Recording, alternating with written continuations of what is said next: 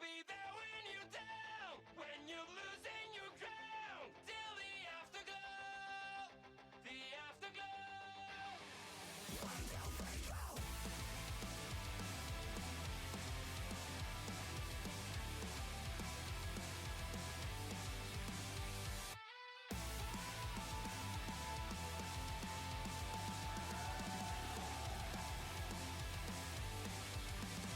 One more part is fading away. You look so great when you gotta shine. One more part of you is gone now, as you keep smiling at the cloud. Pressure is your best enemy. Spotlights show what I wanna see. Sometimes it feels like you're under attack. You just can't break free. I'll be there when you're down, when you're losing your ground, till the afterglow, the afterglow.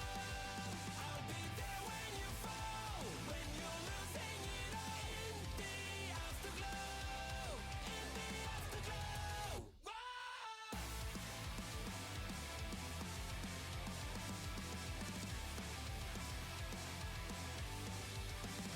It all started with the passion. It all sounded like a dream. Remember how you kept on laughing? Now you're trapped in your own skin. The anxiety is growing as the lights begin to shine. What if this time you totally fade? You want another truth?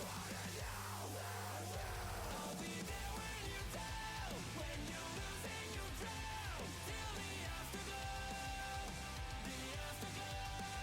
I'll be there when you fall, when you're losing it all, in the afterglow, in the afterglow. Never forget who you really are. You're worth more than glory and fame tonight. Have faith in me, keep faith in you, keep faith in you. I'll be there when you're down, when you're losing your ground, till the afterglow, the afterglow. I'll be there when you fall, when you're losing it all, in the afterglow, in the afterglow.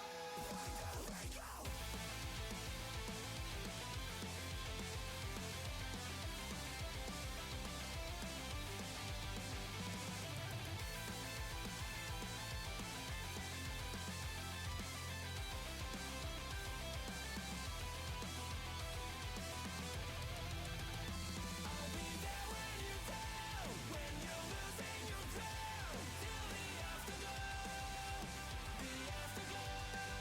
I'll be there when you fall, when you're losing it all, in the afterglow, in the afterglow. Whoa!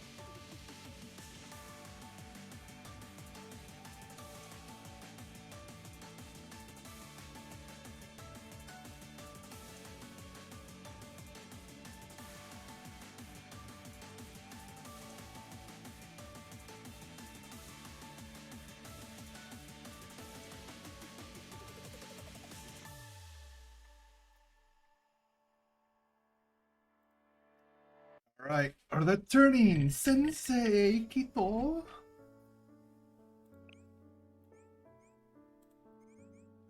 Loading. Let's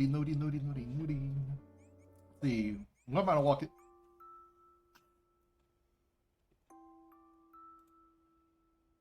Shun! Oh, how do I play this game again? I don't even remember. Alright, let's go. Ichika. And I keep forgetting her name. She's a sniper. Who's visiting a cafe today? Oh, aw. I still don't have my Yumi, that's right. Alright, just claim earnings.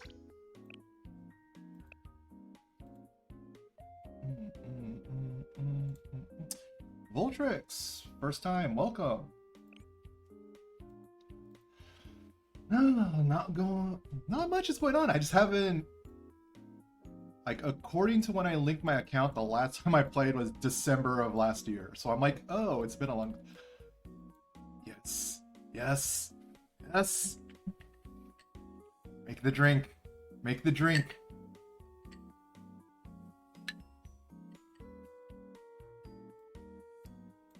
She's making the drink!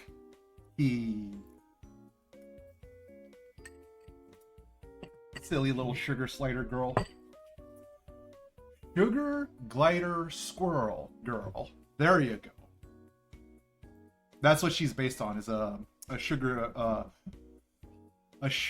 glider squirrel.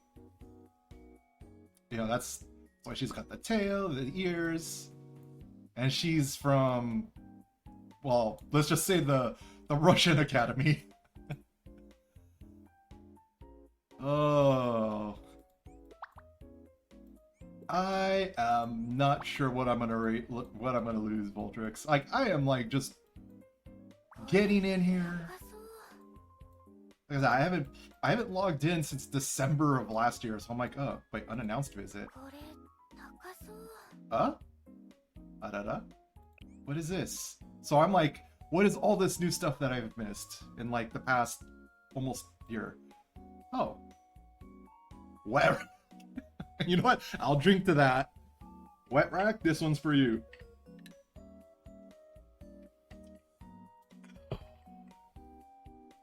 Let's see.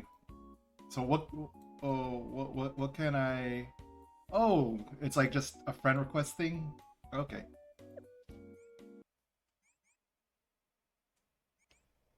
I'm returning to my cafe, right? No, I'm not. Wait, who's this? Oh, it's Akane! Bunny Akane! I'm like, wait. Whose scene is this?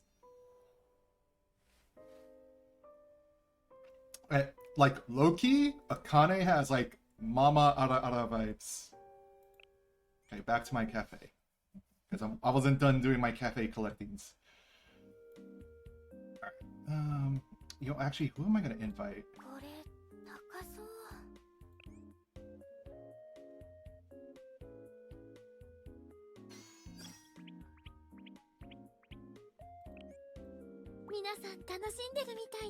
Ah!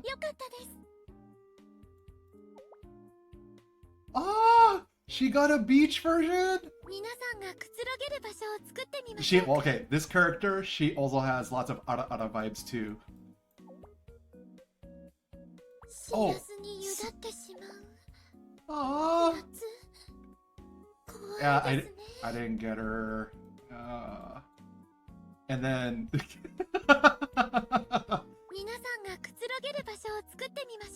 Now that's cool.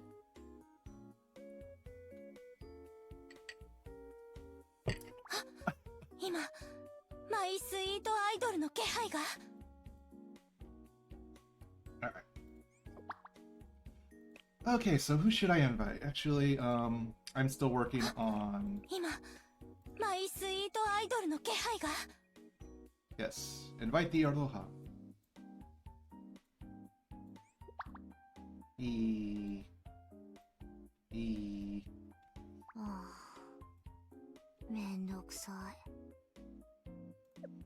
Oh, should I pull rolls? I think Oh, Bunny Neru. So wait, what's club? Yeah, I'm not in a club anymore, am I? Oh no, I'm still in a club. Okay. I was like, oh, okay. It's probably a dead club though. Like, no one in. Wait, is it an anniversary event right now? Oh, wait a minute. Why is there still cafe things I can do? Did I get something? Oh, that's right. Oh, yeah. I couldn't... Yeah, Cafe 1, I could still invite someone. Cocoa Nuts. I'm inviting Cocoa Nuts.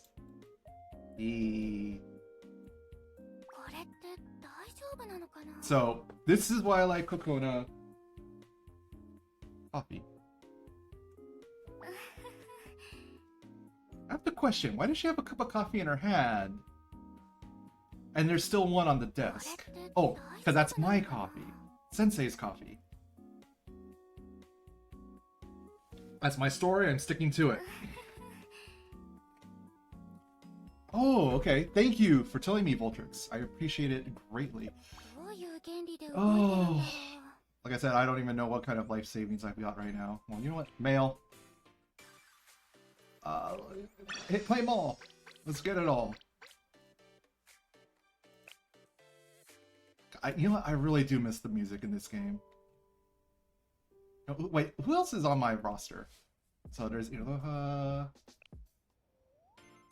Of course. Coconuts. Let's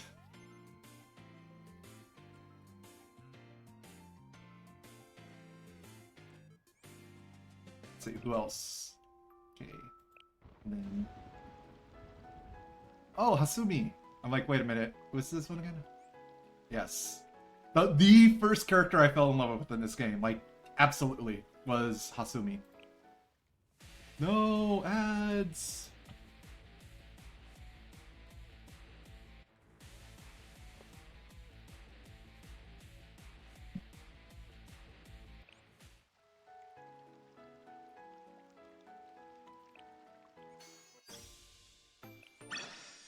Gotta go ahead and claim my rewards from crafting, quick craft.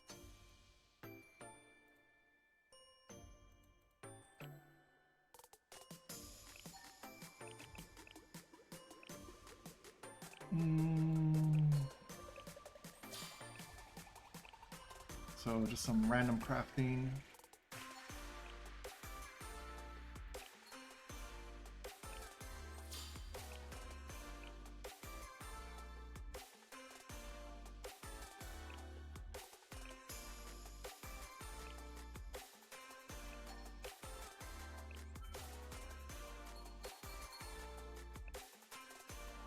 See, what do I want? Nope. Gifts for students. And just one subnode, that's it.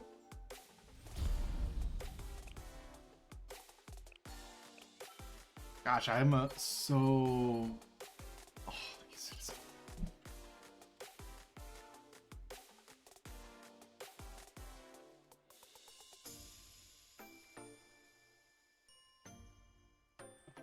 Izuna, yes.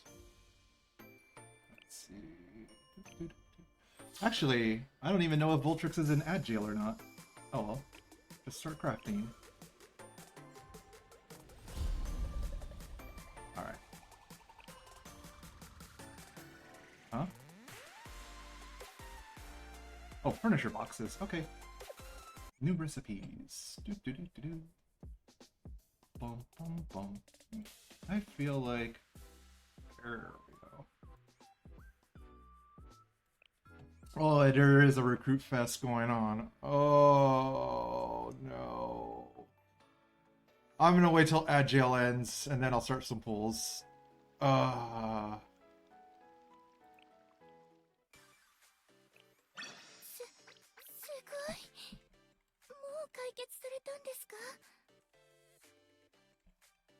Bum, bum, bum, bum, bum, bum, bum, bum, bum. Bum, bum, bum, bum.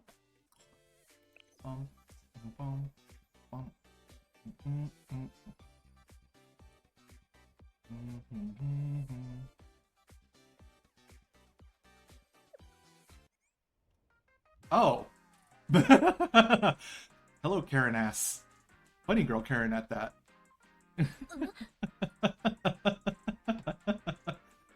Forgot I had this one. Yes. That's all I gotta say.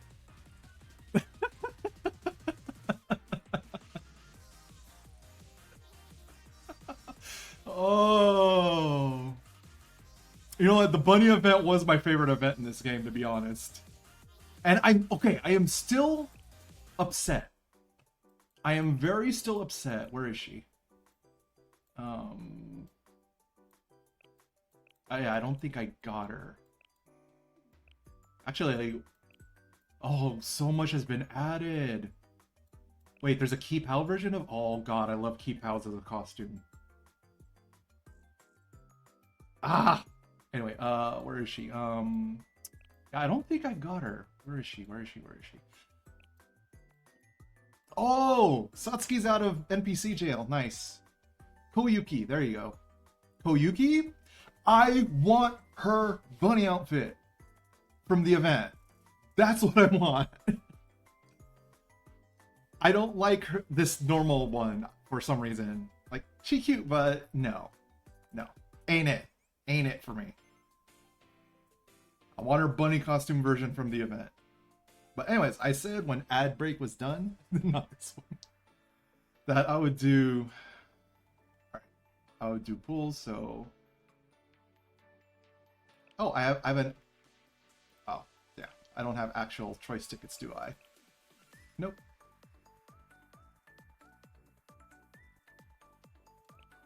Actually...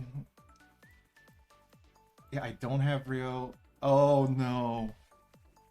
There's a swimsuit version of Hanako? Oh. Hello. Something just happened. I got alerted. For what? Oh. What just happened? I don't even know what that alert sound was. But... something happened. I don't know. I'm too lazy to set up my own damn stream. I just want to stream. But Hanako's swimsuit version, oh no. Normal Hanako is just enough. If you know, you know. Hanako's enough the way she is. Does she? Nut busting. What? Going on. Moving on. So, let's see. Oh wait, are these so many? Okay.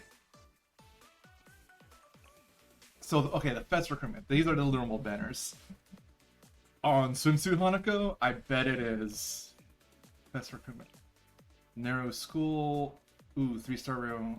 3-star Hanako. 3-star Rio. I don't know if I want Rio or Neru. Because, okay, as a character, the way she's written, I like Neru a lot. As a character, written in this game.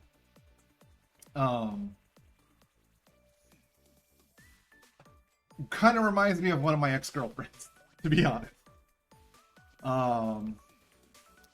But Rio? I'm a leg man. And let's just say, yes. You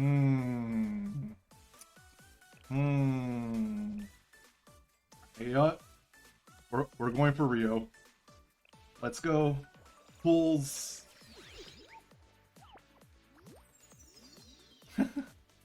No, a personality like Neru has in this game. You know, one of my ex-girlfriends was like her. Short, temperamental, kind of pushy, but, you know. You know what? Akane over here, I love Akane as well. Akane also reminds me of one of my exes. Like, I'm like, why does the game have so much, like, characters that remind me of, like, my ex-girlfriends? Alright. Let's go. Rainbows? Rainbows? Or just blues? Skip.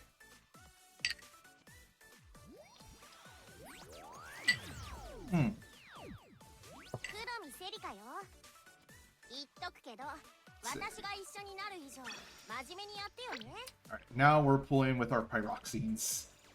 Oh, let's go.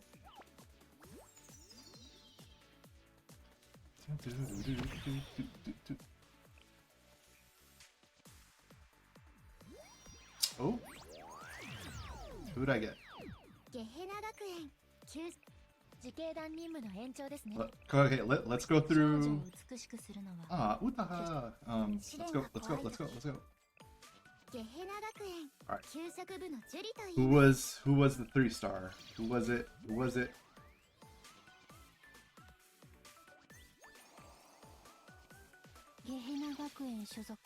Ooh!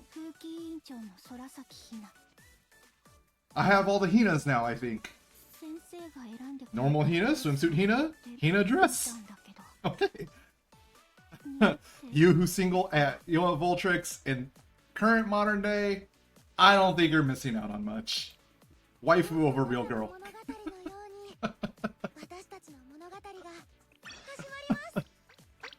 We keep pulling, boys. We keep pulling. We getting the Rio. And if I don't get the Rio, well, that sucks. But I'm playing Blue Archive again. This is my feel-good game because it's, well, I'm not going to say the story is lighthearted, but the characters are lighthearted. And I just love the characters in this game. And let's see here. Oh, I didn't get anyone, did I? Womp womp. A song got you over. Hey, Voltrix, that's the way to be. That is the way to be. That is the way. Let's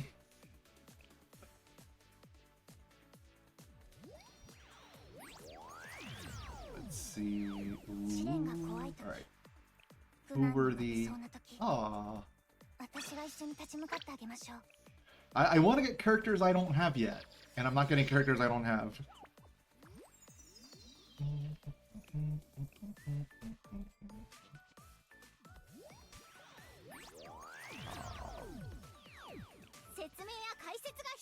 Oh, that was Kotori. So okay, I have to admit, Kotori is cute, yo. Like out of all like the 1-star characters, Kotori is cute AF. That's all I gotta say.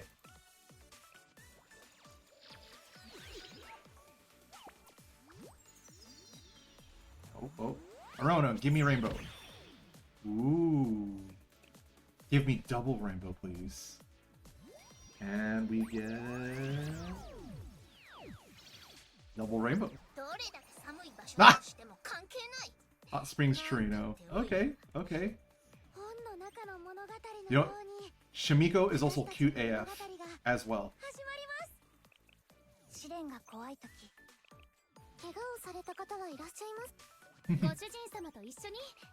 And then who's gonna be the other rainbow?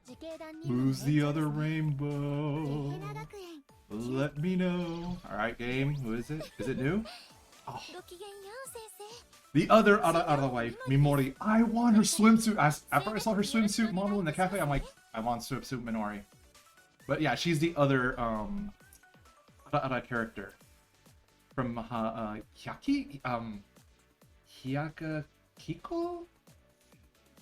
Hyakiko? Right? Because I'm trying to remember like the Asian oh god.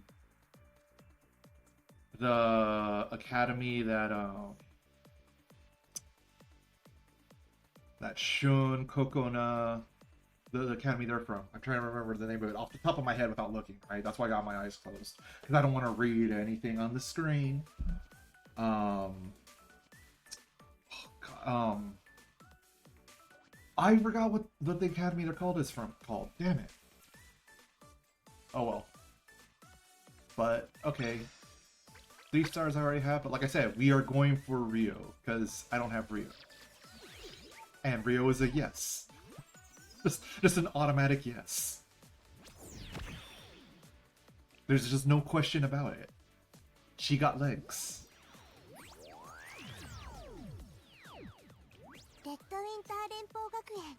Oh, Momiji. Alright. Momiji, Akane? Well, I already got my Hasumi maxed out, so I don't really care. Well, I mean, it's like more dupes, but... Right. Go again. Let's go. And it's gonna be more 1 and 2 stars. Yes, Voltrix, I also play Uma. I'm just not playing it right now. Because I'm like, you know what? I feel like playing a feel-good game after the week I've had. I'm gonna play some Blue Archive.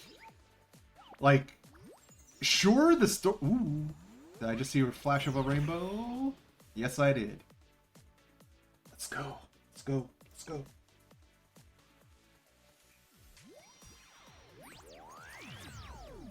Okay, so you know what? Haruka is also cute, but she's like cute in the way of I must protect, you know, because she's just so unsure about herself, but she's a very capable student. But she is cute, yo. Another Momiji. Alright, the next one should be Rainbow, right? Okay, who is it? Someone new? Oh. Rio get boys. Boys and girls, I don't care. You're all boys here. We all sensei. We got Rio.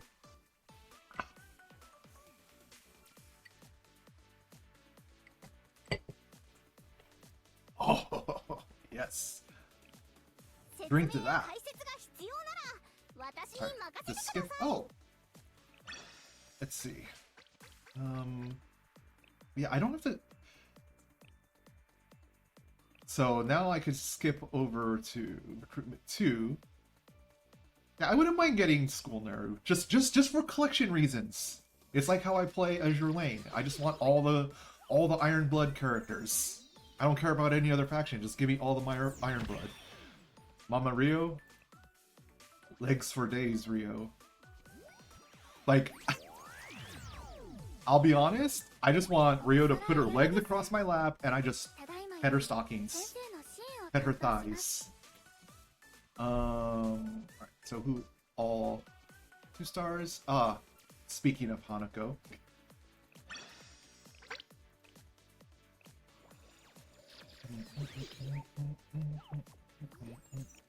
And yeah, that's just gonna be a blue. 1s and 2 stars. Yeah, I just want to get characters I haven't gotten yet, but go again. Yeah, we're going to Spark, I guess. Might as well. Ooh. 3 stars. Let's hope we get something nice, something that's not on the roster.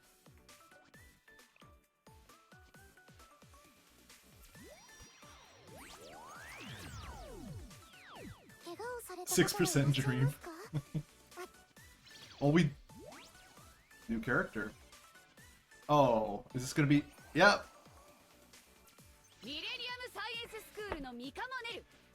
All right, senseis. We're pooling for swimsuit Hanako now.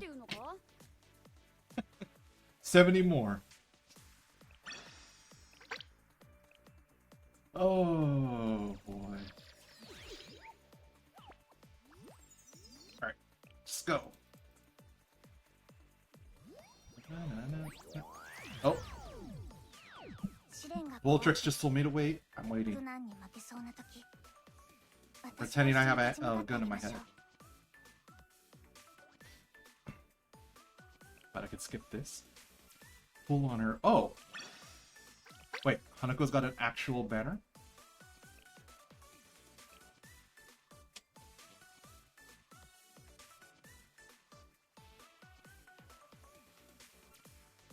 What is she doing to that hose? That poor hose!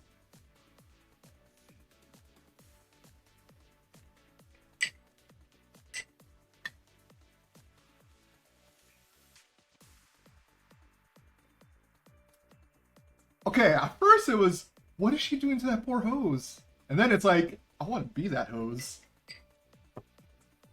I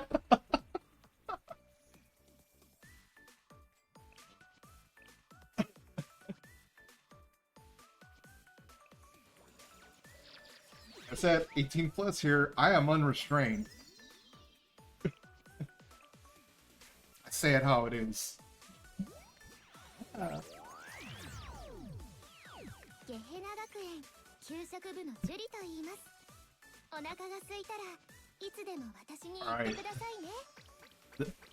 As Voltrix said, the 6% dream. We might have to go to Spark, but let's see if the dream is real.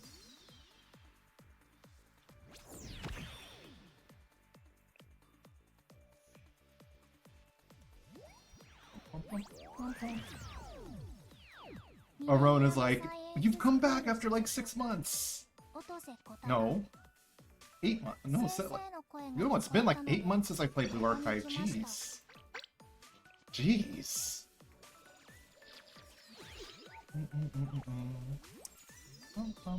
Arona's like, Sensei's back. Time to steal Oz Pyroxene. Yep. Oh, it turned pink. Is the dream real, or is it fake? Please tell me I'm not just dreaming. Alright. Next one. Who is it? New. Oh. Red winner. Oh, it's the hentai artist.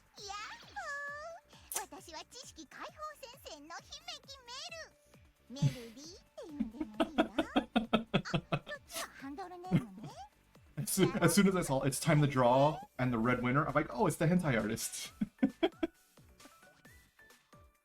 And I know some people that are fans of her to say, that's so rude to say. I'm like, but am I wrong?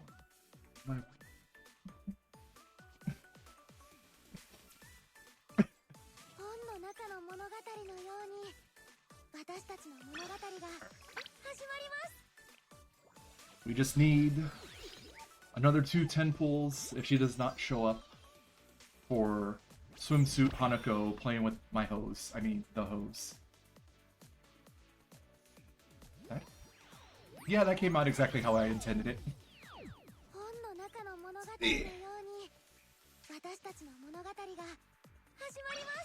Let's do another 10.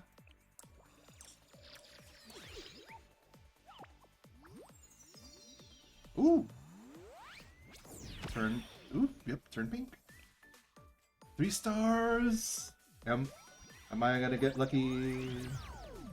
Is it gonna be a Swimsuit Hanako?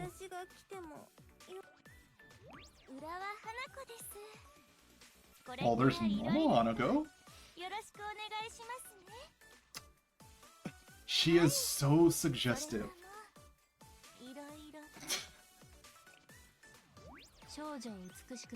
And then Utaha, and then who's the 3-star? Finally! I got Mew after so long! I finally got Mew! Oh. Alright, Trash Rabbit, you're home. You're home, Trash Rabbit.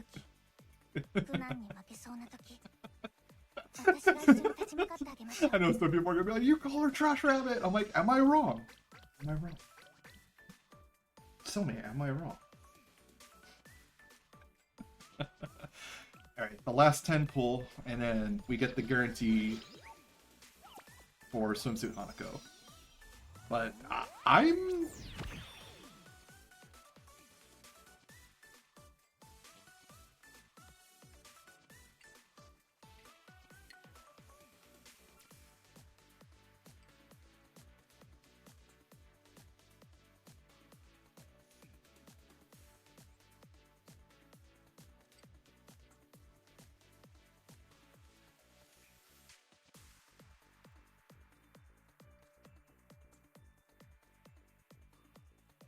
Like I said, this is my feel-good game. If I'm having a bad time, I like playing this game because I like the characters. They're all written well, upbeat, even though the plot of the main game could get really dark, but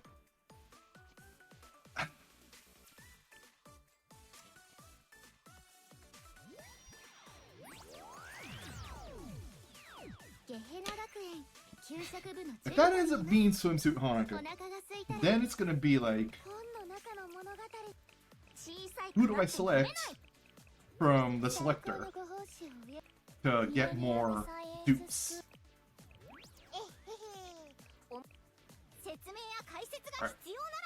Right. Okay. Like I said, Kotori, she's also cute AF.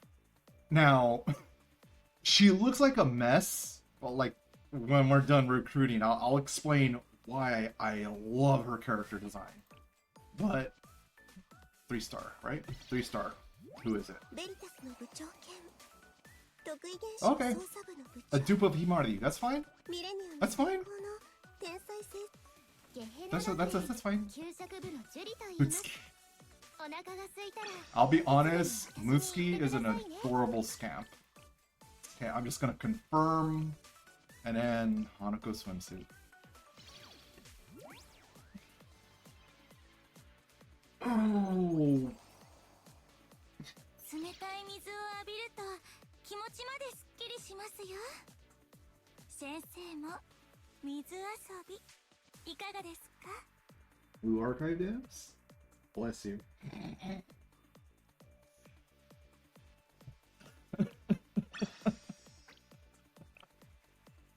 All right.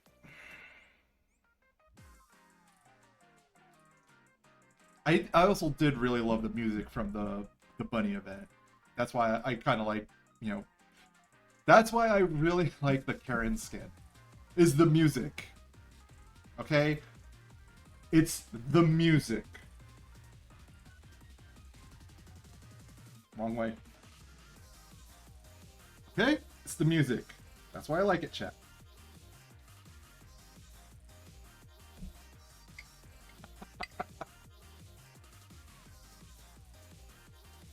We know what I'm doing. And we don't care. We laugh about it here. Yeah, Blue Archive just has that kind of soundtrack I really enjoy. And you know, あっ oh, さりと終えられましたね hell yeah, I gotta burn a lot of energy. You know what? It's been a while. Oh, and then Bunny narrative. 人先生さまざまな授 Oh 業 yeah, やイベン that's トが right. 準備されているのでご希望のスケジュールを選んでください Oh, there's new district. How do have? You know what? I just realized there was an event I missed. This LT. But oh yeah, wait. Before I get too into doing other stuff, you know what? I was talking about Kotori. So wait, why are you pinned? That must have been a mishap. Kotori, there you are. Scooze. How do I get full screen? There we go. So, Kotori's character design. I absolutely love it. If you play enough of Blue Archive and her events, right? She is a know-it-all that spews information like she's connected to the internet. And she won't shut up. She will make sure that you have a PhD in whatever simple, benign question you ask her. And she literally studies. That's her thing. She studies. And she doesn't, because of that, this is why she's dressed so haphazardly. She doesn't care how terrible she dresses. Like, she doesn't even zip her skirt properly to fit around her waist. She has freaking suspenders so she can just pull up her skirt. Not only that, but she doesn't even bother fully buttoning up her shirt. She just tucks her tie in between her cleavage, and it pokes out underneath the bottom of the shirt. So Reddit mod. Little tricks. yeah. But I understand her character design. She doesn't like she likes spending all of her energy learning and teaching people, like educating people about things that they don't know. And it reflects in her character design. She dresses haphazardly. She dresses as fast as possible so she could go and learn things and help people. Plus, she's an engineer. And my formal educational background is mechanical engineering. Well, actually, I should say industrial production, CNC machining, and computer-aided design. That's my formal background. Wait. Oh, there's the back button right there. But I love Kotori's design because it reflects her personality. You know, once you get to kind of like know her in game, I'm not saying she's a great character, like a unit or anything like that. Ooh. Wait a minute. But yeah.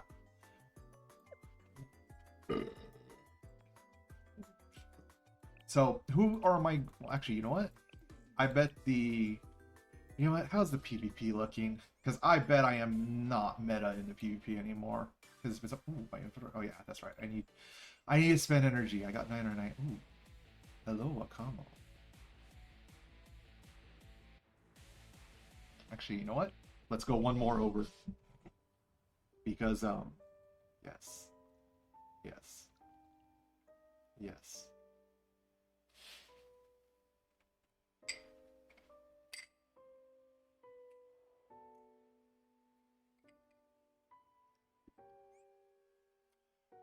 Just one critique?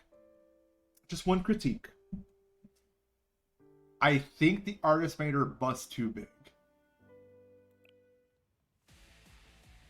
Because, well, I mean, sure, she has her back to you, but I can't believe I'm actually going to do this again. So, where's Wakamo? There's Wakamo. Like, you know, here's Wakamo. Normal. Like, I'm going to admit, she does have assets upstairs. But one movement equals much. Hey, one good shot is all you need sometimes. I can't believe I just I said that. But you know, that's you know, like Wakamo, like I said, she is ample up here, but it doesn't look like she has an overflowing rack, right? And then you just get down to no, she's still a striker, but she becomes no, not blue. No, she becomes red, right? When in her swimsuit version, I'm like trying to remember. No, she becomes armor piercing. That's right.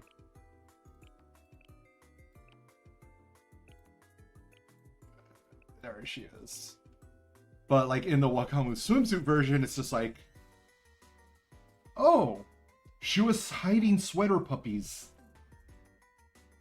Not even, and I don't mean little baby puppy chihuahuas. She was hiding like Great Danes. Those are the she was hiding Great Dane puppies. When you compare her swimsuit version and her normal version.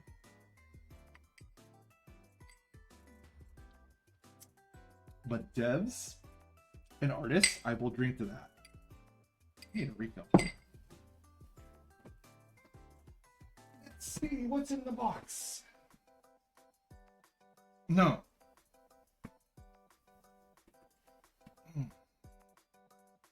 Maybe.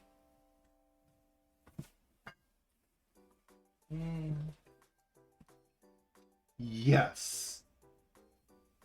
So, because we have swimsuit Wakamo on screen, and when I think of swimsuits, I think of the beach, right? What better way to represent the beach than something from the Caribbean?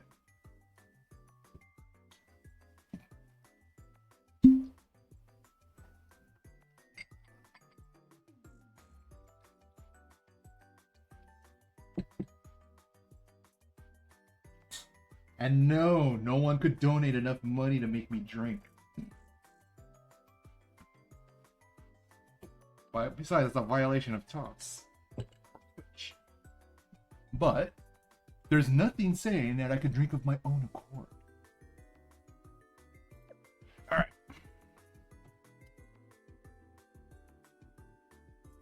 I'll just take a Sprite, sir. Hey, you know what? Your poison is my pleasure here. Voltrix. Even though I could recommend a few good choice drinks to add with Sprite. Alright, well, personally, because here's what I always do when doing the offices. I'm trying to remember what my old routine was. It was, okay, show all locations.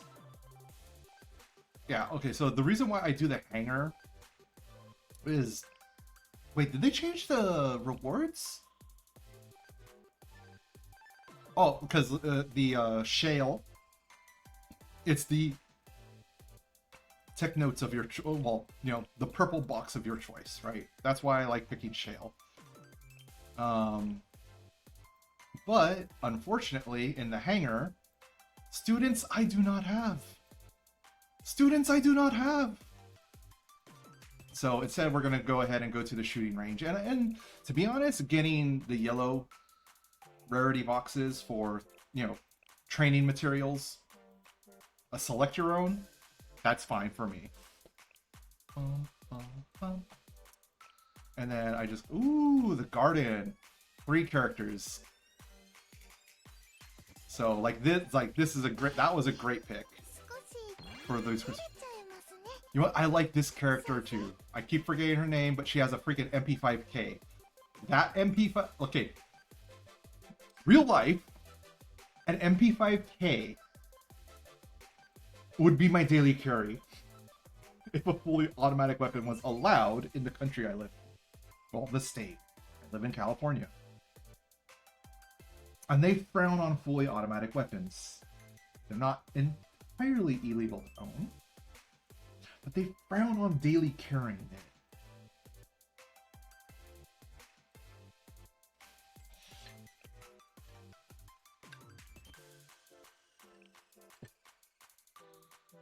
Let's see. And then, since I did the shale, actually, you know what? I didn't check what the... Because like I said, I like getting the yellow and the purple shale, you know, rewards, if possible. If there's enough students to raise the affection. You know, it's one part affection strategy, one part getting resources to level up students. Oh, there's coconuts! Anyway. But I don't think there's any... Yeah, there's no more students, so... And now, I move to the areas that I have not fully, like, you know, worked on. Oh, tea garden. Let's go. And the next place, because I got a lot of zones to unlock, so I'll be focusing here a lot, so I'm just gonna rank up. Good.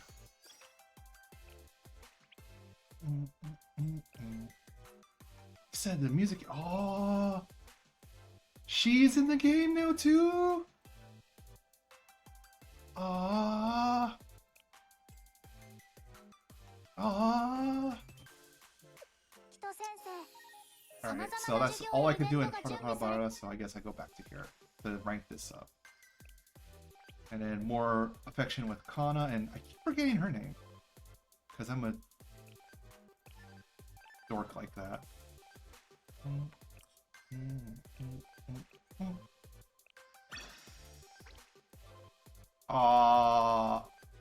I did not mean to buy a ticket. Oh well. I didn't see that I ran out of tickets. Oh well. Oh well. Alright.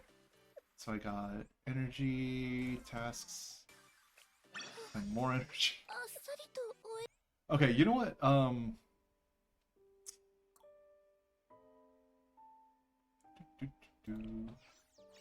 Total assault is open. あ、お仕事を始める時間です。キト先生。Kito sensei. You know what? Oh. Content. Okay, guess what? I guess I'm going to chapter 4. Like, where did I leave off on story?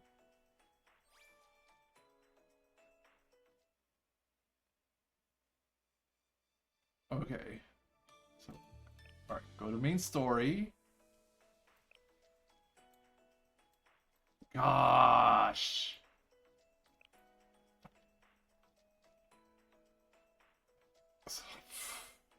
I really feel like I haven't done enough in this game.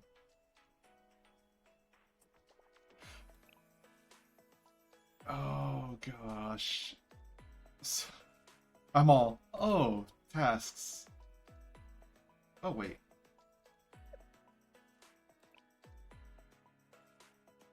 Ah, bunny chaser. Yeah, this was my favorite event. The bunny chasers on board.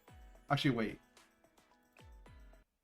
Is this where we get to see the bunny version of Koyuki? Yes, no, yes, no. Oh, no, wait. No. Not this. I think this one shows the bunny outfit version of Koyuki. Which I still want, and I'm still upset is not in the game after all this time. Thick thighs, Yuka!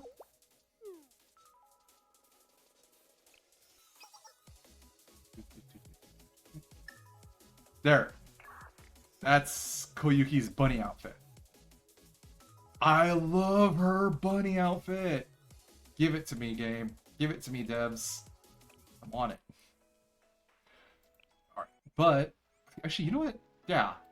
I am a dumb butt. I did not look. Rumi. They added Rumi to the game, and I mean, I like Mina as well. Like, just that whole... Oh god, what? Yeah, the Black Tortoise. I'm like, Black Tortoise, right? Yeah, Black Tortoise. Like, just that whole crew is just... I like the character design overall. Of, Shane Jai Hyung, right? And then there's Koyuki. Anyway.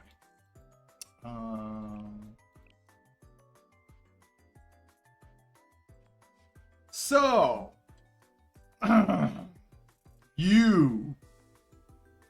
I don't know if I want to say wife, ex-wife, or the bitch who shot me.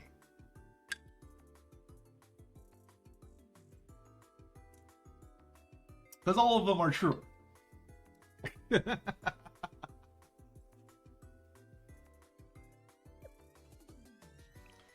Ah, Kumi. I'm sorry, but she is a very fun written character. All she wants to do is blow shit up and make hot springs. You heard me. She wants to explode freeways to get to hot springs under the ground for people to enjoy. That's her whole deal. More or less. And I love it. She's a little gremlin, and I love it. Aru. The adorkable. I don't know who this is. This is an absolutely new character to me. Wait a minute. Damage type? That's purple. Sonic? Oh yeah, that's right. They added Sonic. Well, yeah, like around the time they added Sonic damage to the game is... Oh, there's Kaho. Foxwife. That's all I have to say. Foxwife. Renge, who are you? Huh. That must be a new club. Oh, but Tsukio. Just those downward facing rabbit ears. And Ichika. You know, there's another gacha game I play called Arc Knights. Because Ichika has closed eyes, she reminds me a little bit of Cruz from Arc Knights. And the joke in the Arc Knights community, right, is that Cruz has her eyes closed because if she ever opens them, she would release a power so great it would destroy reality. That's the joke among the community, right? So Ichika also has her eyes closed a lot. Very rarely does she open them. So that's why Ichika kind of gives me the same vibes as Cruz from Arc Knights.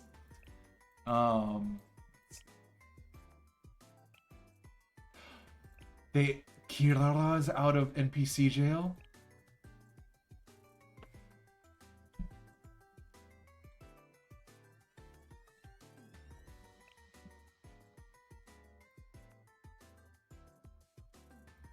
Oh, her birthday's the same as mine?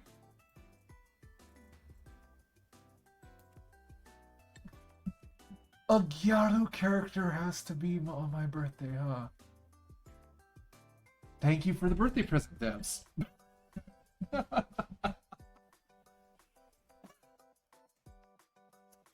I mean, they didn't make it for me, obviously, but hobbies chatting. Cheerful high school girl attending Gehenna. And a Gehenna girl, my favorite academy. Yeah, Gehenna is my favorite academy in the game. She's always eager for thrilling new experiences and has a friendly personality that allows her to interact with new people as if they were longtime friends.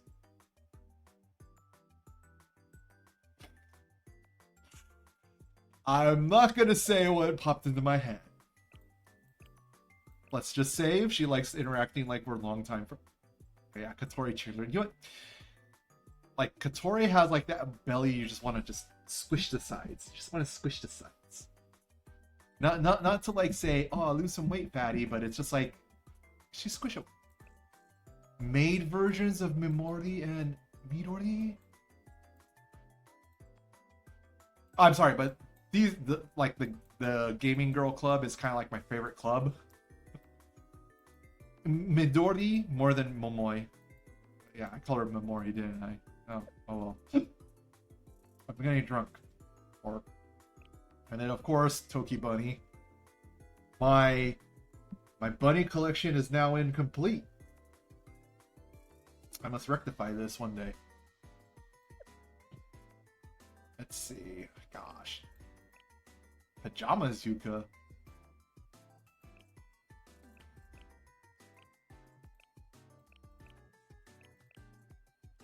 So she just gets more tanky. Okay.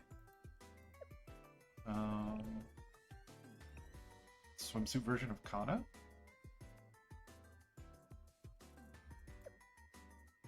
Sorry, but okay. If I had that's lessons. If I had to say, let's see, where's Kana in all of this mess?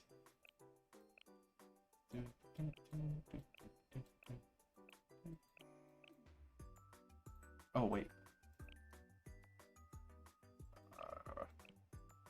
Let's reset the filters. Oh, all.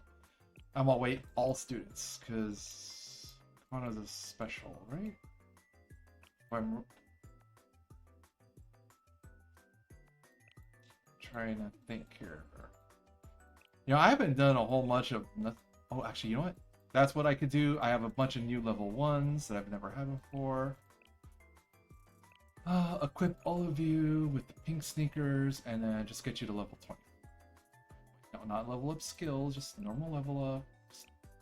Just one.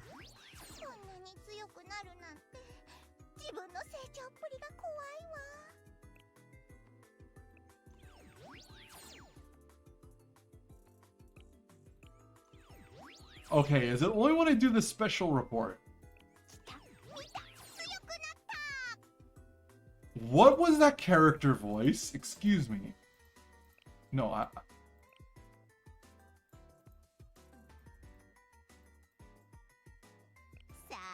No? Oh wait, those are combat voices. What? Oh, her growth voices are unlocked until I get relationship up. That's right. But that first time that I gave her, no, not that voice. Not that voice. Okay. Game, give me the right voice that made me stop. No, not that voice either. On voice line, finish, thank you. Not that.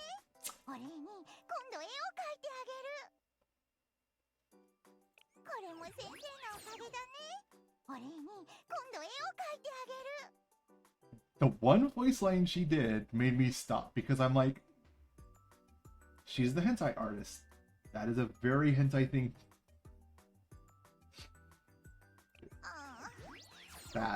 That moan sound.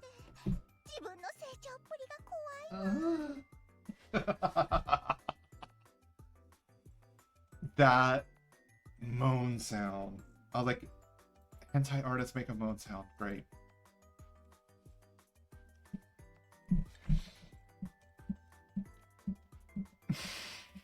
Do I really have to comment on Hanako at this point? If you know, you know. If you don't, I am beside myself. Let's go. また素敵なものをいただいてしまいましたね。 Okay, okay. That wasn't that bad. That voice wasn't that bad. 私は先生のそのまっすぐなところにいつも助けられているんです。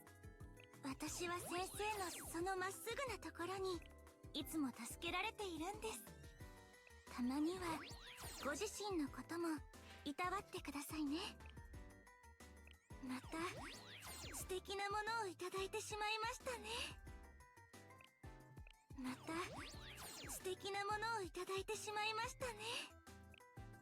先生のすごいです。 Okay. 冗談ですよ。 That is definitely Hanako. So she had like a sultry sounding sensei, that's amazing. Basically, that's how it translates, right? But then she says chodai, so joking, that she's joking. So she kind of used like a sexy-ish sultry tone of saying like, oh, sensei, you're amazing. And then she's like joking. You know, that's basically what that last voice clip was. Yes, I kind of know Japanese. I'm not a fluent speaker. But I know enough to get in trouble. That's all I'll say. I know enough to get into trouble. So that was the Hanako voice I was expecting, or that voice line, like what she was saying.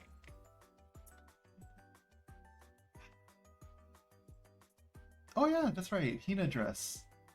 私がこうしていられるのも先生のおかげ。それが本当に嬉しい。 Sorry, I've been drinking, so my English to Japanese translation is not on point. But I was like, oh, that's adorable. One more. 先生のおかげでまた一小節進めた気がする。ありがとう。 Just a nice little thank you. All right. Oh, great, Neru. まあそのありがとうな。 So, like Neru's personality, right, is kind of like,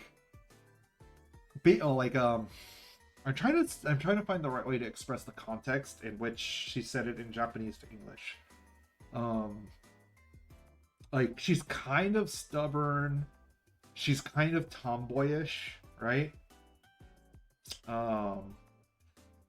So basically, when I gave her the report to level her up, she was like, kind of like, oh, you're giving this to me, thanks, like hesitantly, right? That's how she was expressing it.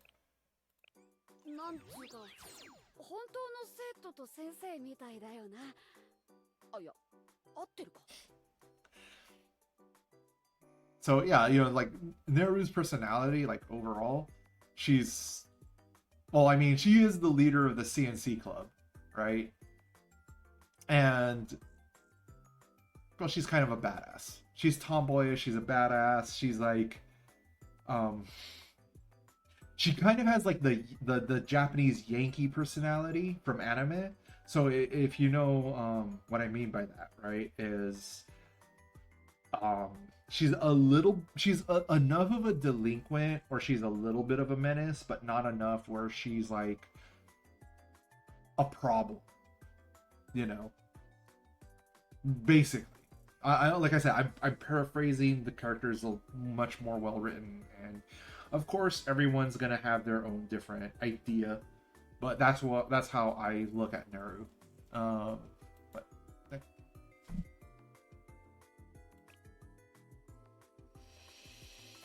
Oh, Rio, I wanna pet them legs. Sorry, I love women with long legs.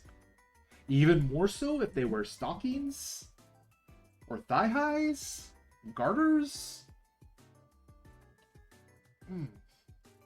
Especially if it's stockings with garter belts holding up the stockings.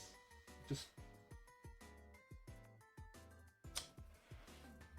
because, like I said, a woman with nice legs, I like to pet those thighs. I would just like to just sit down on the couch, then Rio just sit down and put her legs across my lap, and then I'll just go, them legs. That's it. Anyway, now that I got that out of the way, let's level up Rio a little. 成長の余地のあるものにリソースを割く合理的な選択ね、先生。 Like I said, a little drunk, so my Japanese to English is faulty. 期待しているのね。任せなさい。結果で証明するわ。 Her lines are kind of generic to me. 期待しているのね。任せなさい。結果で証明するわ。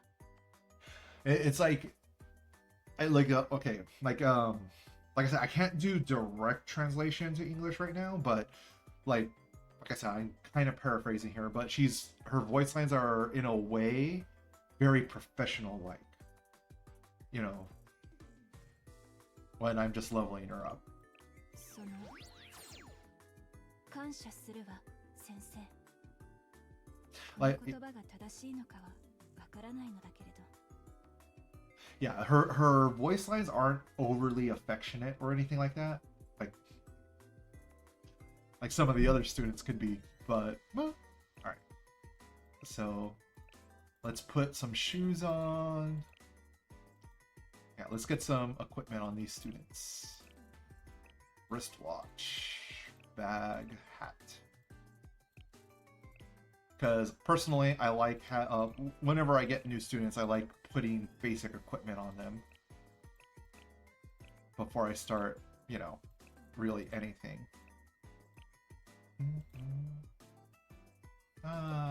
Yuzu made. You know what? Yuzu from the Game Developer Club. Like, where's her normal?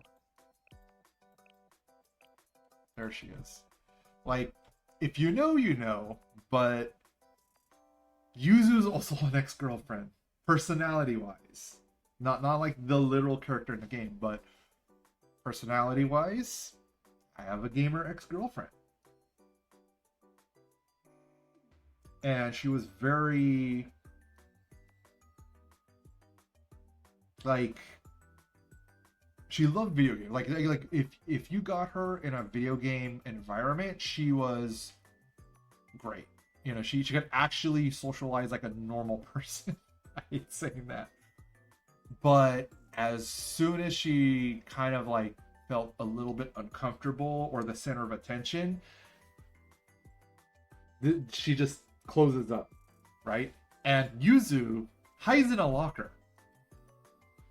And she's comfortable hiding in a locker. And one of my, like I said, my ex-girlfriend, very much a gamer, she was that type of personality where as soon as she noticed that she was the center of attention, everyone's paying attention to her, she just, no, I don't want to be in the middle of attention. She'd go hide, basically. So that's why I'm all like, yeah, like Yuzu's personality, ex-girlfriend had that similar personality. Oh.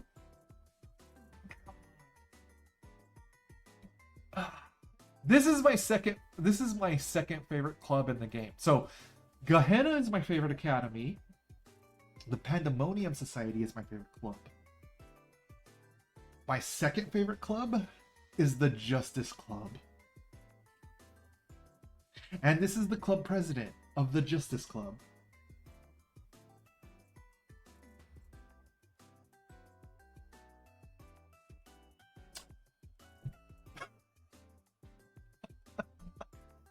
And she has a swimsuit version. Where is the swimsuit version?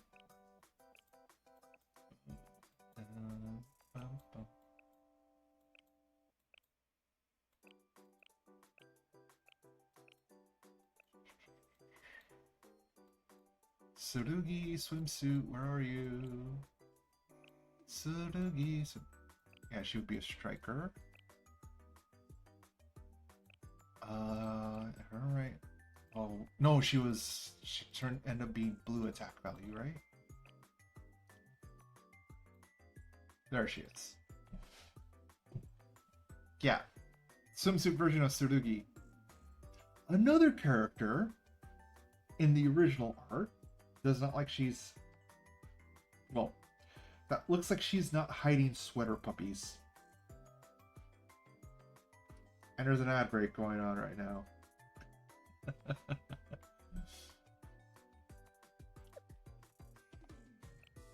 Alright, so because there's ad jail and most people are not going to be viewing unless they're like... I think that's right. Let's see, what should I do? I should... Wait. Oh. Yes. I should probably do scrimmage.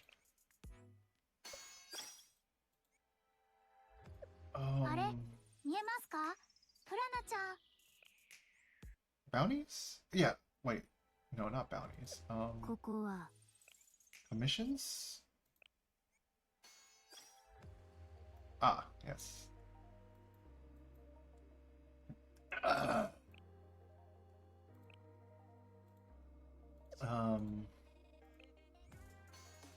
I always need... Ooh, some... Slumpia M. Okay. Alright, so...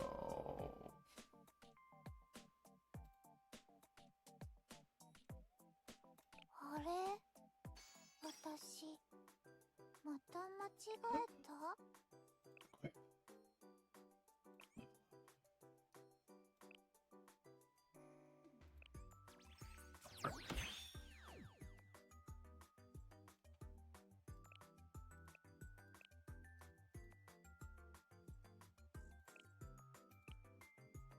Oof.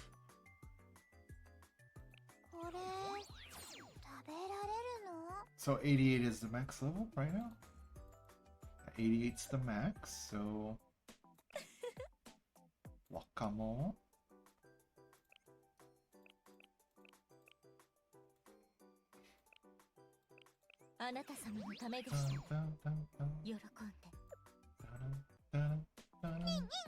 Aruji-dono?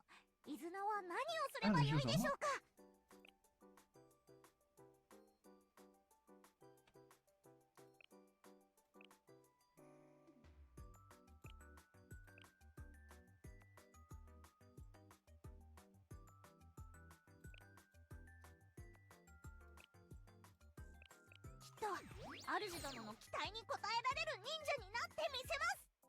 この夏もイズナになんなりとご用命ください、主殿。ニンニン。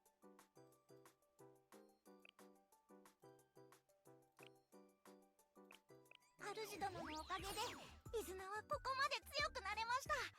これからも主殿のために頑張りますね。Oh, wait. No.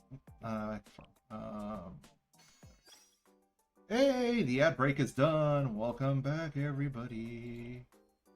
Yeah, I don't really need to do... Oh, actually, you know what? No. No. But I am gonna level you up. And the Ero. The Eroha. She's fully maxed out right now, isn't she? Oh, wait, there's still... Oh. Oh! Oh.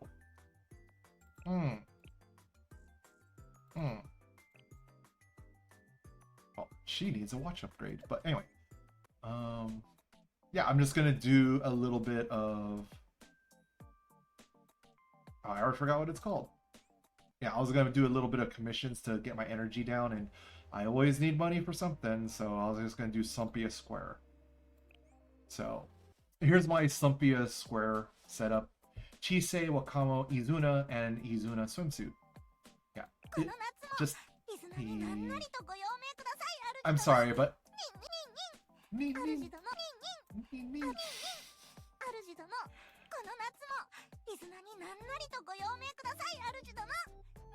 so like Nin Nin is kind of like her catchphrase.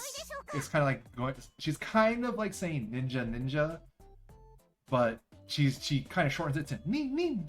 And Aruju Domno is like saying your lord, because you know she's a ninja. She's totally fascinated by ninjas. So instead of calling you sensei, she's calling you Aruju Domno, which is, you know, your lordship. Like, you know, basically, I'm like I said, I'm kind of paraphrasing here. So that's like saying your lordship to you, the player. So she's basically treating you like you're the daimyo of like feudal Japan. Because you gotta remember, the context that she's addressing you, the player, as, or sensei, I should say, is as a ruler of feudal Japan. That's the context that she is addressing you. So she kind of speaks in feudal Japanese like syntax or style, right? Izuna definitely deserves all the head pats. Plus she's a fox girl. Who do not like Foxu girl? Who do not like Foxu girl? Okay? See? Mean. Look at that tail swish. So cute. But yeah. This is my blue damage for Sumpia Square. So let's see how they do. I mean, there might be better. I just don't know.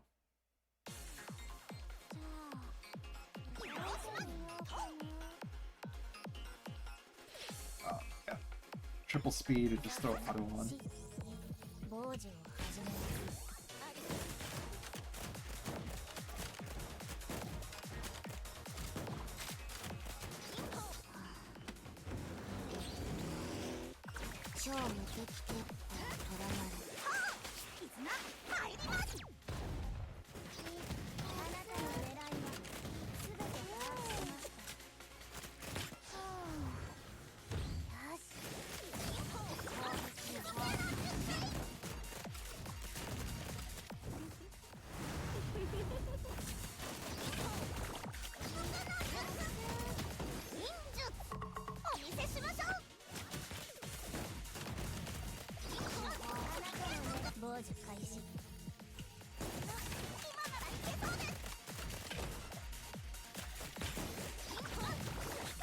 So that was 3 purple brief face drops, 1 blue.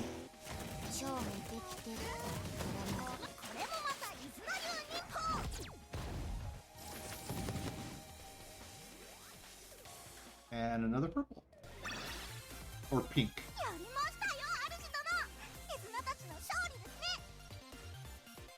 So 5 total. When to vote when you... Oh. When 2 battles with ninjutsu. Oh yeah, that's right. She's part of the Yin Yang Club. Actually, she's the club president. Yeah. Chisei. Like, Chisei is adorbs. That's all I'm gonna say. Chisei is adorbs.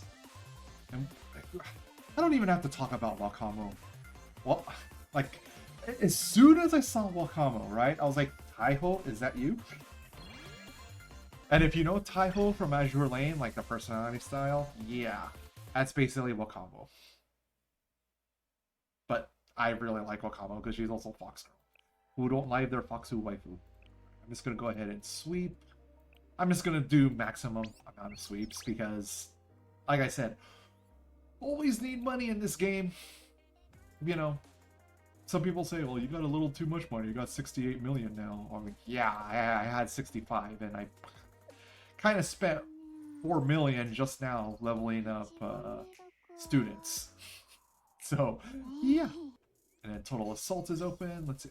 Gebura. Okay, you're new. I've never done Gebura. And you know what? Drink.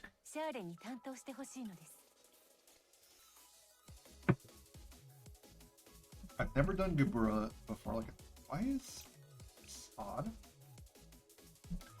Never done Gebura at all. So light armor. Okay, so I want to use red damage students. So yeah, I'm just gonna go ahead and hit the quick formation. I'm just gonna auto. Oh, I'm just gonna auto this. So what are the best students you recommend? Aimi, Mine, Sarika. Actually, you know what? Don't I have better than Sarika? I should have better than Sarika.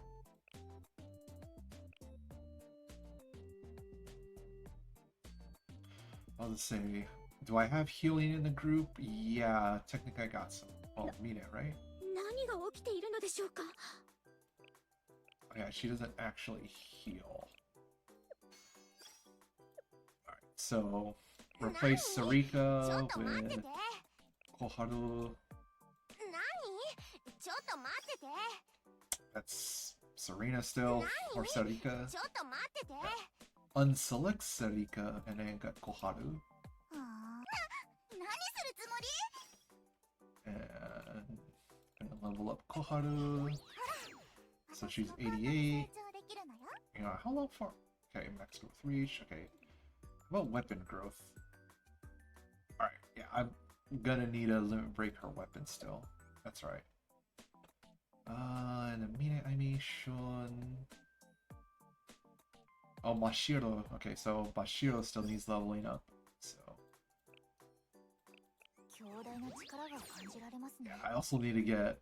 Oh, I just ran out of level up stuff. Okay. Weapon growth, limit break. Okay, got a limit break for Mashiro's weapon.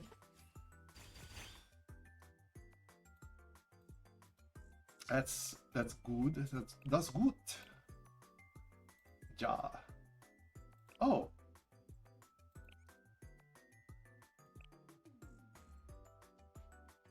Oh, learning proverbs, idioms, and proverbs through stories. You know what? I personally love myself some idioms and proverbs. So you know what? We're gonna upgrade that. We're gonna like if a student has a unique item, always upgrade it if they have it. Which reminds me, Kotoma.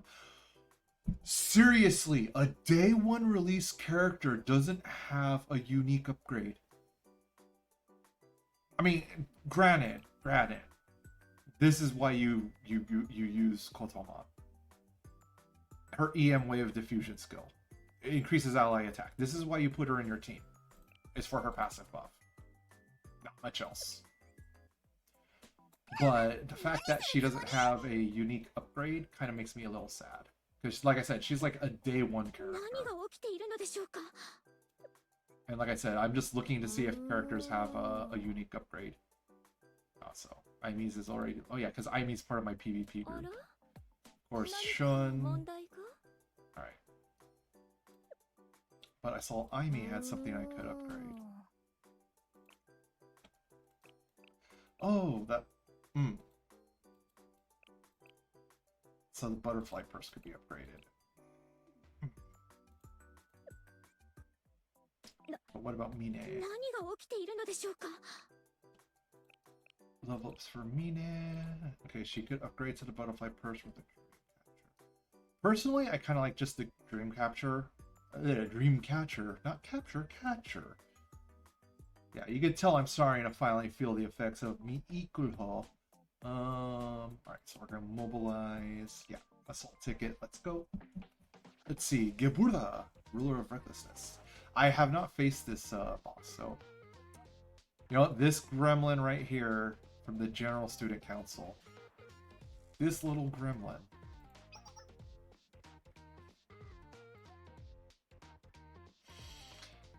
What? I look busy, unlike usual.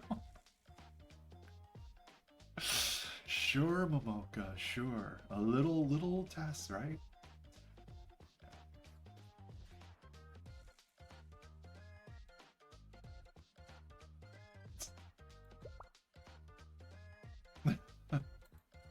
Yep, Shale Sensei is here to solve everything, aren't I?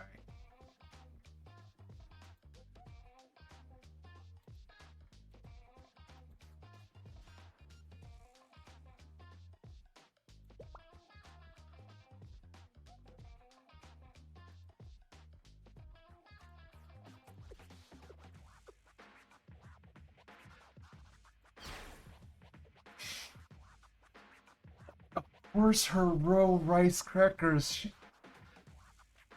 You know, I am not one to argue because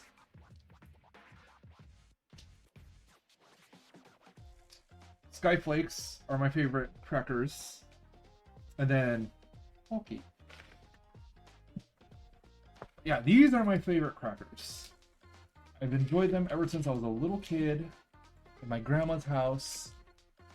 Jordan, go get something to eat. That's what my Filipino grandma would tell me. I heard the train whistle. Great.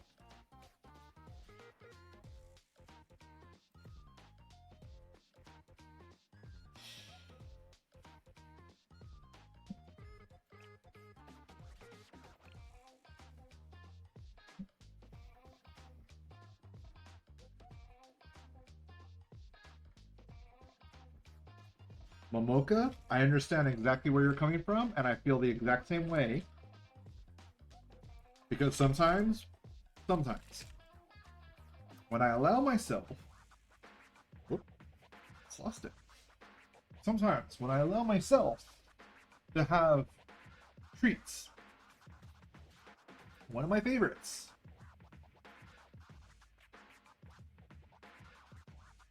I'm like, do I still have the bag here? No, I don't. I threw it away. Is shrimp crackers. And I know some people are like, shrimp crackers? Yeah. Calbee brand shrimp crackers are my absolute favorite Asian chip. Second favorite is a mixed bag from Japan. Like all kinds of different types of flavors of chips. Sweet, savory, some that taste kind of fishy. So like, you know, there's like a little chip that kind of tastes like I said, it's a complete mixed grab bag. And then there's some chips that are just savory, where it's like, you know, salty, crackerish. And then there's other types of chips in it that are like glazed and sweet, you know. And there's some other like just plain rice cracker with salt on it and seaweed, like, you know, baked into it. But Momoka, I get you. I may not have eaten Pollock roe chips, but I feel the exact same way when I go into an Asian market and I do not see Calbee shrimp chips. There have been very few times in my life, yes, very few times, where I go into an Asian supermarket and I do not see Calbee shrimp chips.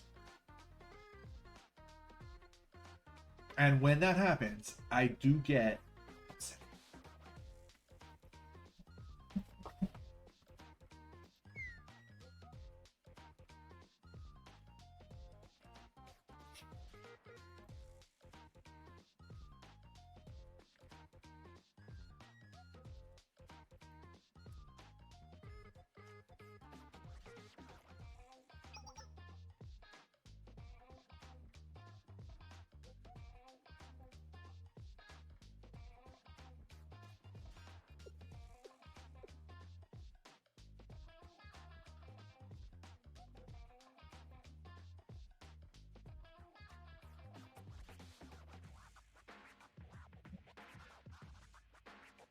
Three boxes? Momoka, do you eat like a box a day of your Pollock roe chips? She's got that gremlin smile. Like I said, she is such a gremlin in this game.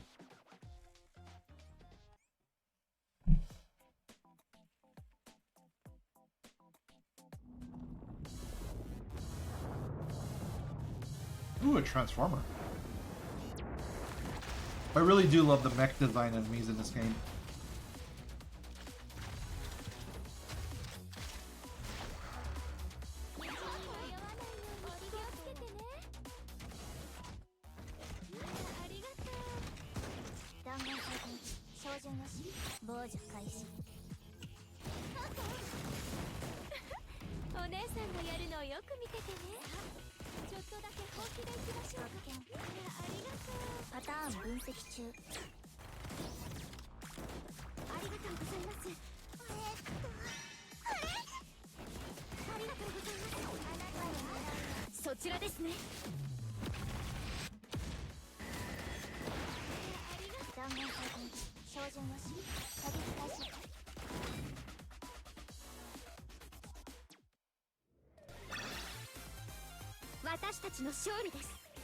Okay, so I'm able to complete on hard really easily. But I was trying to understand the mechanics of the boss. Okay, so Mashiro did... I mean, of course, she's a support sniper unit.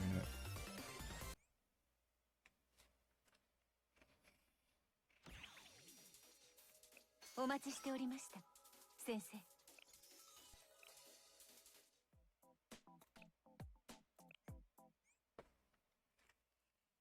But yeah, I was trying to understand what the boss mechanics are, because every time you do one of these, each boss has like a different gimmick that you gotta kind of work around sometimes. So I'm trying to understand what this boss's gimmick is.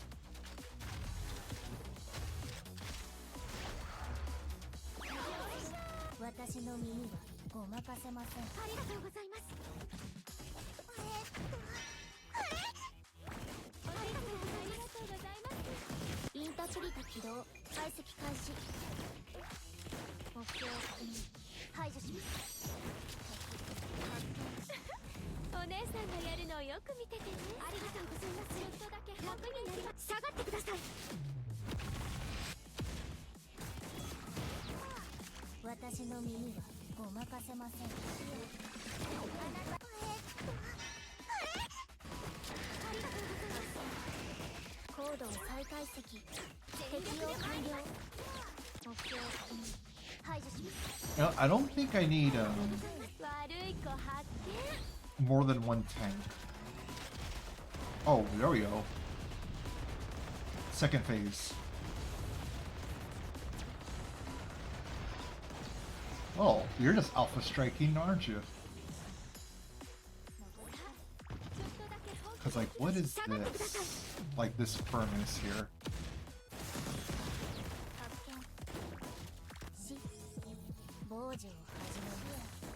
Because it just lost a charge.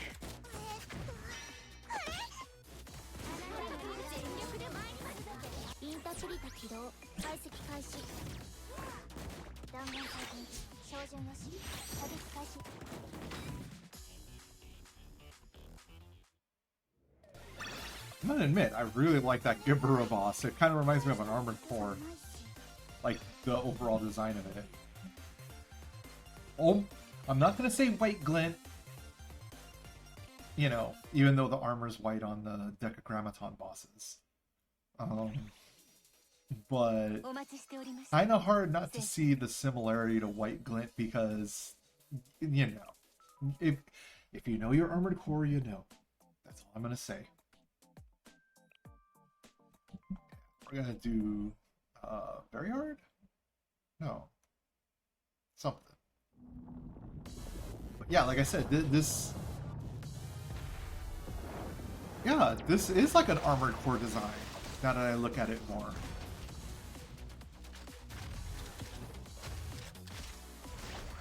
Yeah. Yeah, the design of that mech is very Armored Core-ish.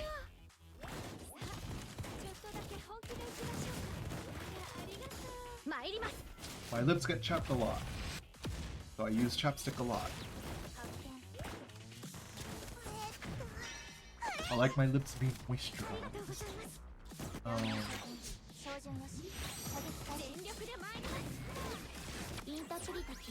Yeah. You know what? I think could almost like if I were to recreate Gabura in like Armored Core 3,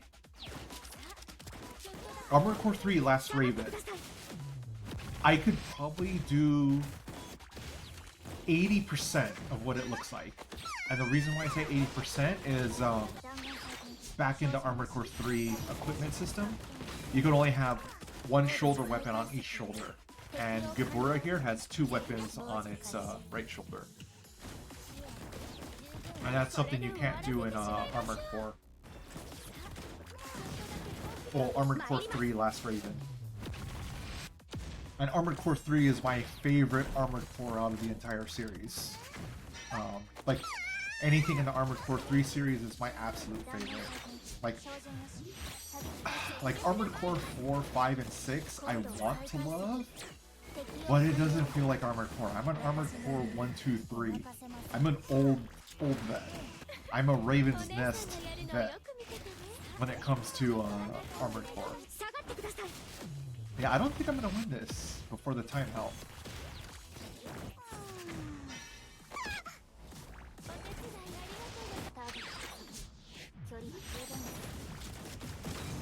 Well, I hope whatever B team I have lined up could do it.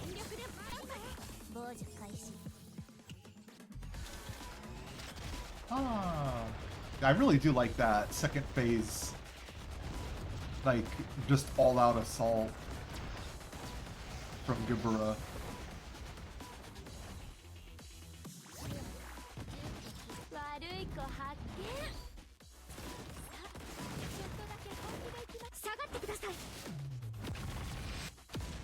Yeah, I think I definitely should have put one more attacker instead of a tank. Like, I love Mina on the field though. But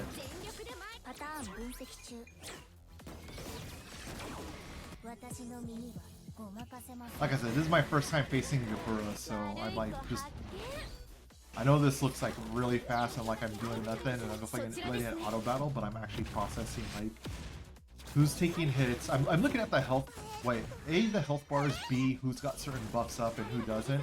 And I noticed Mine is getting out of position where she's not getting the buffs from Kokoma as she should. And of course, I need self-healing when she doesn't need to heal, so I'm trying to debate between the two who should not be in there for the harder Gabura stages. Yeah, minute, 9 seconds left. Yeah, I'm already estimating that there's gonna be 10 health bars. Oh wait, she took away 8 health bars by herself on her sniper hit. Okay, that's a lot of damage.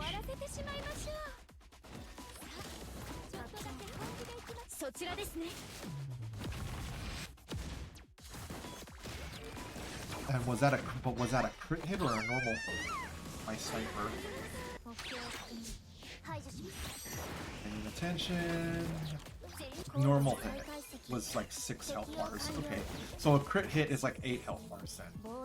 See, like I said, it looks like I'm not. Gabura, what are you doing? You're.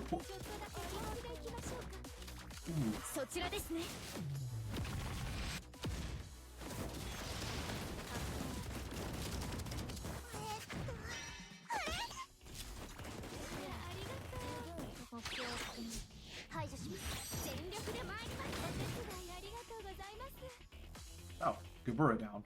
I thought this team may not have cleared it. I thought Gabura might have like between 2 and 5 health bars left, but alright, we did it. Alright, let me see. Yeah, I should probably take out Mine and put someone else's because Mashiro is just nuking that boss. And you know what? I probably don't need Kotoma either. Oh yeah, that's right. I ran out of my assault tokens for the day. Dang. But I have rewards. Reward details. Claim. So, what?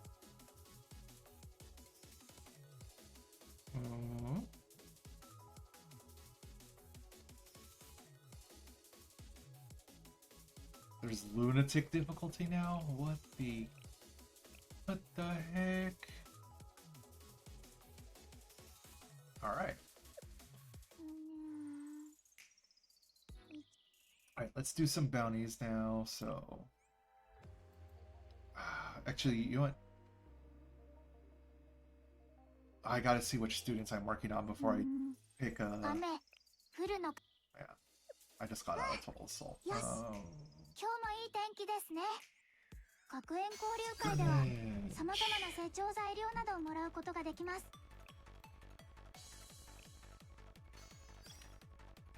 There's a D.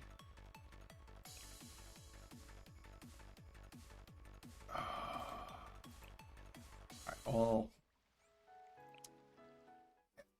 That's right. I could claim some energy from my mail before it disappears. Claim all. Alright, tasks. What did I get done? I got stuff done. さすがですね。もう終わったのですか? Oh, clear missions and event stages. Ooh. Oh yeah, I forgot to click. Oh. Scrimmage, bounty. Yeah, I gotta see what students I'm working on right now. Wait, cafe. Why is there yellow in the cafe? Thought I collected everyone. Oh, Miu! Oh yeah! Miu was in the cafe and then I got Miu through rolling, so... Land visit. Oh.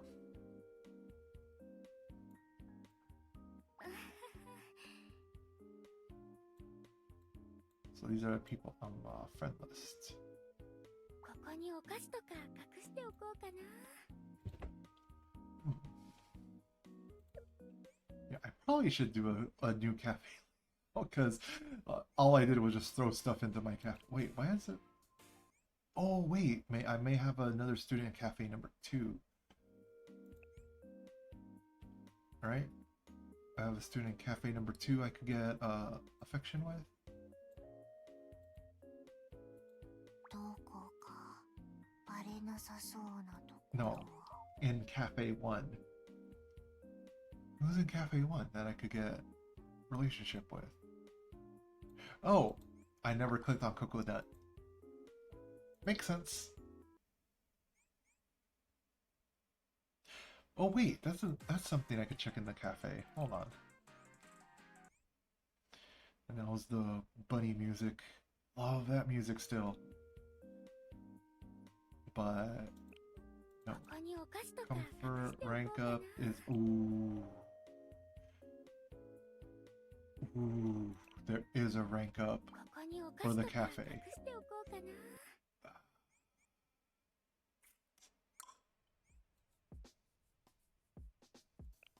Yep, event recap. 先生、一緒にこれまでの思い出を振り返ってみません。お祭りですよ、主殿。さあ、どこから遊びに行きましょうか。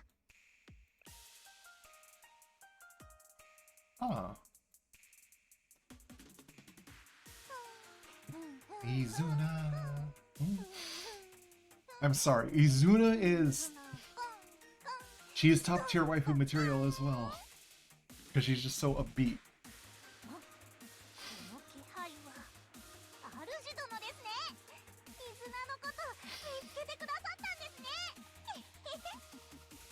Like I said, Fox waifu! Who could not feel like she is very up? Actually, as soon as I saw Dango, I was like, you know what, I am getting a little hungry.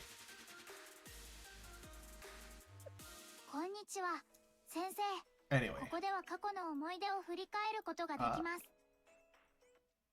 No, no, no, I didn't want this one. Skip. I wanted the bunny chasers on board.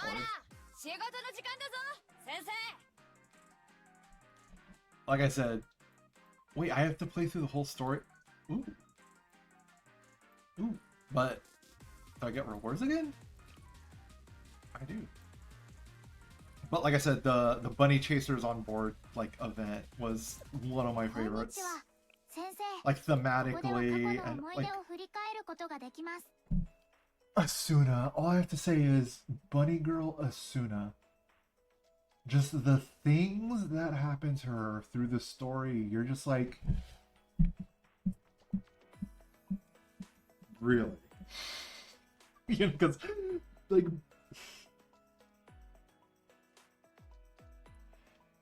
the way that things happen, I should say, for Asuna in the Bunny Chasers event, it is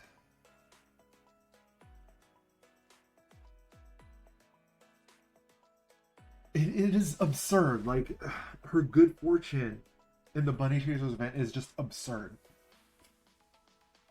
in a good way. You're just like you're just like, how does that? Why? No one has that good luck, and Asuna just gets all the good luck on Bunny Chasers on board because it's basically a casino themed event. Like the environment in the event is casino themed. Can I get Tsurugi swimsuit?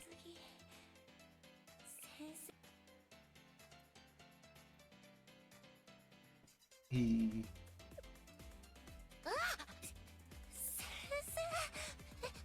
こんにちは先生ここでは過去の思い出を振り返ることができます Wait a minute. Oh, yeah, that's right. Oh, the Alabaster Culling card. Yeah, this is like the last event I finished because Toki. This is like the last event I finished before I like kind of took an extended break すごい豪邸ですねやることもたくさんありそう because です I have 一つずつ Midori and 着実にやって Momoe いけば made なんとか as well なるはず as です Yuzu made. 先生も I didn't get こん Bunny にち Toki. は先生 ここでは過去の思い出を振り返ることができます But yeah, I guess the characters here are the characters you can get. You know, I have a maxed out Ayane swimsuit, don't I? Because Ayana's swimsuit was like one of the first free characters that could do a vehicle summon. Oh, I know she's a special. Where is she? There she is. Oh no! I could use a dupe of Ayana swimsuit. Huh. So, you know, to unlock her mystic levels. What do you know? Alright, so all my best characters, who needs a mystic to unlock still? Coconuts.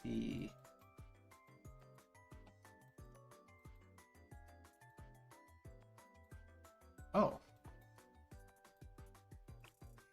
So Natsu could still use mystics. Mine. Normal Azuna? I maxed out the mystic on swimsuit Azuna before normal Azuna. Oh, I could get dupes of her through the mission. Okay. Of course, obviously. Well, you know what? This is a good time to just go through the roster because I did do 200 pulls. Let's see if anyone's mystic I could unlock, actually. Yeah, this is gonna be a little tedious. Just to see if there's anyone I could unlock. Their mystic levels. Kana. Actually, Mari, just meow meow meow. Oh, that's right. Tsubaki guide. Oh yeah. The limited character I got. Hatsune Miku. And I did like nothing with her.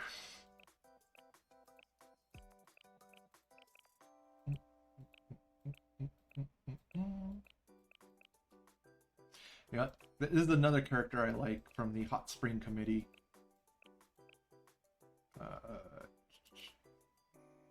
And the hot springs department.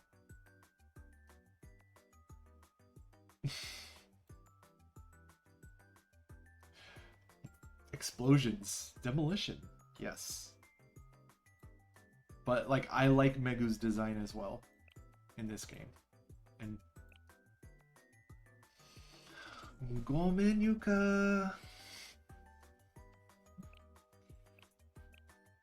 If you're a Blue Archive enjoyer, you know what I just did. Oh, damn it. Oh yeah, Miu's a new character I just picked up. Oh, so I just went around the horn. Wait a minute. Oh yeah, I didn't level up Miu. Wait a minute. Miu, I was supposed to put... Just so I could equip gloves, wristband, and watch.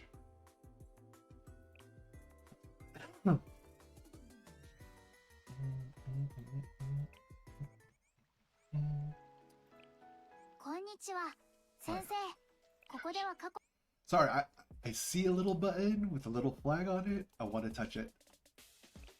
Lots of Momo talk.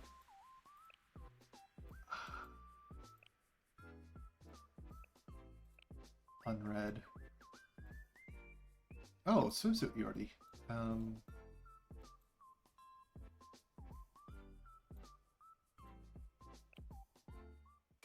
Alright, enter a final. これより製薬会場決戦に参加できます。 Hello, Plana. 製薬会場決戦は段階によって強くなるボスと戦う任務です。ボスを退治することで段階報酬を獲得することができます。それではまずは入場ボタン。ここでは戦闘を行うボスの段階を確認し、段階が上がるほどこちらでボスの情報を事前に確認。戦闘はし決まったキアロナス。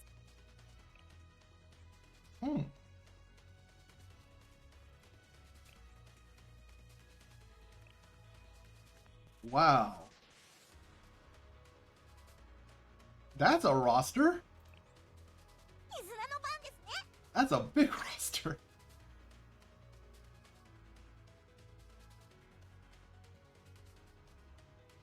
Do I got any? Yeah, I got one healer. Okay, you know what? Let's go with starting skill.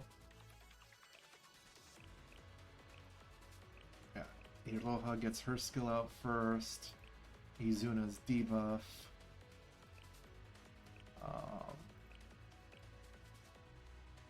And then buff. And then I want Haruna. There we go.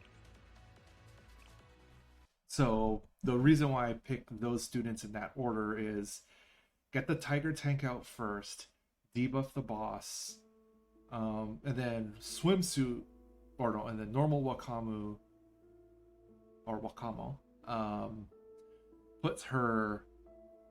uses her EX skill.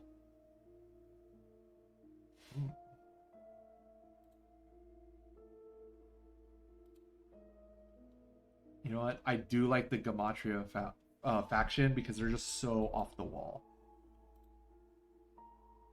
The Celestial Pantheon.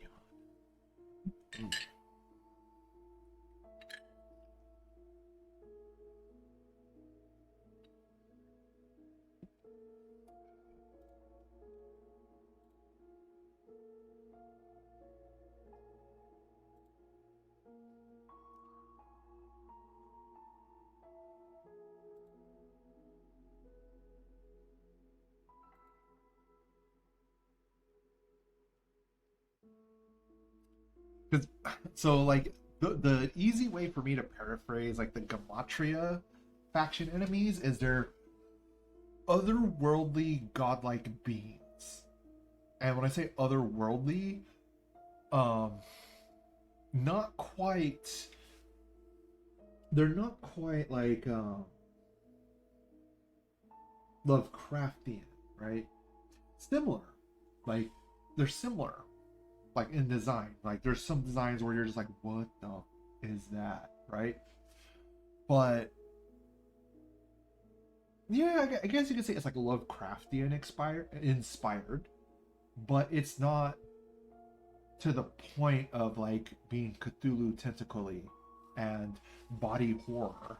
But there's enough body dysmorphia and I'm trying to find the word that is eluding me right now.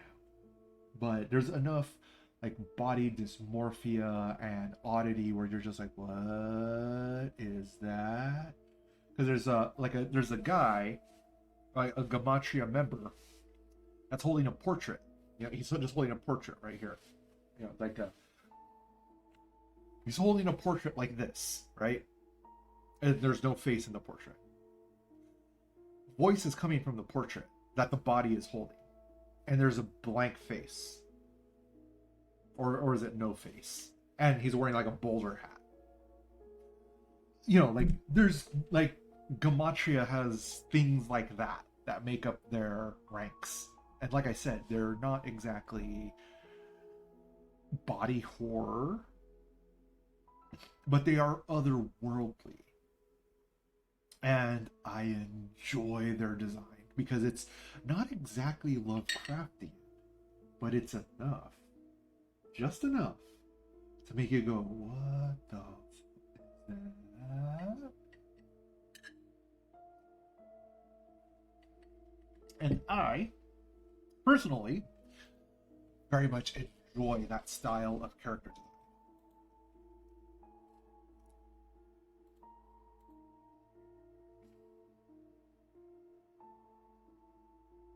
The lightning itself, it is the fury of their power. Does that answer your question? If so, then please leave me alone. Do not disturb my penance. Now then. Yeah, that's a bit freaky. I kind of feel like grabbing something to eat because it's been a while.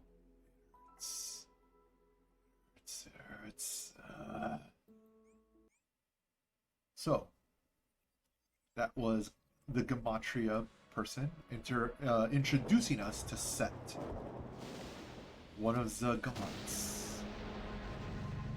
So yeah, like, so the Gematria members, a lot of them take their names from gods of various religions.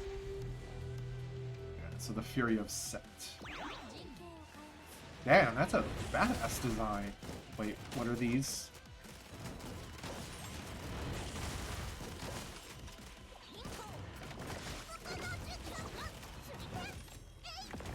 Oh, you're already dead.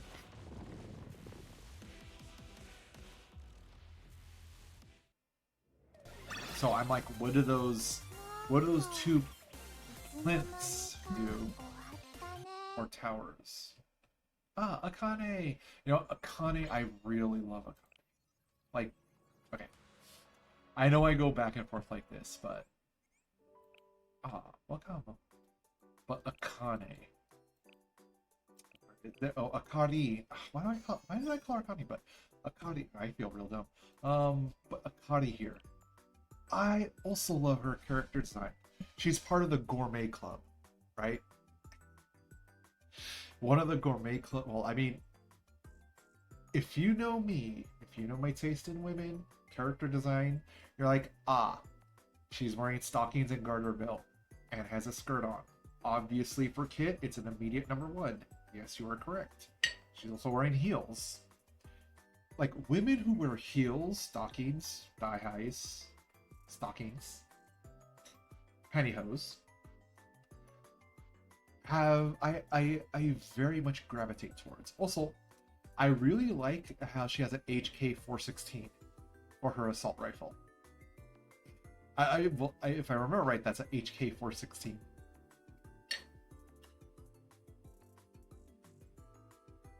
And the HK-416 is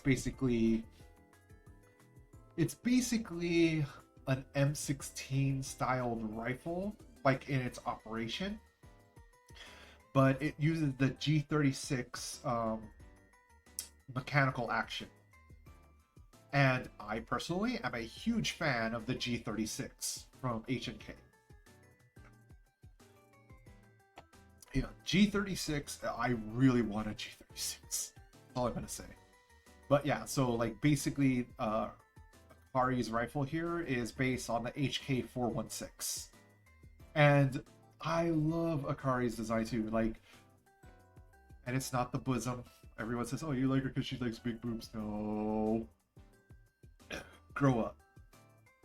I like her character design because she has so like the two buttons along the side, that's called a double-breasted, like buttons, because it's on both sides of your pectorals.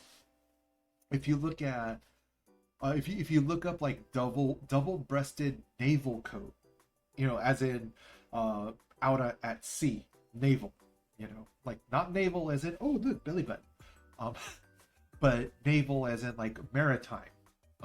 You'll see that there's an overcoat that is double-breasted along with buttons on both the left and right side. And the reason why you wear a double-breasted coat is to prevent water from getting to your undergarments, right? So like this would be considered like just a just a simple zip up, right? Yeah, it's easy to take on, take off, right? Easy to take off because it's just one side out the other. But when you have something double-breasted, you have another layer, usually over, usually it's a right flap that goes over the left side, and you button it down, right? And then of course you also button down this side. So with a double-breasted coat, like for maritime naval exercise, you have the layer going this way covering your right side, and then you have another layer covering over like this, so it's wrapping around you to prevent water from getting to your undergarments. And if you prevent cold water from getting to your undergarments, you stay warmer. So I'm a huge fan that they did a double-breasted top on Akari, because it reminds me of a double-breasted naval coat. Like I said, I like her character design a lot, and I like how her sleeves, they're like flared out at the end of her sleeves, and that's and it's shorter than her wrist as well. It like basically it'd be like this. It would end like this. Yeah, roughly. Like her coat ends, or her sleeves end before her wrist, and they are flared out. That, like just doing that means your hands are more free to move around. I mean, you could make the argument that your sleeves could get caught on something a lot easier, which is true. But by having the shorter sleeves and having it flared out, it means you have more like wrist movement and everything. And, well, she shoots stuff. So, obviously, I'm like, oh yeah, I get it. And I think her gloves are cute too. I really do. Like, they got the little frill. I don't know, I like her character design. Because like I said, the double-breasted naval coat, like, basically she's wearing like a naval coat, almost. Because like I said, it's double-breasted with the left and right side buttons. You just put one flap over the other. And I just like it. It's a style you don't see too often. And then even underneath the coat, she still has a skirt right here. Like, wait, is it? Oh, my mouse is not being picked up. But like right here, if I click, you'll see where I'm clicking. Like right there, on her skirt, she still has a skirt underneath, even though she has like a full double-breasted naval coat. And of course, like I said, I'm always gonna be a fan a woman that's wearing thigh highs, stockings, pantyhose, garter belts, and heels or pumps. And yeah, Akari's visual design really ticks off a lot of boxes. And I'm a sucker for blondes with blue eyes. I'm gonna say that up front. Something you don't see too often as an Asian man.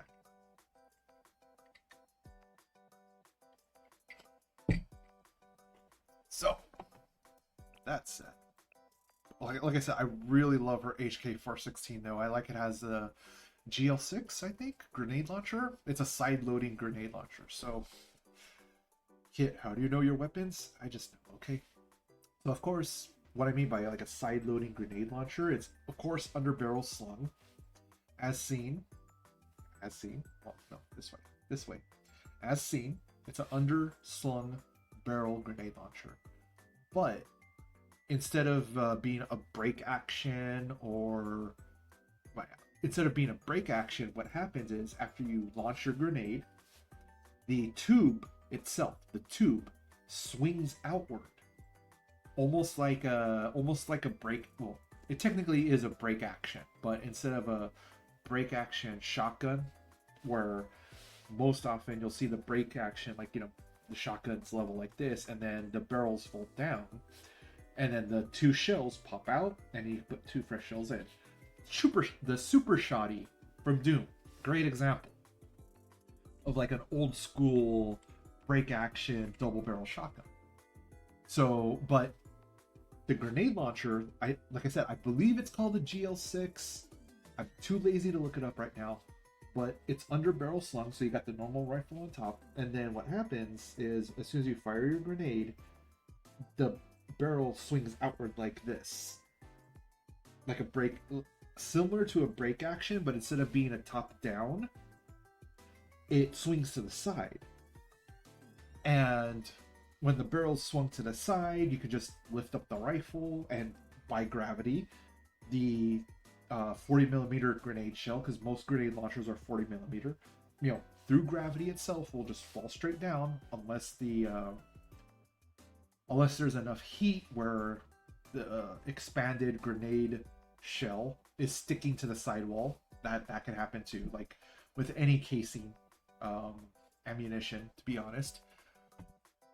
If the casing is hot enough and the brass expands, it could stick to the side walls of the firing chamber.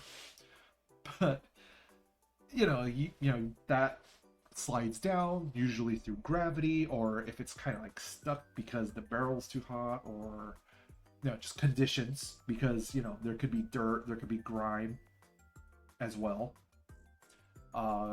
So whatever's preventing the 40mm grenade shell from just falling by gravity, you could just kind of like give it a little love tap, and usually the jolt is enough to bring it down. You know what? Because I'm talking about weapons, I should go get an example. Be right back.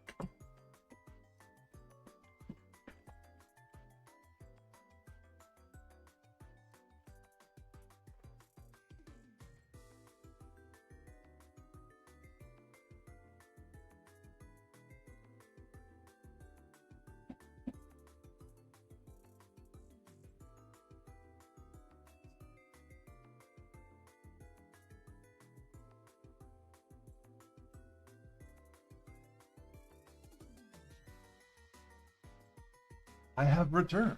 So, I know everyone's saying like, Devil, yeah, what kind of example are you gonna bring? Well, I have in here have any of my real stuff on me right now. This, yeah, I don't have enough room on the desk, so I'm gonna put it in my lap. So this is an airsoft replica, okay? Don't get crazy. It's an airsoft. My cat had to figure. Yes, my cat has been spotted finally in stream. She's curious. Yawn. Yawn. Yawn. So this is a gas blowback replica. BB gun. So here's the gas. fill it up underneath here. Okay, I have not super glued this back, but fill it in on the bottom right there on the gas blowback.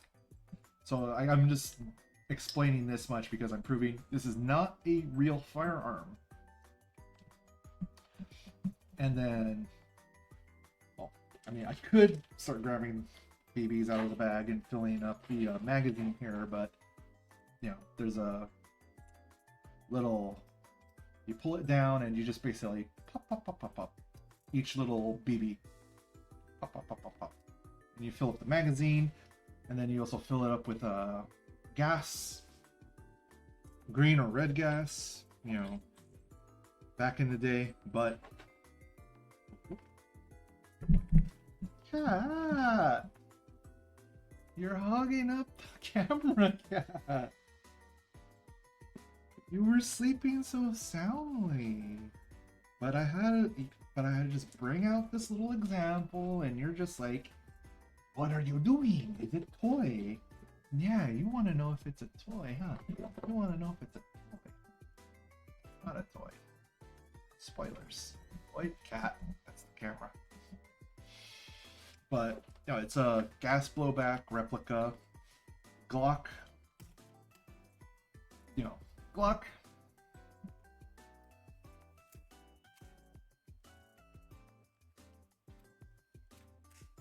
You know, when magazine is empty, the slide does lock back like a real Glock, and then like I haven't oiled it, so it's a little stiff on the action. I haven't oiled it. A, B, I haven't maintained it since I recovered it.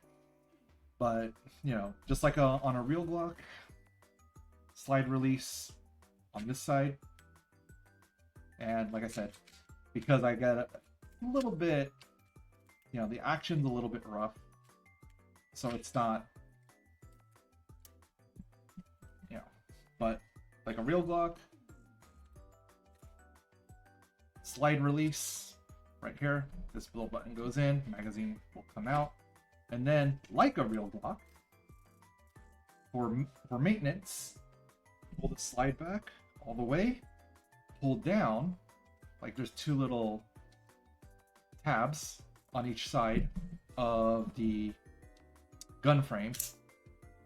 Pull down, like I said, like on a real Glock, then slide forward, and then you have your frame. I was like trying to, you know, and this is interesting part. So that's locked back to fire. And just beautiful. And then just like, and like I said, just like a real Glock, you have your slide.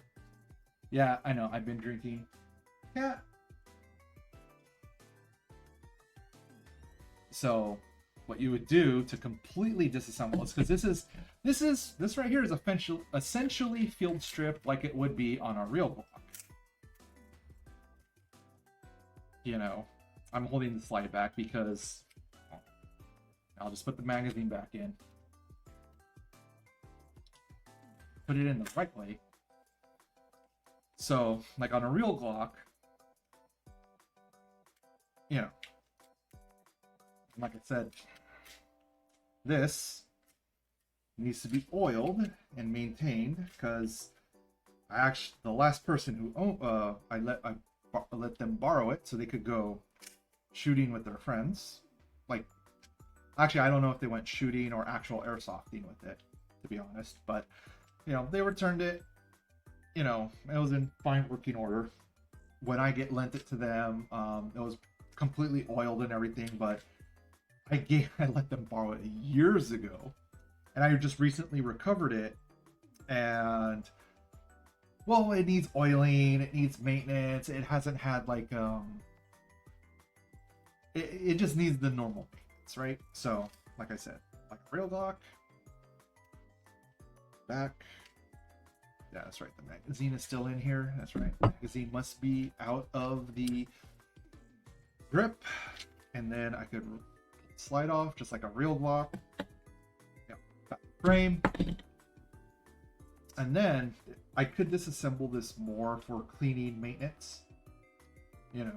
But like I said, it's fairly solid.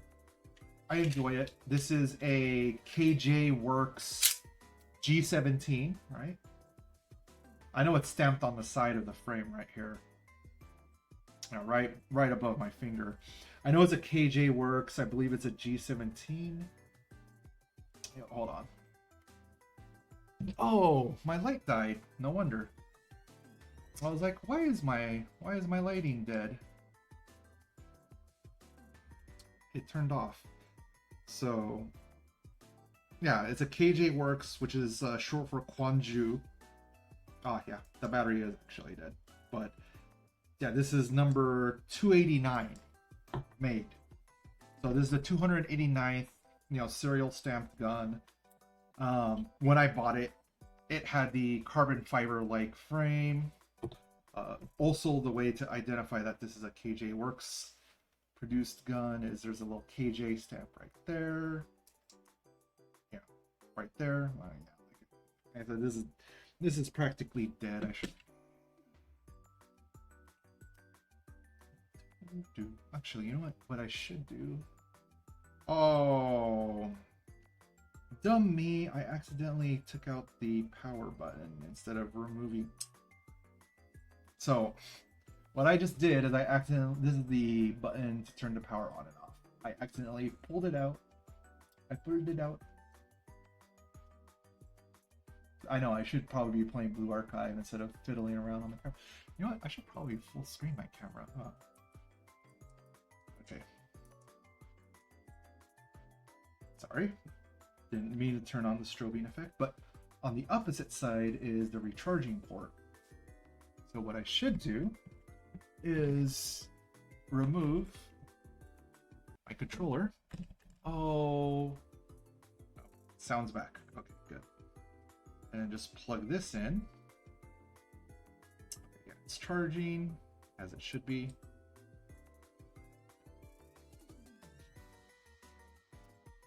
And like I said, it's my light source. But yeah, like I was saying, or going over details with Akari's gun. If I remember right, because Gehenna is basically a German-based academy, like a lot of the firearms are German-based. So, like I said, I believe that is a 416. Like I said, gas blowback BB gun. It's not a real gun, but her, like I said, her underbarrel grenade launcher. It's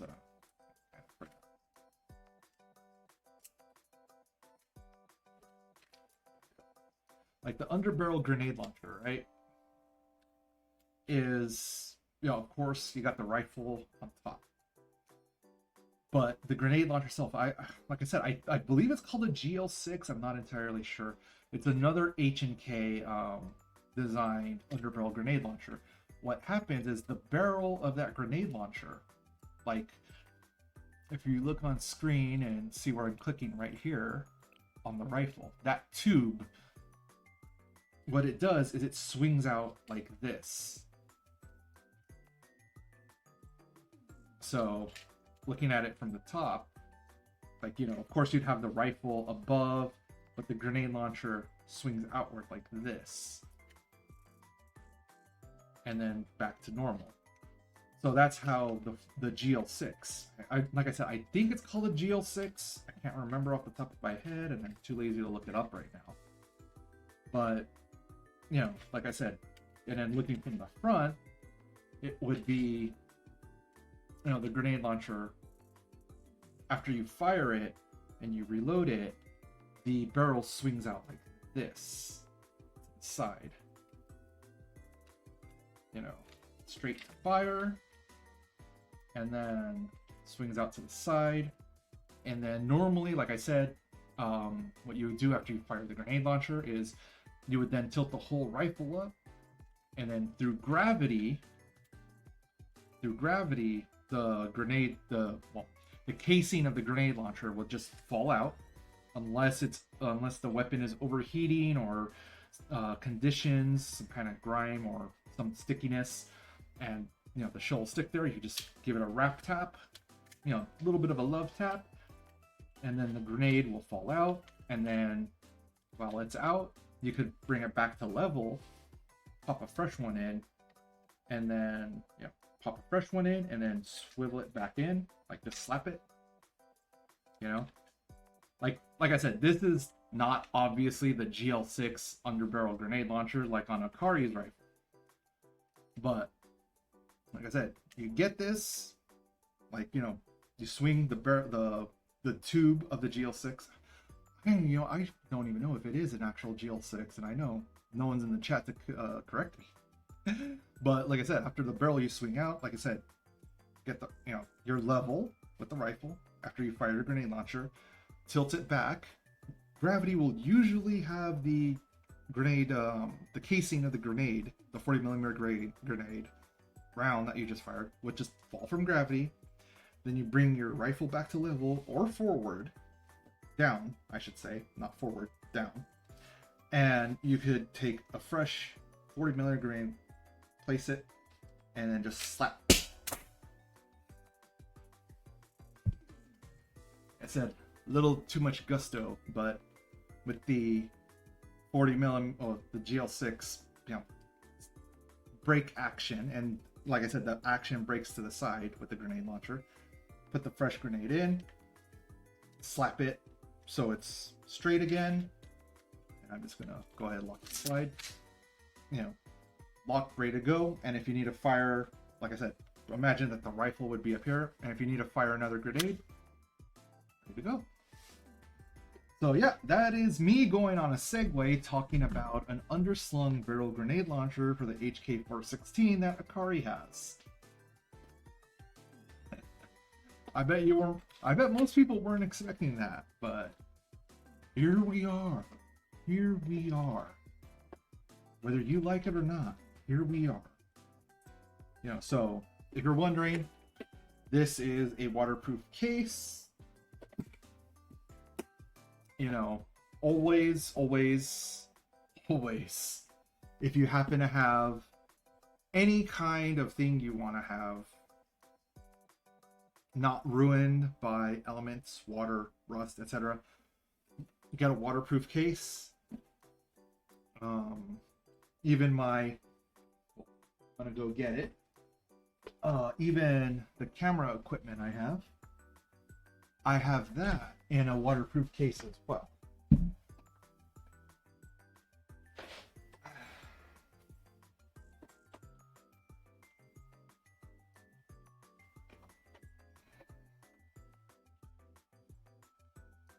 So I have various cameras for dash cams, etc.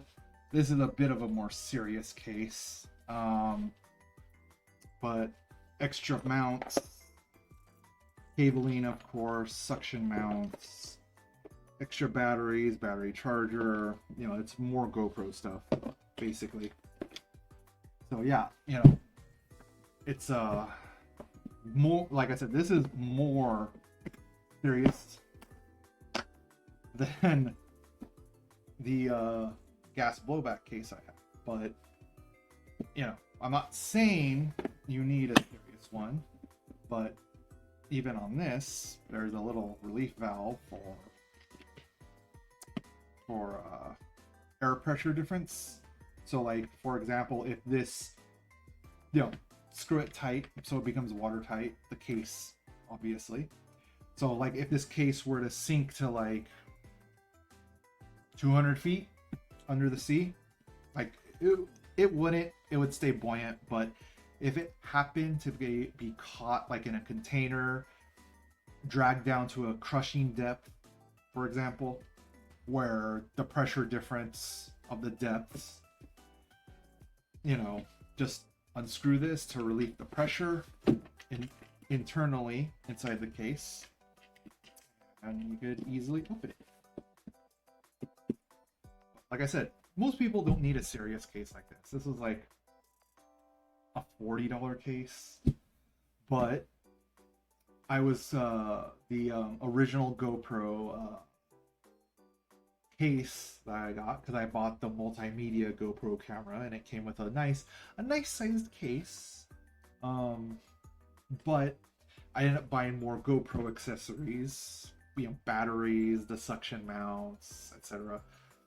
And I needed more space than what was provided by the original multimedia case, and this was almost interior volume wise. The interior volume of this case, this is my cat's toy, but it's like 4 in the morning, and if I let her play with this all night, it disturbs. Very noisy.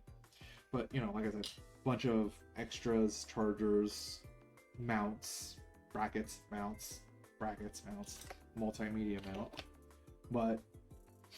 And then of course another GoPro camera with a wide angle lens. And of course the lighting from the multimedia mount. But like I said, this is greater than twice the internal volume. Or the internal volume of this case is twice as great as the case that came with the GoPro Media Kit. And that's why this was a significant investment for all my digital camera pairing. So some people may need more than this. I have this. And I have segued so much in talking about other shit instead of playing Blue Archive. But this is what happens here. If you're not a fan of it, you've already left. You're still here. You like hearing me ramble on about useless, worthless trivia. And or you're amused. One or the other. I'm not sure. You're still here. Maybe you're here for Akari thighs. And, yep, Akari thighs are nice. So, God, I'm sorry. There's just so many students that have great designs in this game. And or personalities. God, am I really going to go through all the characters right now and do that? I'm compelled to do so every single time, though. Alright, guide task. Oh!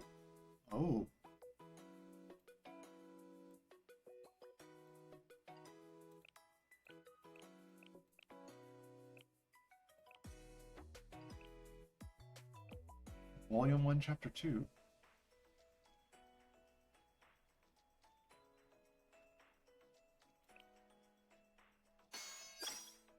Thought I did all this. Yeah, all episodes are cleared. So... Oh, Volume 1, Chapter 2. Okay, so...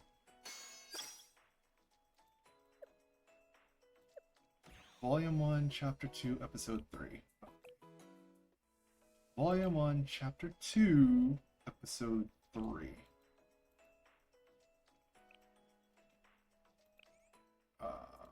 So that would be this one, right? Aru.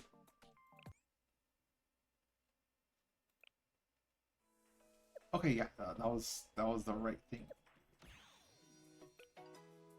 Mission 5, Stage 1 on normal. Oh!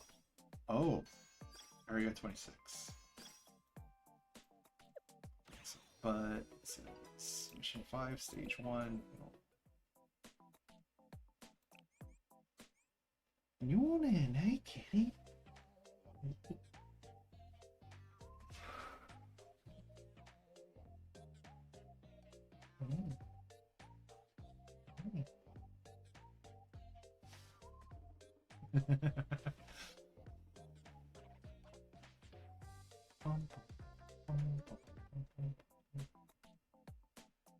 Wait, all light armor, right? Yeah, all light armor.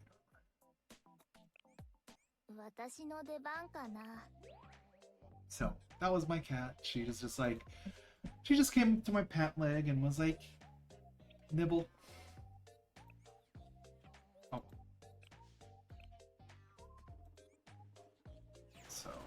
gonna go ahead and skip auto.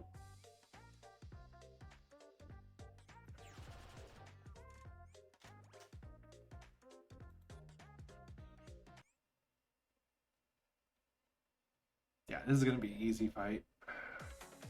突入する。ポジションを移動する。移動する。今行くわ。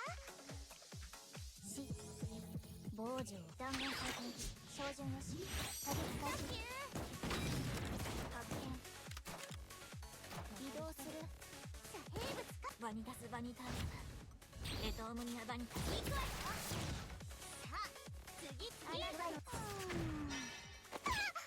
ダールで発見。マジムカついてきた。 Yeah, I should probably change the EX skill to just once per day, huh? 私の耳はごまかせません。移動する。弾丸回転照準よし。射撃開始。の狙いは全て把握しました。結果が導き出せた。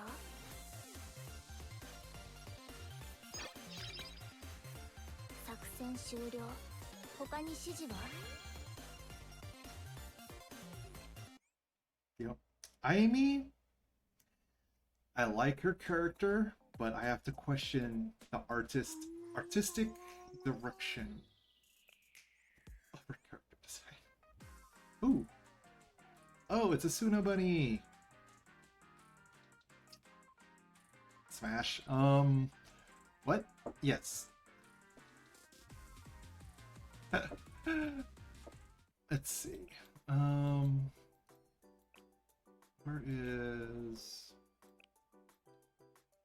You know what? I haven't gotten to know Umika so far, but I like her dog character design. Floppy ears. Very pettable. I just want to give her head pats, along with Shun. Both versions of Shun. Head pats. All the head pats. What was I going to talk about right now? And there was a student I wanted to talk about right now, and I'm like, I forgot. I was thinking, but I forgot.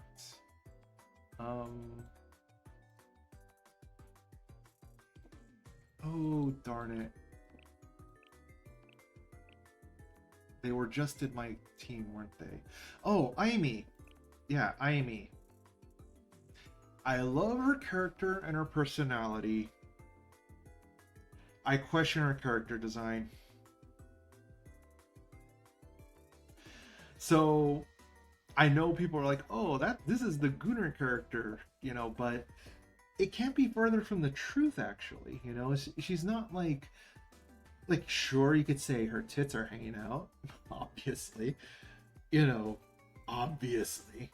You know, they're just hanging out there. But it's not like the level that she's exposing herself isn't what you think. It's because she has extremely high body temperature. And I know some people will have two good excuses as to why that is. But the reason why she wears, like, she's basic, like she doesn't have her shirt on is because she has an extremely high internal body temperature. And there's actually a variant of her, like, where she's wearing a bikini in the polar region. It should be down here somewhere. There it is. Like, her swimsuit version, she's wearing a swimsuit in the polar region. Yeah.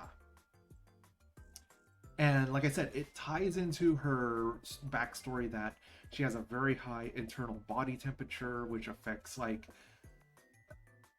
she says it, like, there's a throwaway line where a character says they have the capability of making holographic clothes, possibly, right? That they've never tried making holographic clothes, but they're capable of making holograms. And Aimi is like, could you make me holographic clothes so I could actually walk around naked?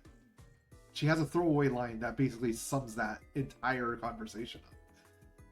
And like I said, it's not because she's an exhibitionist, it's not because she wants to be naked or anything, it's just that her internal body temperature, like her body temperature in general, is just so hot that the only way she cools down is, well, in cold environment, obviously, or she removes the clothing that's trapping body heat, which is kind of something I could relate to because I am an island person. My genetics, like more than half of my genetics comes from the islands, the Pacific Islands.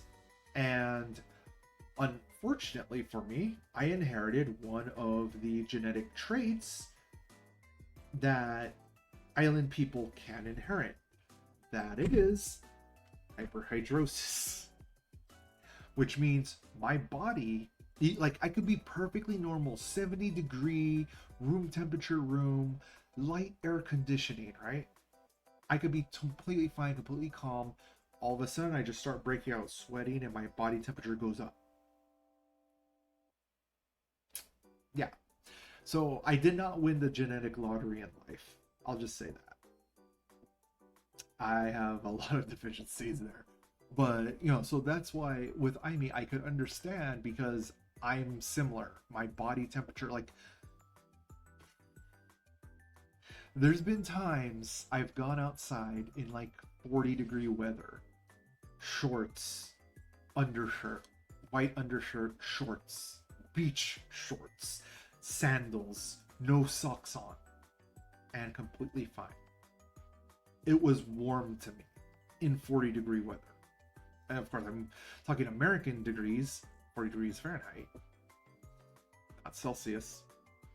So that is why a lot of people are like, how can you dress like that? It's so cold. And then, because this happened to me a lot in my 20s. I'd be like, I'm fine, just stand next to me. And girls would stand next to me and they would feel body heat radiating off of me. And yeah, let's just say in cold weather, I am great to snuggle up against. When it's summertime though, and it's hot, you do not want to be near me because I start sweating. Anyways, enough of my biology. But like I said, I understand the character, you know, Aimi's character. You know, but I do question, like, did you really have to give her a couple of big reasons of why she overheats? Ex-wife, wife, and wife who shot me. You know, I still don't have Hibiki, and this was also another one of those day one characters.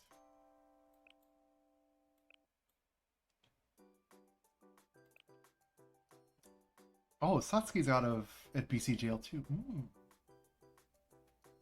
Yes, do like. Actually, Satsuki. Oh, like, she has red stockings. Oh. And like I said, Kirara, same birthday as me. There's 3 Kyokos? The dress version, the New Year's. Oh. You know, Kyoko is also one of those characters I really enjoy. How they created her in game, like her personality and everything. Oh yeah, Shigure, the sugar glider squirrel that makes compote, alcoholic compote to be specific. Yes, she's from the Red Russian or Red Winter Academy, aka Mother Russia, Soviet Russia. Yeah, that's the theme of that academy. So yeah, it would make sense she makes compote, but it accidentally, like, it's funny. She makes compote, right? And compote by itself is just a fruit drink, right? It's kind of like fruit punch, but not the same, right? Because it uses different fruits, than American Fruit Punch, right? And basically, Shigure makes compote, but she accidentally, because this is like a legit thing she did do as part of her like story event thing, is her compote fermented and became alcoholic. Yeah, that's kind of why, if we go to the cafe here, that's kind of why. Ooh, Hasumi. I gotta talk about Hasumi too, but this is why Shigure here, like her unique furniture item, is the wet bar, and she pours it into a flask. Like I said, it's compote. It's supposed to be a fruit drink, non-alcoholic, but an event in the game highly suggests that she accidentally let compote ferment into alcohol. And she really likes it. You know, but then again, she's also a sugar glider squirrel. That's the animal she's based off of. So it could just be because the high fructose sugar content of the fruit drink she makes gets her tipsy as if it were alcohol. Yeah, that's the other thing it could be.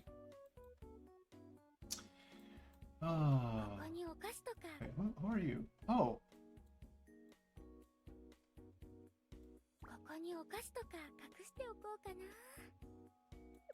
Bum. So, what else can I do?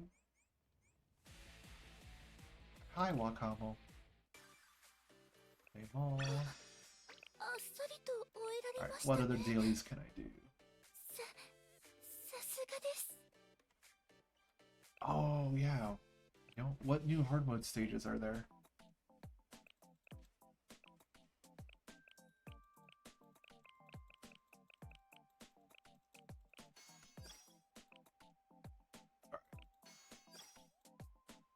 Oh, 23 is where I left off. Okay. Oh, wait.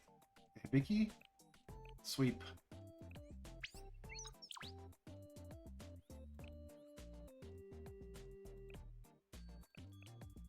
I only have 31 Elves of Hibiki. It's gonna take a long time for me to get her in. Alright, those was the 3 hard mode stages cleared for my daily. Alright, you know what? Let's do bounties. Oh, wait. Which students do I still need to work up to get their skills up? Okay. Max.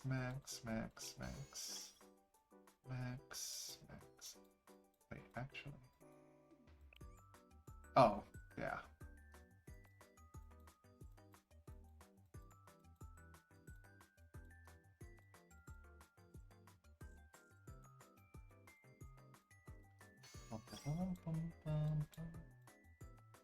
Serena's max level. I honestly don't really need to buff Kotama too much. Because, like I said, the skill that matters the most on her is the EM Wave Diffusion that increases the ally attack by a percentage. So basically with her, it's basically making her attack. Wait, her attack? Wait. Okay, yeah. Is making sure her allies have as high attack as possible so they could get a 17.3% increase. Actually, you know what? I wouldn't mind Koharu's skill going up. What do I need more? Bounty, train F, and train E. Okay, let's go. So, abandon train I. Go.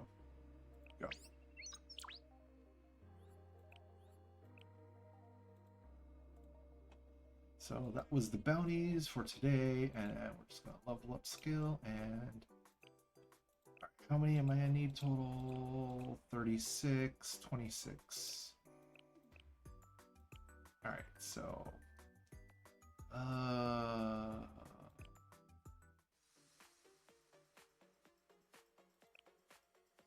I need 26, so that.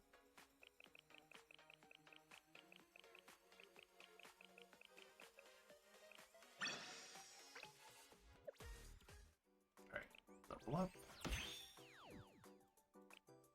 Level up. Yeah, because,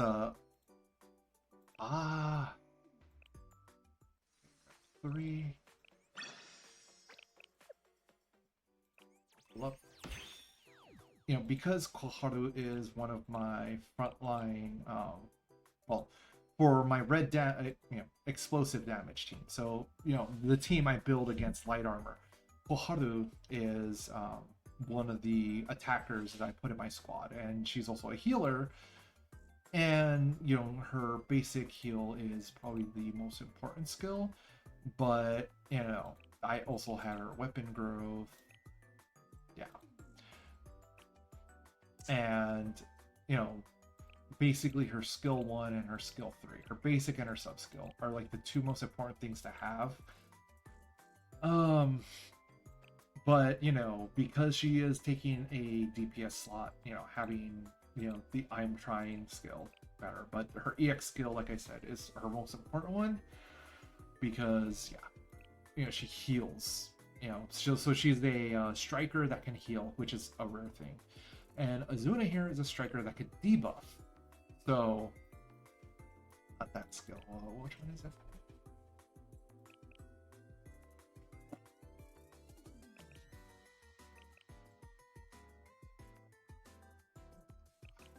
Which skill? There's this. Wait. Oh, there it is. This skill. The bubble technique. Yeah, like the little animation is she blows bubbles at the enemy. So, you know, it deals damage, which is nice, but it decreases the enemy's ability to have crit damage resistance by 38.9%, which is a lot. It's a debuff skill, so that means any crit-based attackers or strikers I bring with me, or strikers or supports, like, you know, like Mashiro is a sniper and she deals crazy crit damage, you know, when she crits. And so, like, I would bring Izuna to debuff the crit damage resistance of a boss, for example, and then that would allow a character like Mashiro, Haruna. Let's see, Mashiro, Haruna. I'm trying to remember the other snipers. Oh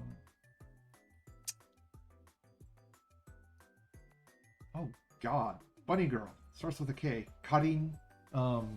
It allows them to land their crits. Like, basically, if there's a character that likes to inflict crit damage, whether it's like a heavy duty sniper nuke through crit damage or a DPS crit damage, you want to bring Swimsuit Azuna with you to debuff the enemy's crit resistance so that the crit damage happens.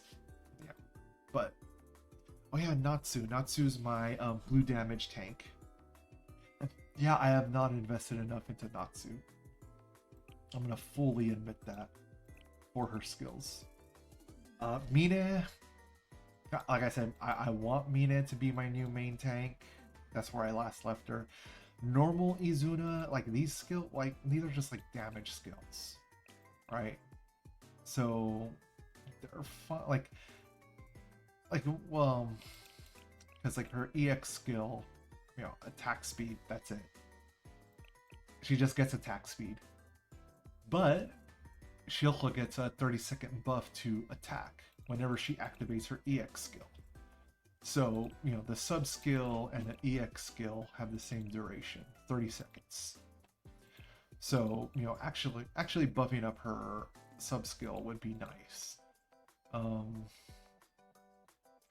You know, and the exploding shurikens is nice as well, but, you know. And see, look, there's also crit damage. So Izuna is one of those crit damage characters as well, because she also has a... Where is it? I thought her... Yeah. So her crit goes up by 350 with well, she has the gloves, right? Yeah, gloves. She has the gloves equipment, and gloves affect your critical rate. You know, because not all the same characters could equip the same stuff, but Izuna can equip gloves. She's a crit based character, so obviously, you know, like I said, the swimsuit version of Izuna that does the debuff for critical damage on an enemy or a boss works very well with even normal Izuna, because normal Izuna basically she's like a little DPS machine, because well, she has a submachine gun. You know, her little Type 95 Nanbu submachine gun, I believe. Like, I believe that's her actual weapon. Oh. Oh. 暇だな。 Well, guess what? I'm unlocking Izuna's Mystic. これもまた主殿からのご恩の一つですね。 Because like I said, she is a nice damage dealer mystic DPS, right? Like crit DPS. You know, she's good at that, but you know, I honestly like her sub skill. I'm not gonna say her sub skill. Like all her skills are fairly important, because like crit damage rate, and then her EX skill increases attack speed, and then if you you know, combine her EX skill and her sub skill as like one package, you know, for Izuna, the increased attack speed and then increased raw attack damage. But then with her enhanced skill, crit damage. Because like I said, she's a crit based character, so you increase the base damage, that increases the upper limit of crit damage, you know, and like I said, and her EX skill just buffs attack speed. So yeah, you know, it's like I really like Izuna's skills personally, and her character design. She's just so cute. How did you don't know? Okay, and then of course Hasumi. Hasumi was like the first character I fell in love with, like day one of the game. And well, as soon as I do this, everyone will see. Cat. My cat is doing laps around the room. What are you doing, cat? What are you doing? What you up to, huh? Like, no, everyone, you could see why I like Hasumi's character design. Wow, my cat is doing. She's got the zoomies. My cat has the zoomies. Oh, you little dork. What are you doing? What are you doing? I know you're hiding over there. There you are.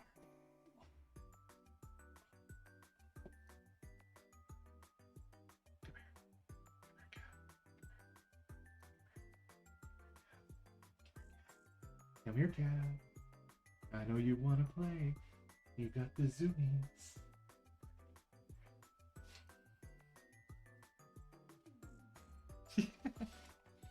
You know, she probably wants a little treat. But yeah, Hasumi just dies.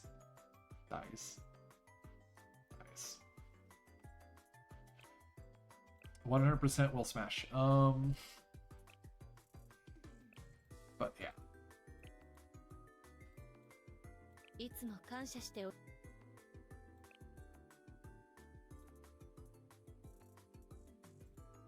So, yawn, cat, what are you doing? Yeah, my cat is looking at me expectantly, like she wants to play. Let's see who. Yeah, Sarika. She's also like a consistent DPS character. But she does explosive damage, unlike Izuna. Like, the two are not exactly the same, but you know, like, because look, you got attack speed right here when using EX skills that last for 30 seconds. Like, they're similar with their EX skill and their sub skill between Izuna and Sarika. You know, just that Izuna deals mystic damage, which is great against the blue armor enemy types, whereas Sarika does explosive, which is great against light armor. So, like, Sarika is just a consistent damage dealer. I'm not going to say she's, like, the best. She's not. But, oh, wait a minute. Ooh. You know what? I'll just buy what I need. That close to getting her weapon level up to 3? Let's do it.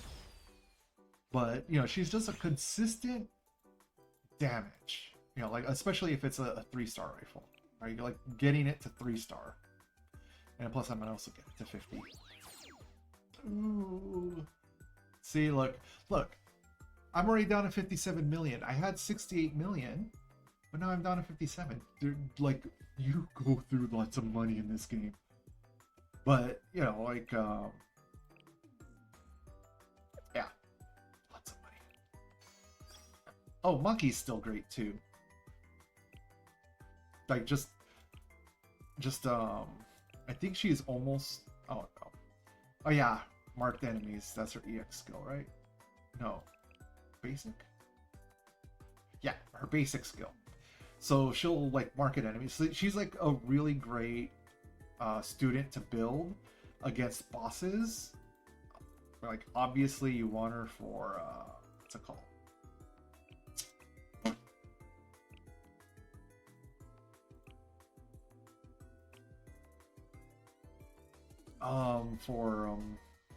Okay, that's urban field warfare. Yeah, it's urban, field, and indoors on the warfare. So she, like, if you got to take out a boss that's heavy armor in field conditions, what I mean, you don't need field conditions, like open field conditions, but she does best in open field, and she's just great for just shredding heavy armor bosses. That's why she's been built. Hoshino, another heavy this is my heavy armor tank, like Hoshino. So her sub skill is not as important in my opinion. It's nice to have, but you don't need to max it out. So, like, like I said, I'm going through all the this character in PvP was the bane of me at the start of the game. Not like everybody says, oh, Carpet Bomber is the worst. No, this character was the worst. Out of all the day 1 PvP opponents you could have, this was the worst character. Not Carpet Bomber. Carpet Bomber is great, but you know, you could easily counteract Carpet Bomber by not bringing light armor, right? Yori though, Yori, you were the bane of my PvP early career. This character would destroy Tsubaki. Like, this character destroyed Tsubaki. And Tsubaki was hands down the best tank at day 1 of Blue Archive, right? So Yori was a terror for me.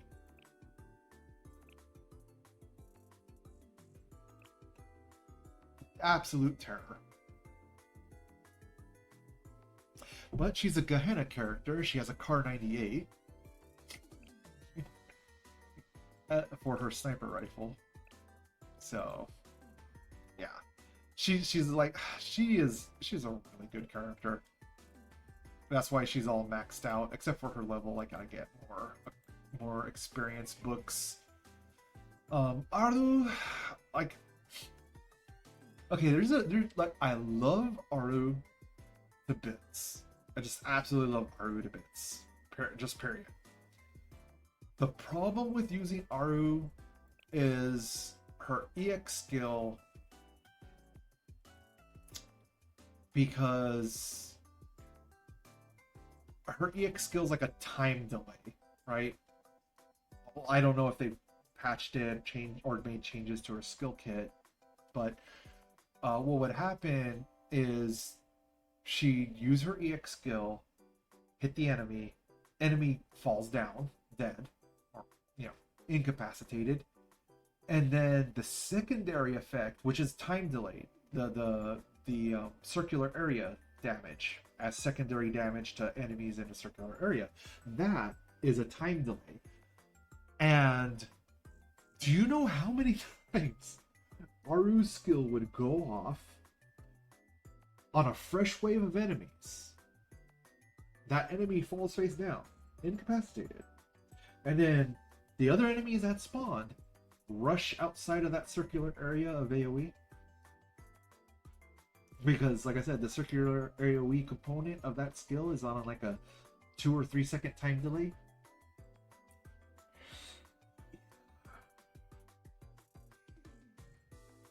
Like I said, she's still a great character, Yuzo. Miss Stinky herself. The curmudgeon hermit. Yeah, also like an ex-girlfriend. Well, the ex-girlfriend I said I was like a gamer, but like to, that withdrew, like Yuzu.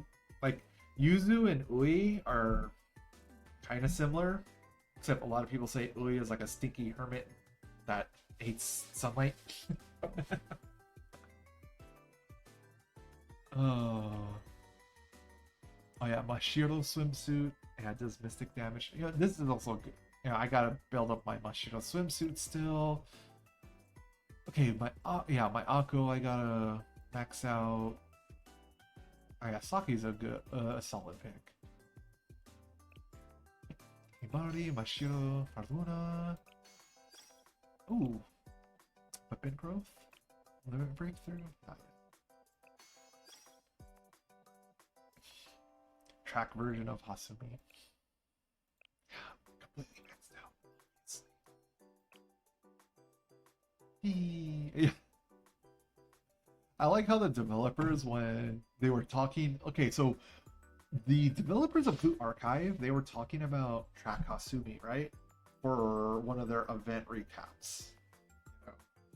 And it was hilarious because when they were talking about Hasumi's track design, the developers wanted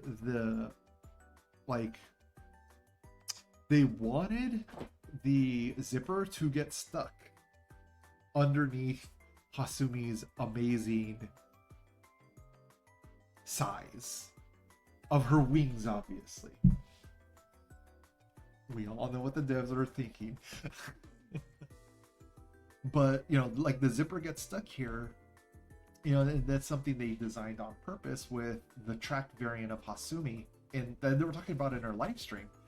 And they also talk about the track variant of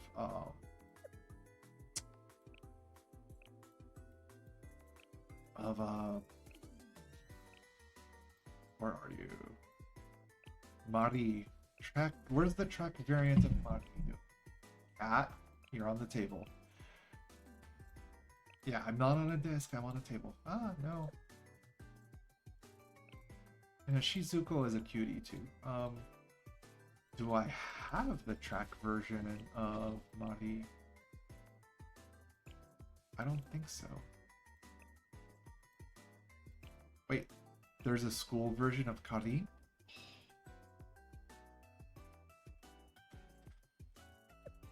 Gyaru! Moe. She is such a rapscallion.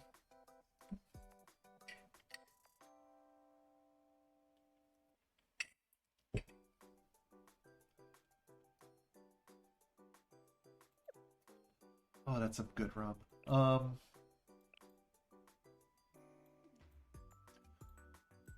Yeah, I thought I did not have the track version of Mari. There's an Akari New Year. Oh yeah, that's right. I still love Akari's design. Smash. They're fictional characters. They're not real life. Settle down. Oh, there's Mari track. But, like, the track version of Mari, when she uses her EX skill, she's like her role during the track day event was to give snacks and refreshments to other students. And when her EX skill animation plays, it looks like there's a mob coming after her to get refreshments, right? And because of the overwhelming mob, Mari is kind of left like exasperated, right? But a lot of people like the devs of Blue Archive are very based. There's a lot of suggestive things, like tongue-in-cheek jokes, right? There's a lot of tongue-in-cheek jokes, and one of the things they did with, like I said, with the track Mari is she's giving refreshments and snacks to competitors that competed in the sports, right? So, like I said, during her EX skill animation, a mob kind of overwhelms her when she's trying to pass out drinks and refreshments, right? From her little cooler box. Oh, and towels. But after the mob disperses and it reveals like Mari, she's kind of like I said, exasperated. Like she was overwhelmed by the mob rush to get refreshments, right? A lot of the community kind of takes that as like, oh,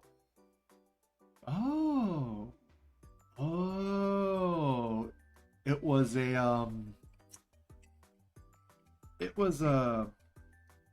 very cultured meeting with a fan group. That's how it comes off to the community members, right? It's like, oh, a train got ran on her.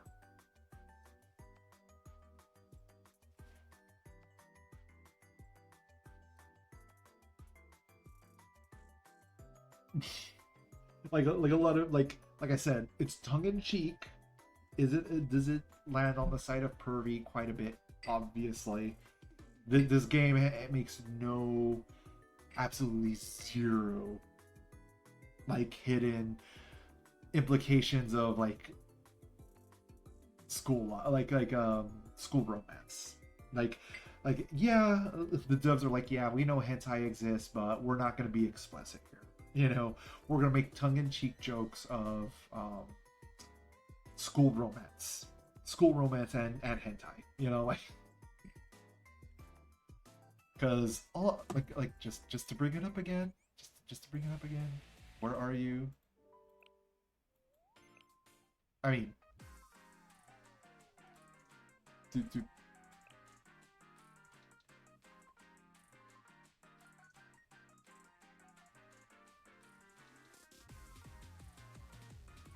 I really have to say? Do I really have to say? And I'm still upset that this is the only skin that has the Bunny Chasers song. But there's ass on screen.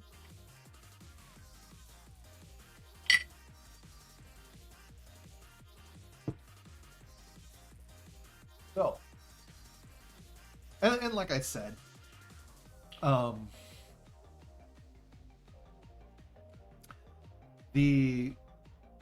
like I said, the game knew, or the devs knew exactly what they were doing by doing these suggestive animations. I mean, like, this isn't even, like, the worst.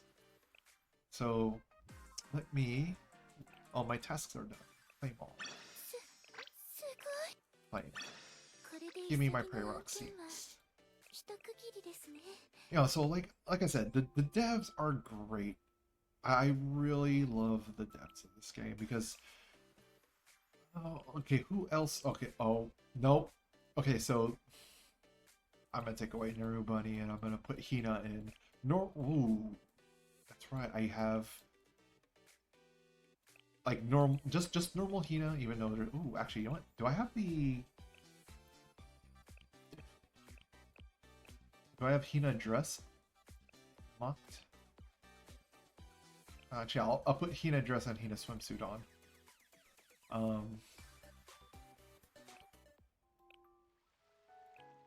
But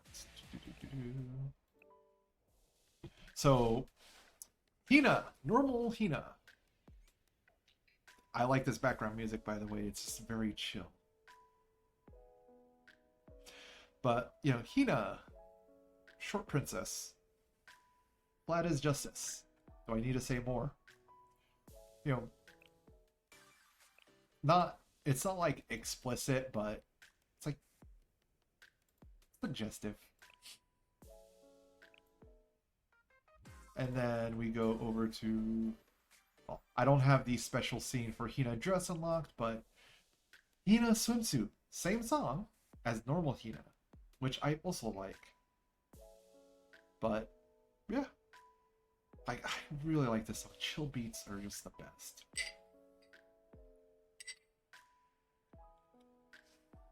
And then head pats. Always give the Hina head pats.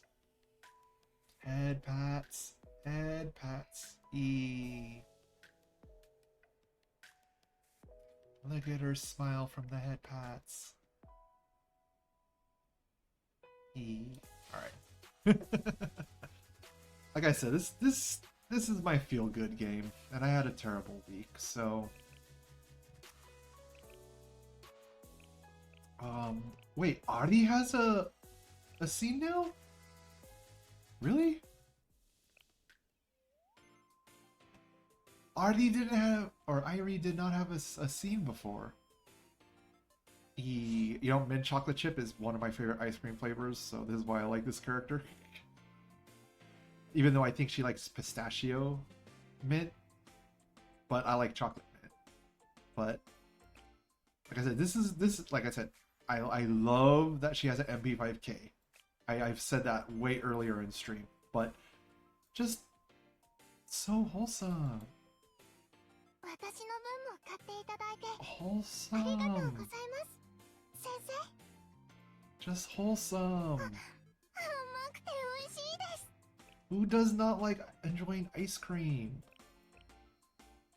And like I said, Akane just gives off that big sister vibe.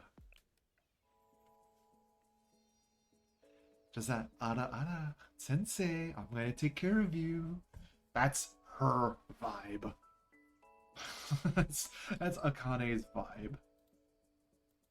Just motherly.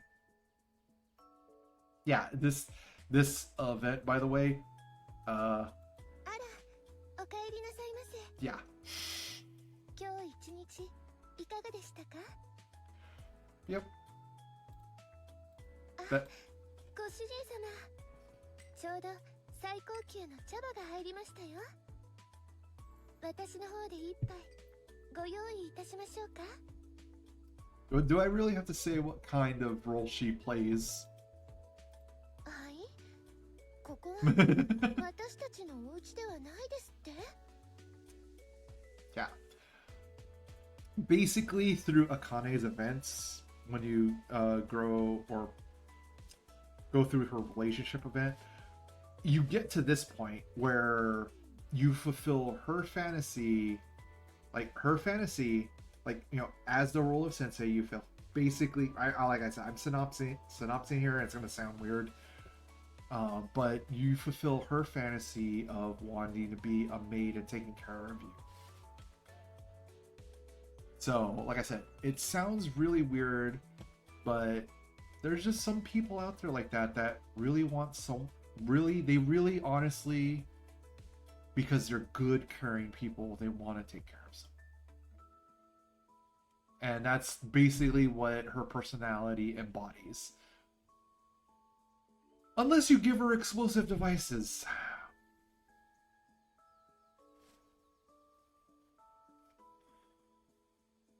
And Akane always has explosives.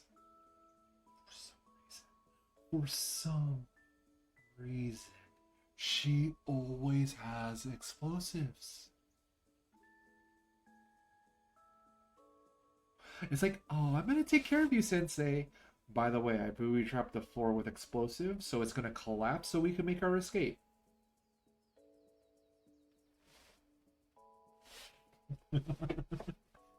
I said, I just really love the personalities in this game. Like each girl has a personality, right? Some I like more than others, obviously, but I'm gonna say the writers and the devs, they, oh, you know what? Yeah, that's one. Speaking of mama ada ada ada ada, um, normal shun down to the S's, normal shun.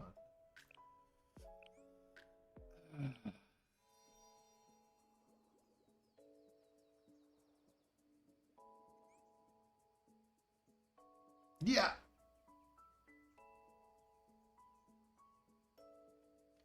Yeah.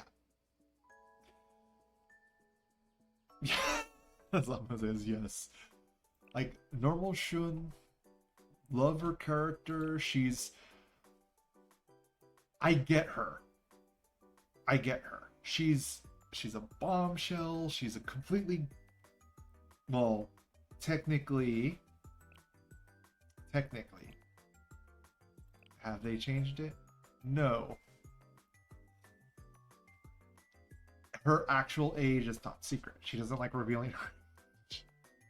And there's a reason for that. Like you'd say, oh, is that she's an old hag or she's the mom character of the game and she's got an actual child, right? No, actually. She's a big sister, yes. She's the big sister of Kokona. But the reason why she doesn't like showing her, oh, and she's presumably old enough to drink. She's like one of the two students that actually is portrayed to be able of drinking age. Or, you know, I shouldn't say student, she's an instructor. But the like Shun here, the reason why I like her character design is she's of age, but she doesn't want to be responsible. Like she misses the youth, like the carefree innocence of being young, like being like in school again, right? Basically being a preteen. That's why like a lot of people will say, oh, it's like some kind of like weird pedo fetish, right? You know, but that's why there's a small version of Shun. Like she drinks like a potion that reverts her youth to her being an elementary kid again. And when she's an elementary kid again, she actually compares her adult self to her elementary self. She's like, I like my elementary self because, you know, I get to wear cute clothes again, and let's just look at normal Shun again.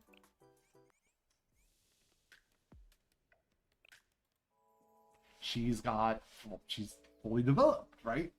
You know, she says, and she complains about back pain.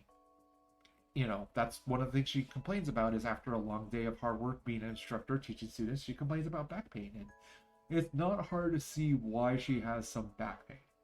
There's two very good reasons.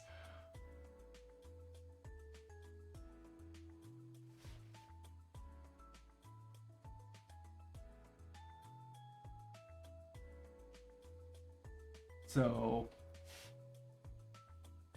that's what, you know, so like I said, she complains about back pain after a hard days of work and everything like that. And when she drinks the basically the youth potion and she reverts to a preteen self or elementary school kid self, you know, she's like, my body's lighter, I feel more energetic. Like basically when she's the young version of herself, she's like, there are so many things that, you know, like compared to growing older, right?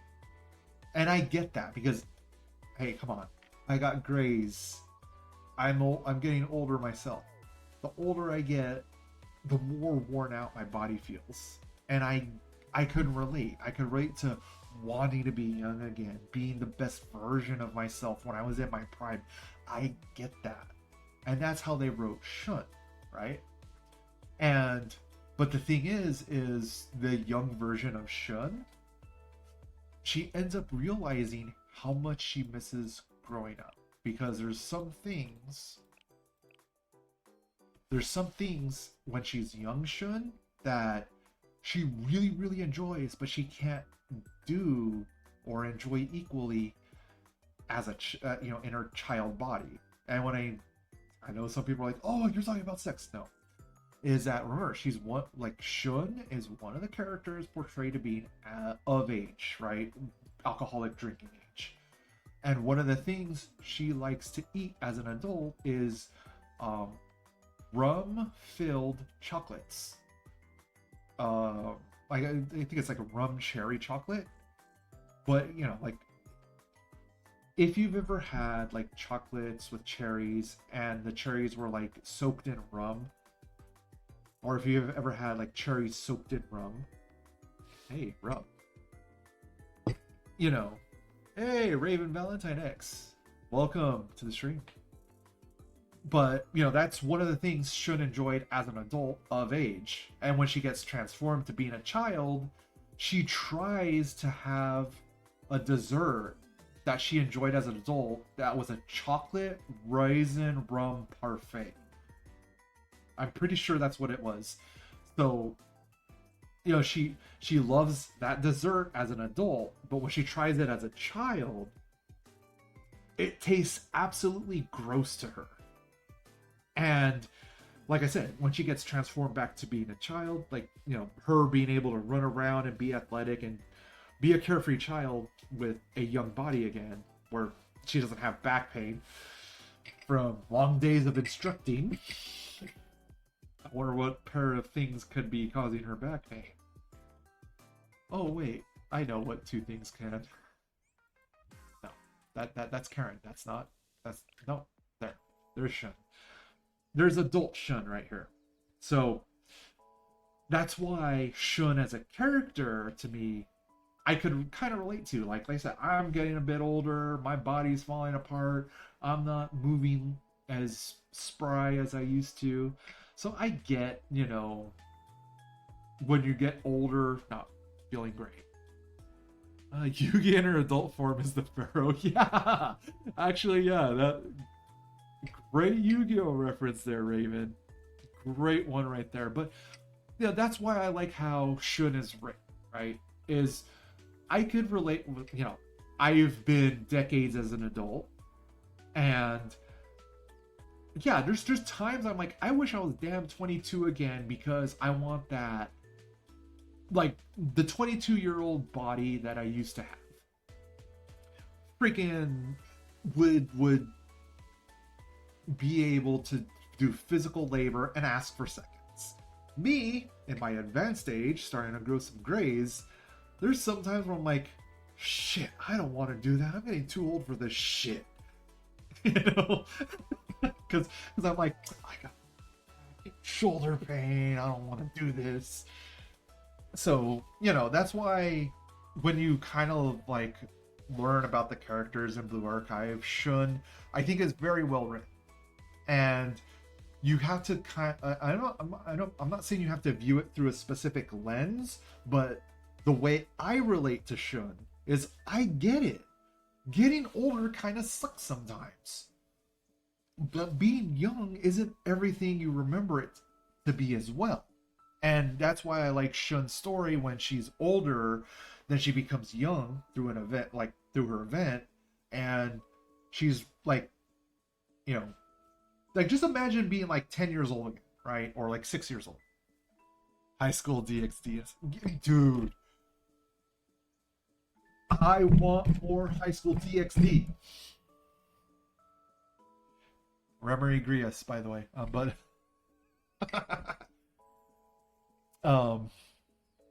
yeah, you could tell I have a little bit of a penchant for redheads, but okay. Raven, this one's for you.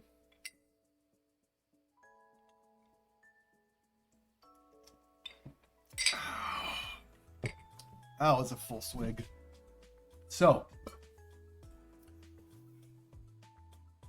cheers all around. So that's why, like I said, there's some people like, oh, Blue Car Archive is a gooner game for like people who want like lollies and pedos and everything. I mean, Sure, granted, yeah, the youngest character I know of is Kokona. Kokona is the little sister of Shun, by the way. She's 11 years old, but she's an instructor. How does that... What level of maturity and knowledge do you have to obtain to be an instructor at 11 years old? Or did you just get pushed into the position?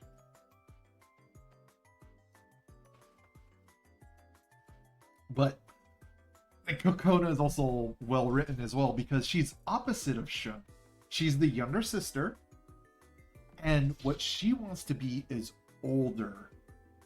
Like, Kokona doesn't want to be a child anymore. She doesn't want to be treated as a child even though she's 11 years old. That's the way she's written. And like I said, everybody's be, oh, that's a pedo, right? An 11-year-old. Oh, this is a fictional character written with a fictional viewpoint, okay? Like, in the context of being young and wanting to skip your childhood so you could be an adult, there's some people who've done that, you know, who felt that way in their life. A little too early, but...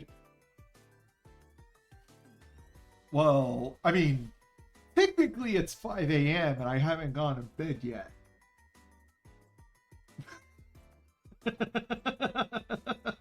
For me, anyway. So, my night hasn't ended.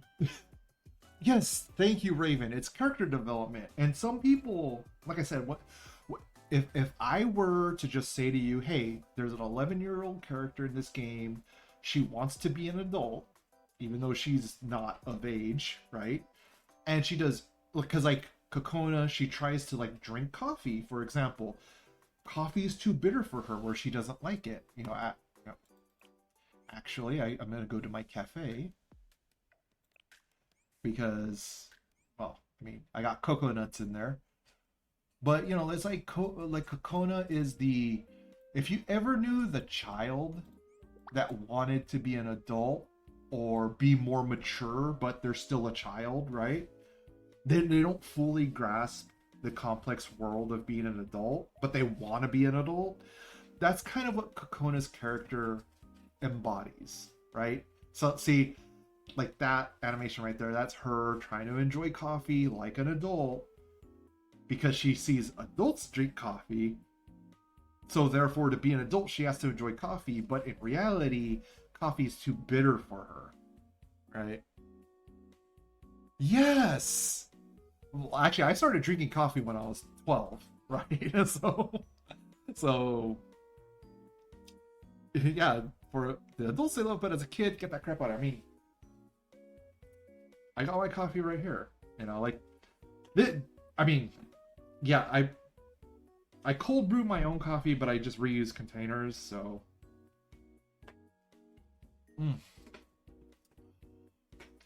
This, actually, you know what? I am gonna go actually get the coffee itself. Be right back.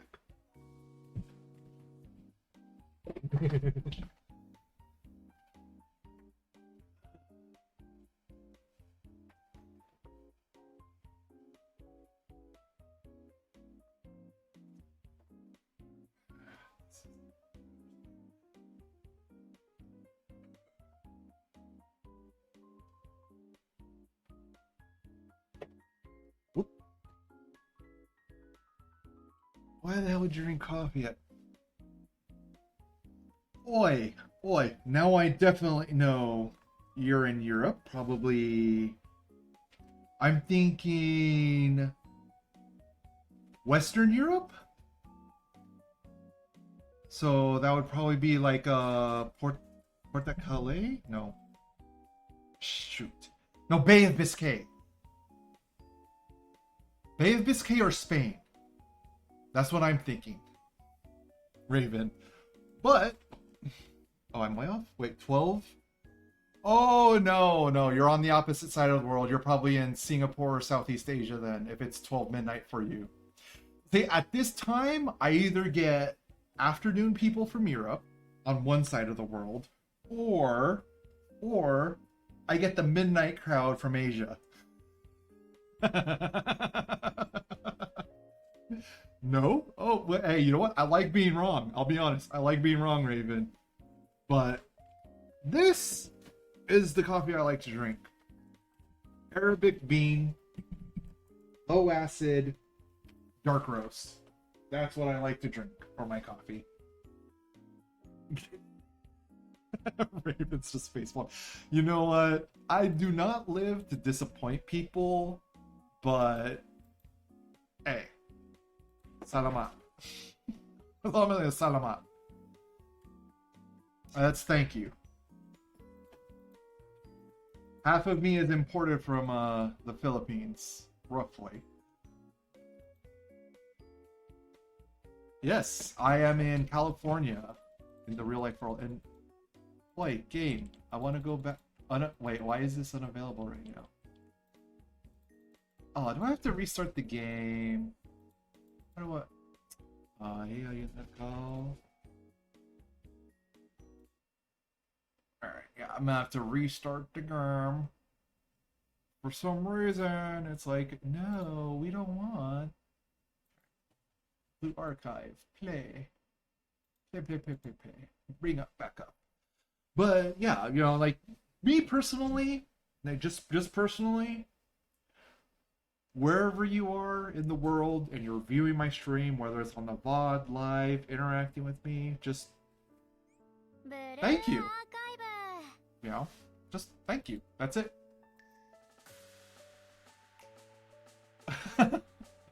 Hey, I'm gonna warn you right now. You're northeast. Seattle? Probably not Seattle.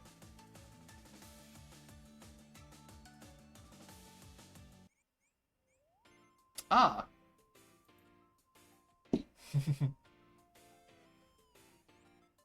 But thank you, like Raven, for stopping in, chatting with me. I got my eye on you. Or on the chat, I should say. And there's characters to raise, to interact with. Yeah.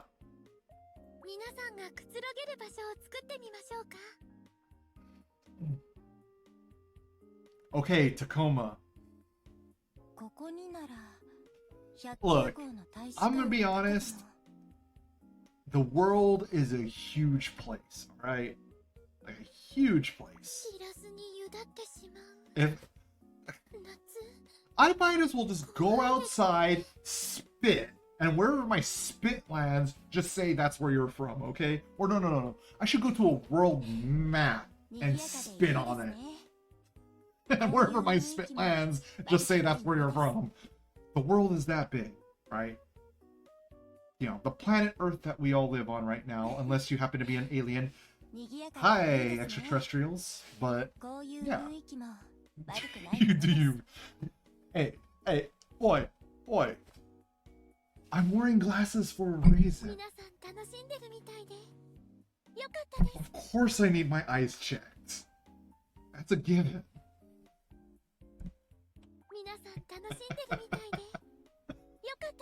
But I was gonna say, I still really like that Neru here has like a interactable furniture, and she's like actually playing the arcade machine. This reminds me, because I'm a coin op kid. I grew up in the 80s. I used to drop quarters into the arcade machines as a kid. This reminds me of the Super GP or Hang On Sega arcade games, where there's like a plastic motorcycle, and you could get on the motorcycle, and you could just actually lean like that in the arcade. Dude, you can heckle me all you want. I don't mind. Like if you want to roast me. Flame on. Let's bring it. Now I'm just here enjoying. I think this is gonna be my 10th. Well, I got like about a shot left because this is where the line is at. Yeah, I started streaming about 2 a.m. so 3 hours ago my time.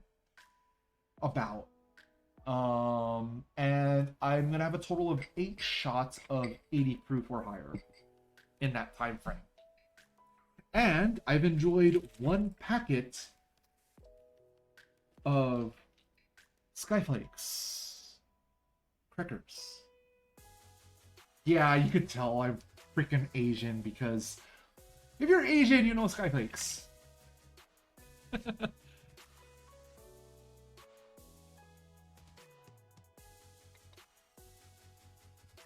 I don't care. It's all gonna fork the same way. It's like, how can you tell the difference between doggy style and spread eagle? You're gonna fork it anyway.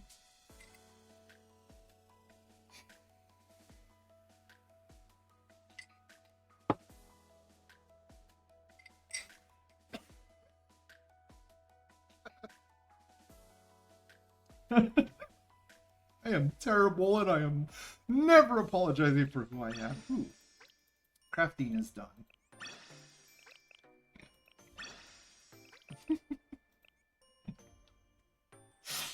Like I said, who cares? You fork it all the same way. Yeah, as you can tell, I'm a bit blue collar. If it's not obvious by the shop jacket. You know, my professional background is industrial 3D manufacturing and computer-aided design and drafting. I wish I do have something I 3D printed in industrial design. Hold on. Where?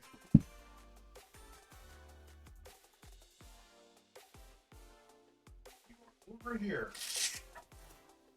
Where are you?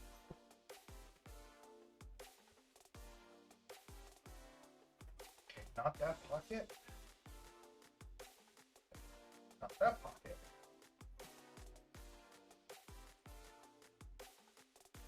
There it is. Found it.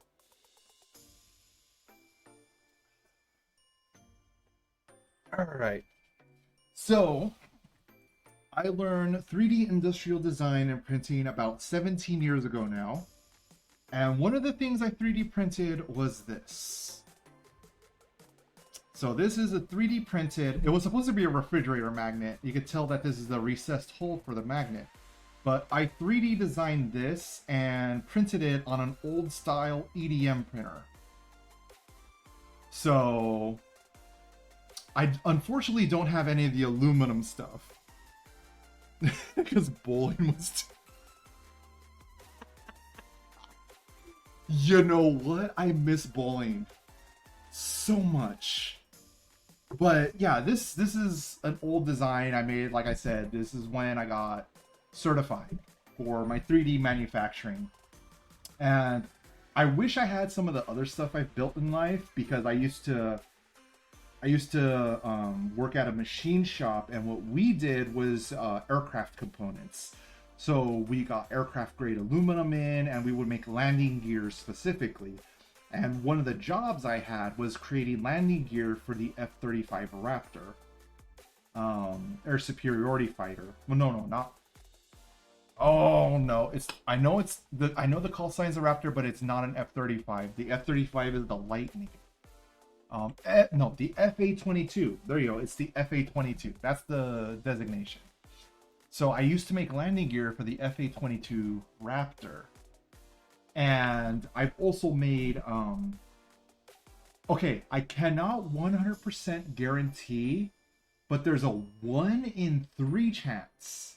A 1 in 3 chance that parts I created in my 30s is currently on Mars. I was one of, like, the company I worked for at the time, we made parts for the Mars rover. But obviously that the prototype, we also made the prototype parts. So like I said, there's a 1 in 3 chance that the part I made is on Mars. The other chance is that it's still on Earth because the prototype is still on Earth. So that's cool, you know, but I'm not gonna be like, oh yeah, my stuff is on Mars. It's a 1 in 3 chance. There's a 32% chance. And there's no way I could guarantee it. You know. And like I said, I also made, like I said, lots of landing gear for various aircraft. So, and here's the funny thing. Is when you make equipment like that, or parts, right? Especially safety critical parts, because remember, the landing gear, when an aircraft lands, the landing gear is supporting the thousands, the tens of thousands of pounds of weight of that aircraft. You know, it's a big safety thing. So every single aircraft landing gear component I ever made has my personal name on it. Like, not literally, but it's like, Devil Kit made this part. This is the serial number. This is the date it was made. Here's the date it was installed on the aircraft, right? You know, like all of that is in hard record. And if that component fails, I'm already immediately under investigation, because then they're going to be like, okay, did this part fail that Devil Kit made? Did it fail because he chose to ignore the safety specification that the part has to meet to pass quality? So, you know, it's fun little things when you like make things like that. No. Let me. No. I like blue. I like blue so much. Blue is my favorite. Yeah. Give me crayon. Oh. I guess I love hecklers so much. I'll play along. Oh. Like I said, in here, it's all good fun. I'm not... Look. Hey, Raven, I am not funny. I'm just honest, okay? I am just honest. That's the... I've lived on this life a total of 43 years, 5 months, and one... Yeah, in one day. Yeah, my birthday's on February 24th. But in the time I've lived in this life, why pretend to be someone here? I'm just gonna be honest. And right now, I feel good. You know what? Hey, Raven, 100%. Honesty is the best policy, because guess what? You don't have to remember the lies.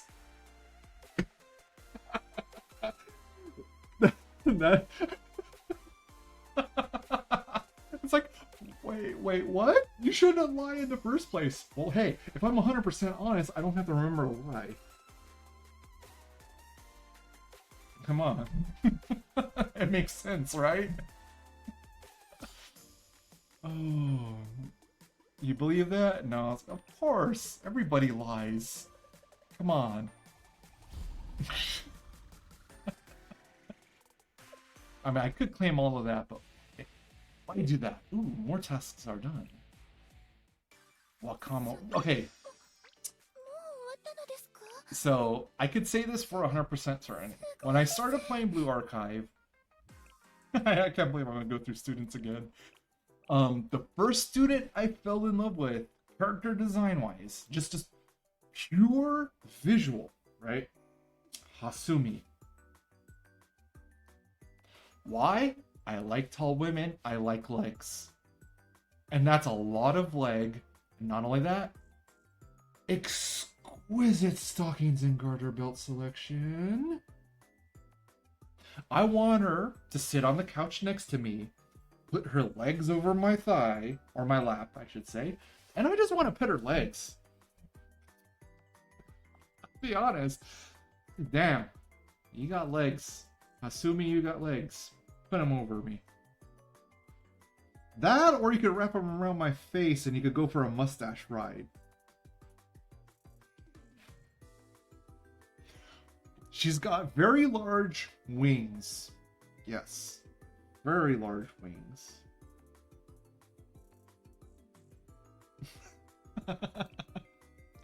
But yeah, this was Hasumi was the first character I fell in love with, just pure design wise, pure visual, not personality, right?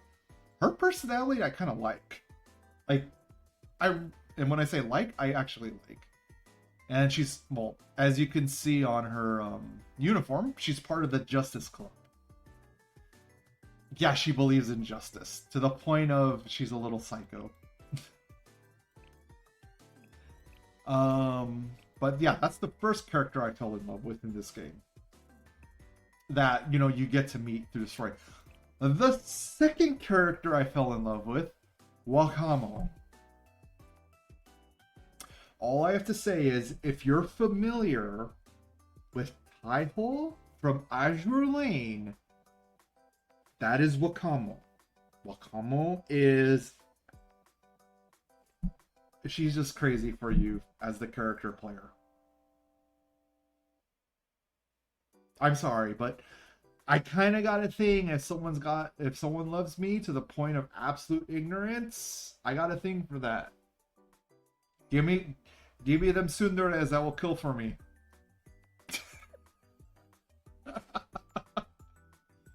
And then, let's see. Another character I fell in love with. Like, you know, well, I shouldn't like say fell in love with, like, this is my character, nobody else can have them. You know, no, not like that.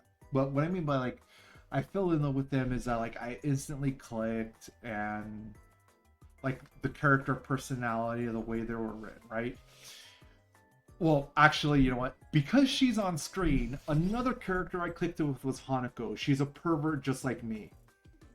I don't think I need to elaborate too much. She's a pervert just like me.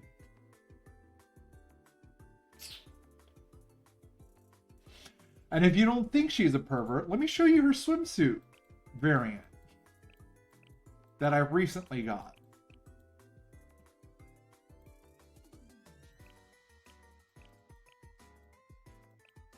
Down further, she's like, what, level 50? There. There's her swimsuit variant. And the things she does with that hose, oh my. Oh my.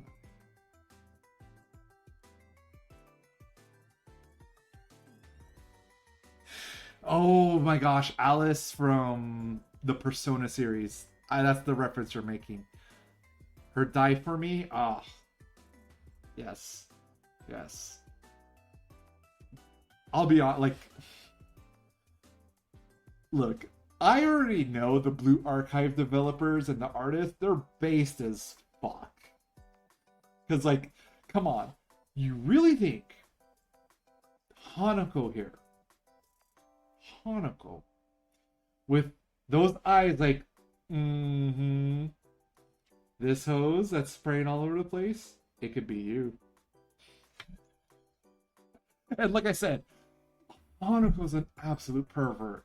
There's an actual canon event where it's not 100% confirmed, but it's very heavily, and I do mean heavily implied, that she goes naked outside of her dorm.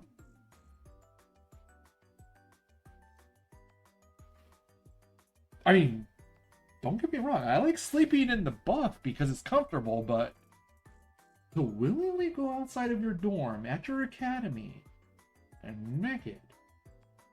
And I have to mention this because it's pertinent. She is of the Trinity School. And the Trinity School in this game is basically based off the Catholic Church.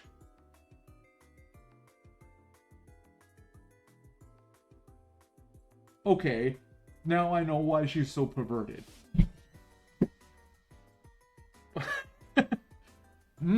Which Persona series? Oh my gosh. You know what? Because this is the most recent Persona game I've played, it's still fresh in my mind, is Persona 3. The original Persona 3 release, by the way. Shocking. Like I said, Hanako is an absolute pervert. She makes all kinds of implications through her interactions with you as the player character in the game.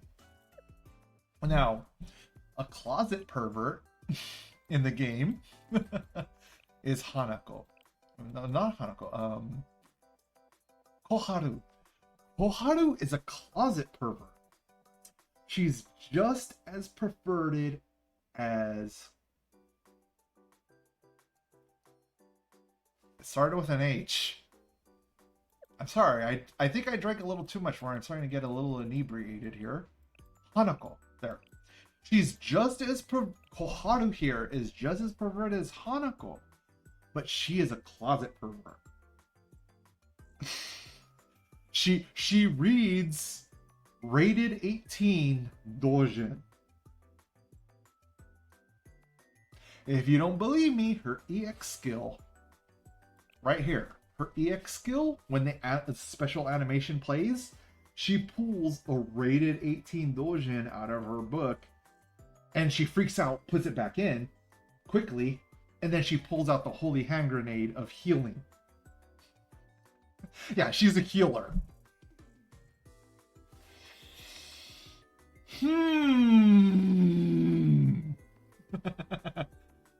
Ouch and yeah. It's the one with red eyes. Female Kakashi. Well, I mean, like, let's see how many red eyes. Well, like I said,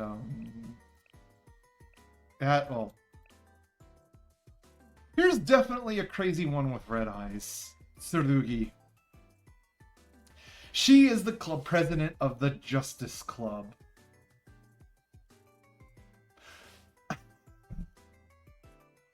Yes, she is just as crazy as she looks as the things she does in the game. In the game, she breaks down a wall to get to you, the player character. And then when she meets you, she freezes up and she's like, oh, sensei. And then she busts through the other wall.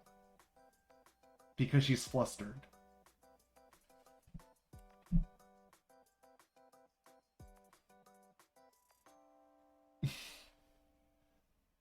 And she has a swimsuit version. Where is it? Oh yeah, the swimsuit version, I actually have higher levels, so there she is. Then here's her swimsuit version.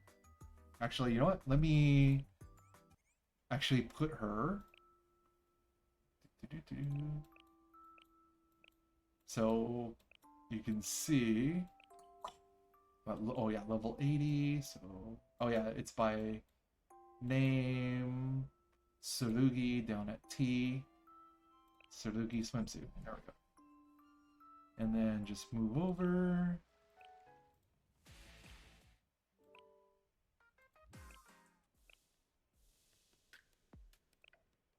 There she is. Here's her swimsuit version. Jock kicking me in the face. Hey. I'm not playing with gold ship right now, okay? But yeah, Tsurugi swimsuit version. Oh wait, there. No, this button. There we go. She's crazy. She's just certified crazy.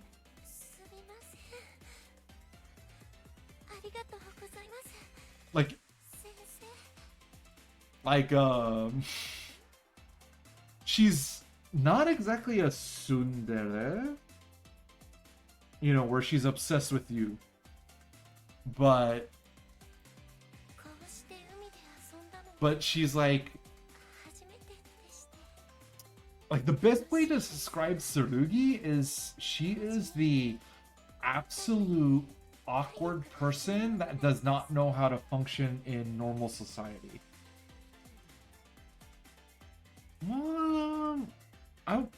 Wait, which Orihime are we thinking of? Bleach?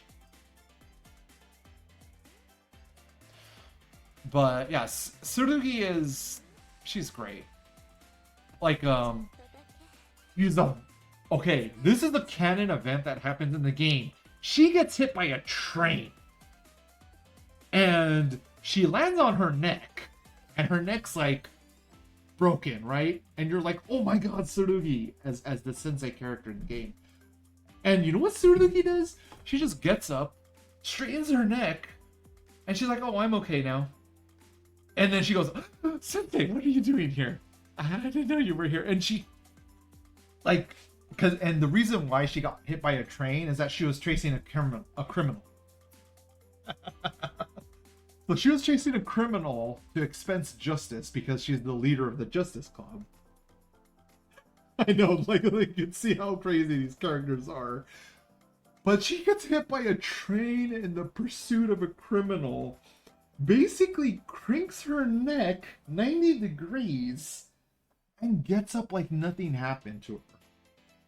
And then when she realizes you, the character, as Sensei, is standing there, she gets flustered like a schoolgirl. Like with her crush. And it's just adorable. It, like I said, Tsurugi is the single-minded, target-asphyxiated girl that when she encounters her crush, she can't help but basically defaulting to a state of I don't know what to do. I am in the presence of a person I care for a lot, and I don't know how to express myself or behave around them. Like trains get run over. She does. You could legitimately say she gets trained in the game. Take that how you will.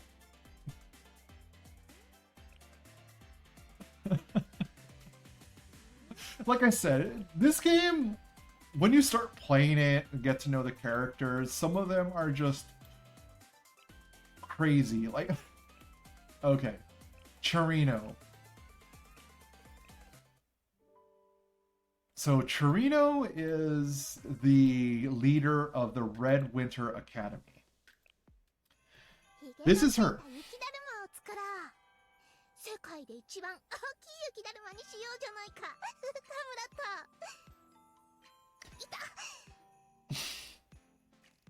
So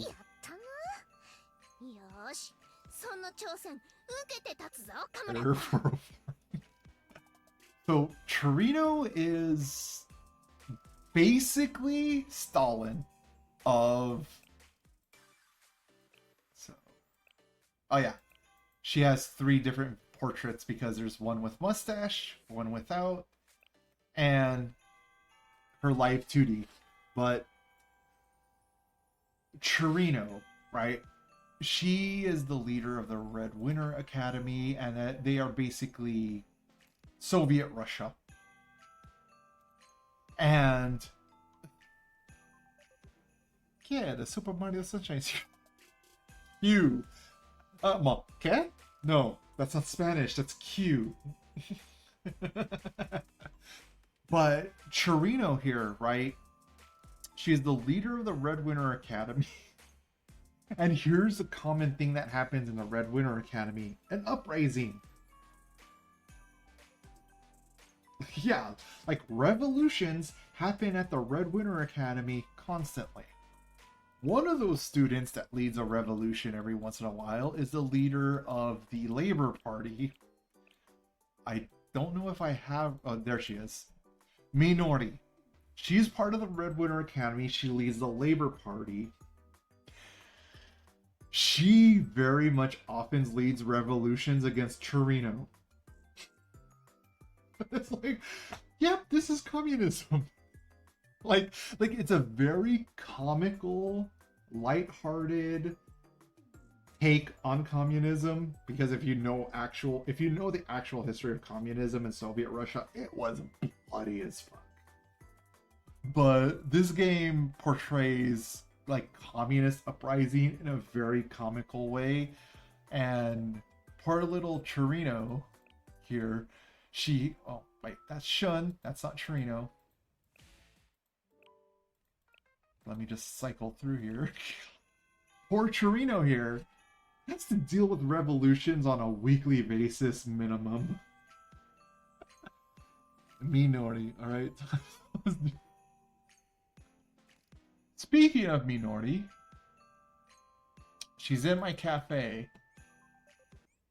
I hope she's still in my cafe because she's beautiful.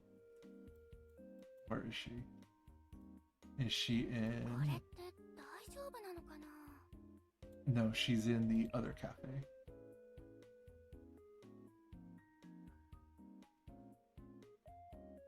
There she is. So, 皆さん楽しんでるみたいで。 the bikini version of Minori. I like her character a lot. She has that よかった。 down-to-earth, motherly, big sister vibes. Like, a lot. 夜行のグッズ。どこに And when I 飾りまし found ょう out she had a swimsuit, like, you know, I logged into my cafe, saw that she had a swimsuit version, I'm like, I must have. Now, I don't have to speak about Erloha so much. 賑やかでいいですね。 Erloha is Erloha. That's all I'm こう gonna いう say. 雰囲気も悪くないものです。 If you know, you know it, and if you know, you're a Blue Archive fan. But, 人先生、 you know, like, 様々な授業やイベン wrong トが click? Like, Minori also is one of my favorite characters, because she's got, like, that motherly vibe. I think she was level 50. So, you know, sort by name, because I know them by name. Sort by name. There we go.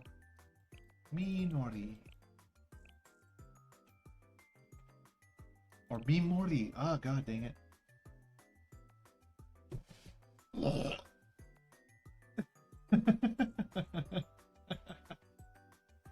Hey, look. I'm gonna be honest. Raven, you're kind of... I'm just feeding off your vibe. That's all I'm gonna say. Like, you know what? Time for poke. That's probably random if you didn't know I had poke for the past 3 hours. Oh, is this? Yeah, this is the large pack. Okay. But Minori here, she has Ara sister vibes in the club that she belongs to. So she belongs to the interdiscipline club. And that's the Hyakio? Yeah, Hyakio Academy. So she has... Hey, this Pucky is broken. I want a refund. Dang it, Bobby. Dang it, Bobby. All I just wanted to talk about was propane. Why can't you learn about propane? But she's part of the discipline club, and she's basically the big sister, right? Of the club. She takes care of everyone. In the same club is Chise. Where's Chise? Oh yeah, starts with a C. Chise, there you are. So Chise here is actually the club president. Oh. 5:30 alarm just went off. Turn it off. That boy ain't right. I still love... Okay, like, granted, the character was changed for the movie Beavis and Butthead Does America. But the voice of Hank Hill, I forget what character he is in Beavis and Butthead Do America, that movie. But to hear Hank Hill's voice actor in Hank Hill's voice say, "That's them two boys whacking it off in my trailer," is fucking hilarious in that movie. It's just so great. But this is Chise. She's also part of the interdiscipline club that Minori is in. And Chise is the she's like the pop idol of the club, and she is also the club president. But Chise is such an airhead. And yes, she has a 40mm grenade launcher as her main weapon.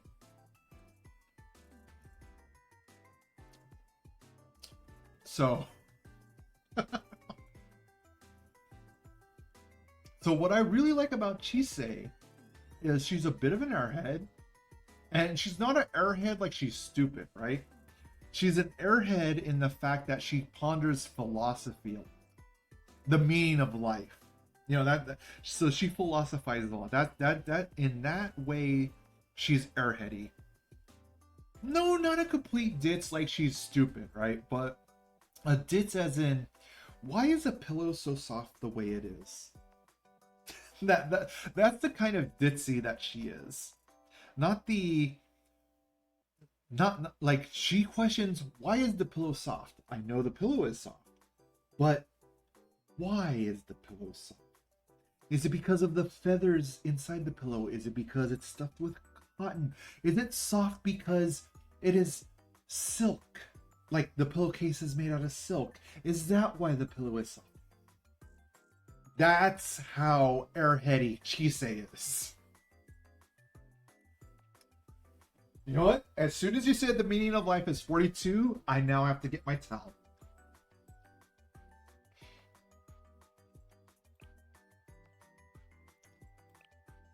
I now have my towel. Aliens, I'm ready for my anal probe. Or abduction.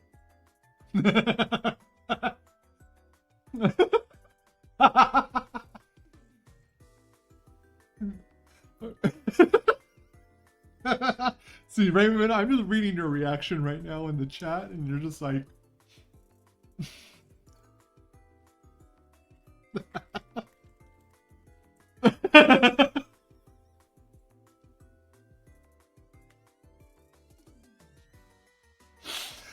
And I bet other people are going to be watching the VOD, and they're going to be like, what?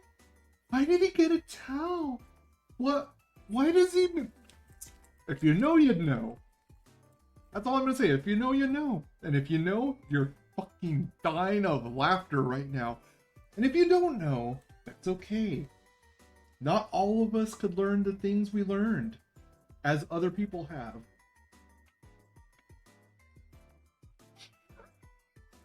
God, thank you for all the fish. That's going through my head right now. Thanks and so long. Or thanks for all the fish and so long. God. It's been a while. It's been a while since I read the book and watched the movie. I'll be honest. So I'm a little rusty on the specifics. And plus, I've been drinking all night. Oh, I'm dry. Well then. I should probably fix that, but I don't know if I should. Because it's now... Oh, I mean, it's 5 past 5:30. And Wakamo. Jeez. Alright, anyways. Let's go through the guide tasks. Like I said, honestly, I've been streaming and chatting. I've very rarely been playing the game because this is... Okay, to me, Blue Archive is one of those games that makes me feel good. Actually, what was the... Complete Volume 1, Chapter 2. Volume 1, Chapter 2. Volume 1, Chapter 2. I mean, I completed it a long time ago, but...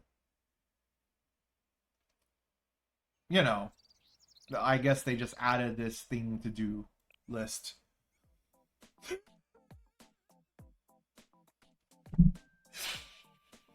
Don't make me grab my comb, Raven. I will grab my comb.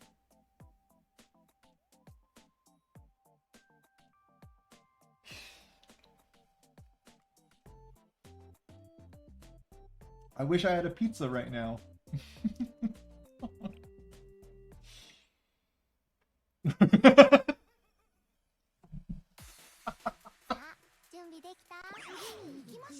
I love that movie. Like, Spaceballs, Blazing Saddles, anything Monty Python, whether it's their stage plays or their movies. Fantastic. Yeah, I may be American, but I'm not uncultured swine. At least not entirely.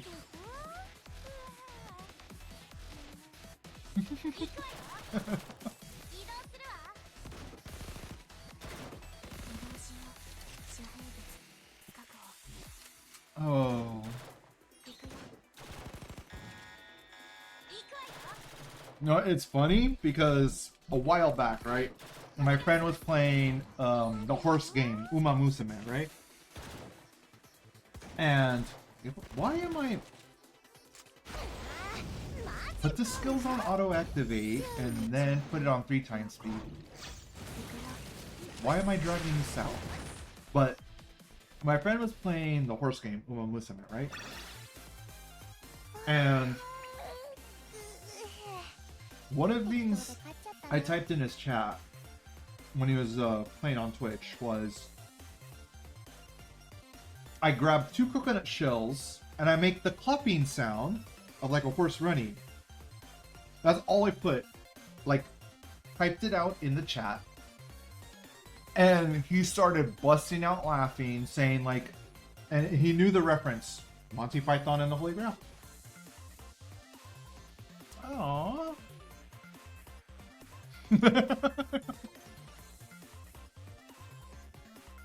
Oh, there's an ad going right now. I apologize for the ad.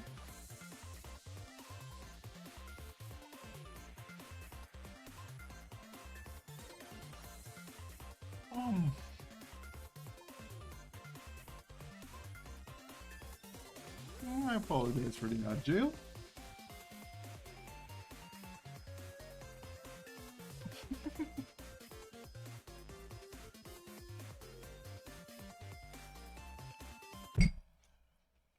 Well, I guess this is going to be for the VOD. Well, Raven waits for the ad jail. I already seen this story part. I could skip. Selling me a goal.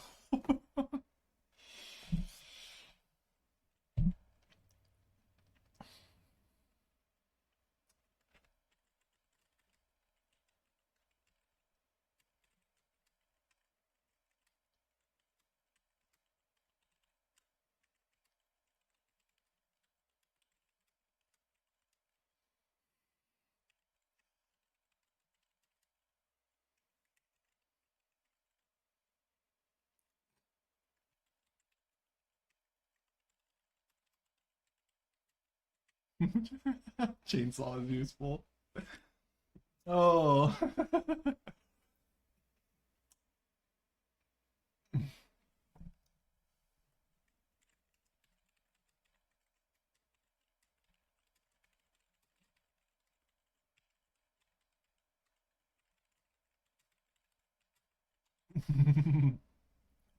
Yep. All Raven will need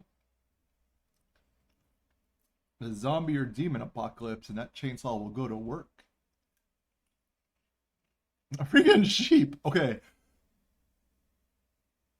You know, my mom has always said I was part Scottish or Irish, but I don't think I'm from Wales. So sheep.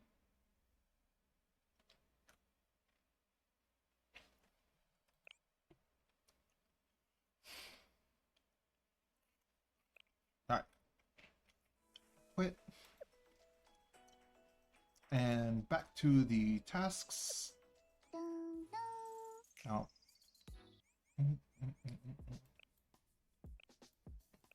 The guide task. There we go.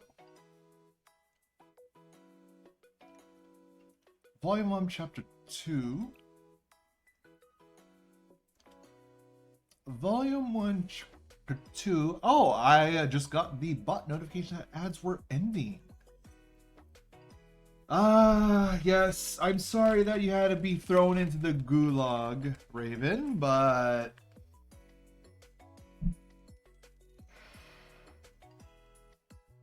I'm not apologizing. Complain to Twitch. That or get a subscription, but I'm not gonna push that on you. I don't care. I don't stream enough to, on a daily basis, to justify a subscription. Just come here for the fun times. That's all I care about. If I can make you feel better, pass the time, then I've done my job on this planet. Alright, so we just did like a little vault, I just did, or I. But, okay, Volume 1, Chapter 2, Episode 20. So I'm just doing these things So chapter 1, 20. So this is going to be a combat. The prefect team. Oh yeah, problem solver, 68. And just mobilize. But yeah, so yeah, I got ads once every hour, lasts for 3 minutes. I know it sucks, but oh, I could skip? Yay! Let's skip to the end. Let's skip again. But like I said, whenever I stream, I'm either streaming because I want to entertain my viewers, or I just want to vent, or maybe I'm having a bad week and I just want to play a game that brings me joy. And I had a really shitty week. I'm not going to talk about it too much. And one of my go-to games to feel better is Blue Archive, because it's hard for me to describe why I like Blue Archive. It's not because, I mean, this is a joke of every single gacha game is, whoa, so cunny. But no, that's not why I played like Blue Archive. Like, I genuinely like how lighthearted the characters are written. Like, don't get me wrong, the campaign story could get really dark, especially when you get to, well, let's see, where is it under my items? There's a specific part in the story where you meet I keep forgetting what this character's name is. That's why I need to find where the item is in my inventory. Renectus, I think is his name? Oh, where is it? Where is that item at? Ooh. Oh no, I still have a recruitment ticket? Oh no. Yeah. Oh wait. I don't think it's a basic item. Is it a collectible?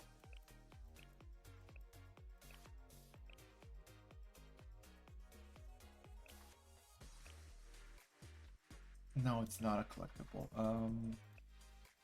Is it a gift or no? It's a consumable. It's a consumable. There it is. Oh no, Frenapates.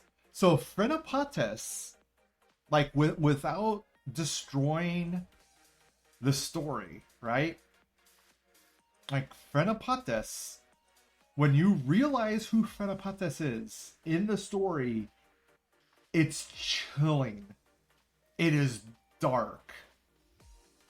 Like I said, like Blue Archive is like the music is up, the setting of the world is like hopeful and everything like that, but the story kind of gets really dark, and some of the characters are just amazingly dark.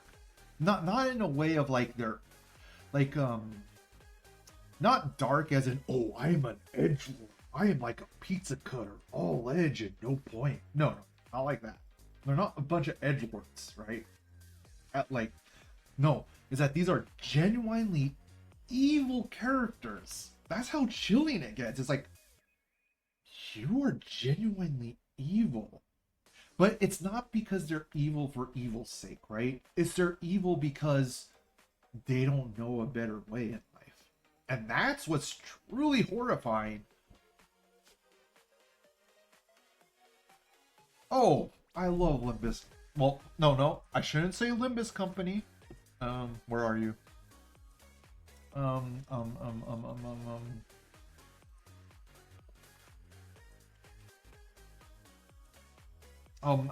It's a prequel to Limbus. Shit. I have the game at my Steam library. It's the prequel to Limbus. I know exactly what you're talking about, Raven. Sure.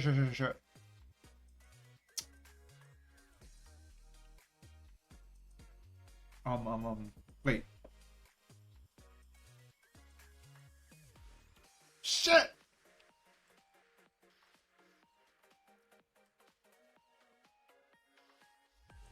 I do the braining. Oh, like honestly, I haven't played that game in so long for a certain reason. I should pick up that game again.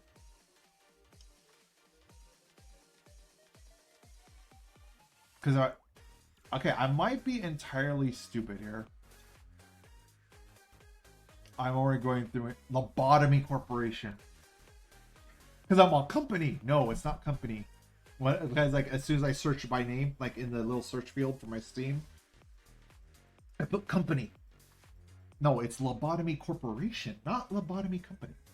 But I was thinking company up in my head. Not Alta. Knew the braining. Oh, I mean, look. I've had at least 8 shots of 80 proof. At least. In the past 5 hours. I think I'm allowed a small leeway on being stupid right now. Because I will bet 100% on me being stupid every day of the week. But Lobotomy Corporation. I got that on my Steam library. I still have not beaten it, and I should. It's just the time. Like, for me personally, it's the time to do all this, right? I hate saying that, to be honest. But that's honestly what it comes down to, unfortunately, with me. Alright, so, guide task. What other tasks I can do? Volume 1, Chapter 2, Episode 20. Oh my... Back to Volume 1, Chapter 2, Episode 20. Okay, Episode 20. Oh, the epilogue. Okay, so I can just skip this. But...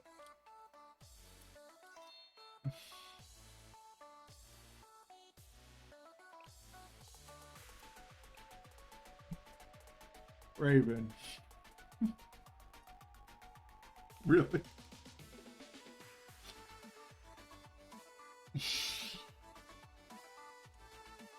I'm glad you came in here to go ahead and mess with me. See, this is why I stream. It's for the people to come in here and mess with me. Alright.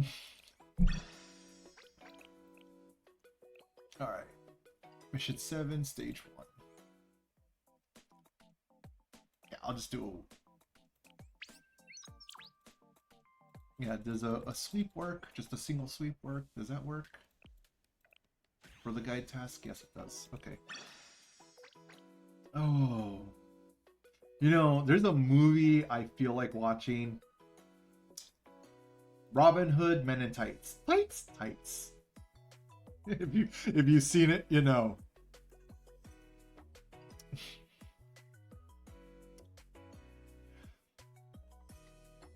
Oh. Like if you like Spaceballs, you'll like Men in Tights. Robin Hood Men in Tights is the full title of the movie. 7-1 hard mode. I'll just do one sweep. But I don't know, like I got in the mood to watch that movie yesterday and I still haven't seen the movie, so I might do that sometime this weekend. I mean, it's Saturday morning for me. Commission ruins E1. There's E1. I just need to do it one time. Back. Flame.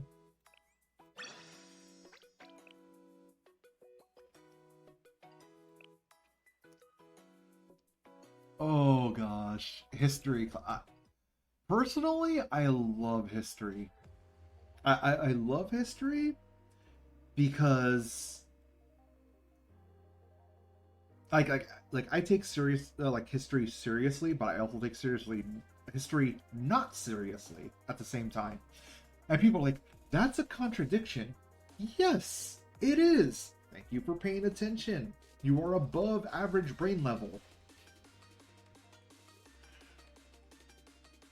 And the whole reason why I can't take history, well, the reason why I take history serious is because these are things that have happened. They are. They are fact. They have happened. You know? But I also can't take history serious, or I like making fun of history. Because Pompeii, oh my god, Pompeii. Okay, so before, like this is a little history lesson.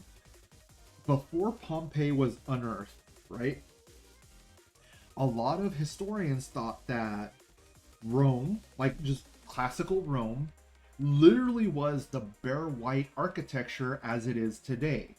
Not realizing that the marble was covered in like fresco, right? There was like fresco, paint, graffiti, like a lot of like I said, before the unearthing of Pompeii, a lot of historians thought that, you know, the Romans and all that was the classical era. It was the gleaming white marble perfection. That could, but credit is that's all that was known at the time, right?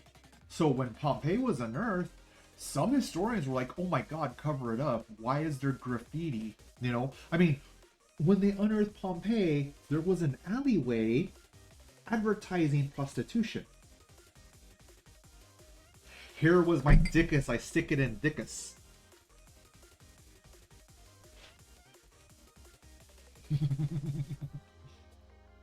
I mean, there was all kinds of graffiti in Pompeii, and not only that, but the marble constructed buildings, they were covered in vibrant frescoes and all of that, right? So that's why some historians were like, "Oh, you know, bury Pompeii again," because it destroyed their internal worldview of what classic Roman life was like. And that's why I'm really glad that Pompeii was found as an archaeological exhibit. What is... Oh no.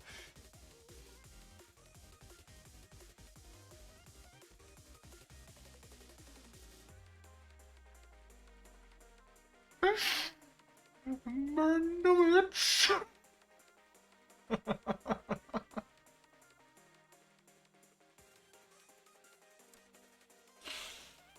Oh. That's a focus.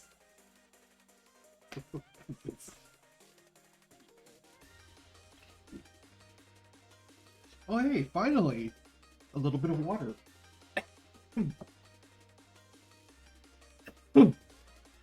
So, that was that sweep done. Right. Back to the guide to... Oh, wait.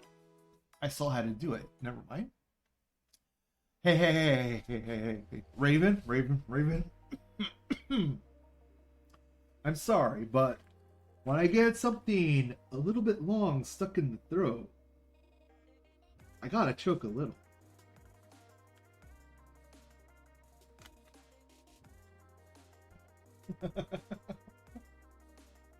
And here I am playing with my Pokey. You know what? I was putting that down and you picked it up perfectly, Raven. Oh, I don't have any more AP. Oh. Well, what can I do instead now? If I run out of AP, I should change to a different game, huh?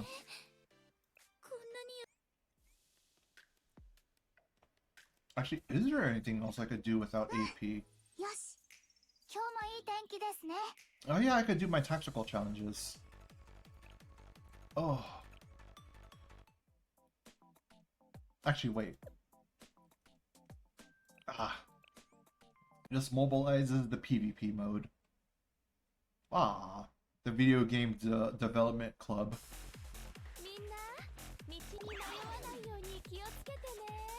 Alright. Yep. 3 speed. Coconuts. Big Sister Shun. のために準備しました。発見。 Alright, so that was an NPC, like PvP person thing. Yeah. I don't mean to toot my own horn, but I was a top 10 ranked PvPer. I'm probably like not anywhere near gonna be the top 10. But for a brief time I was number 1. I got old screenshots to prove it, but yeah, there is a Miku in this game. I got her.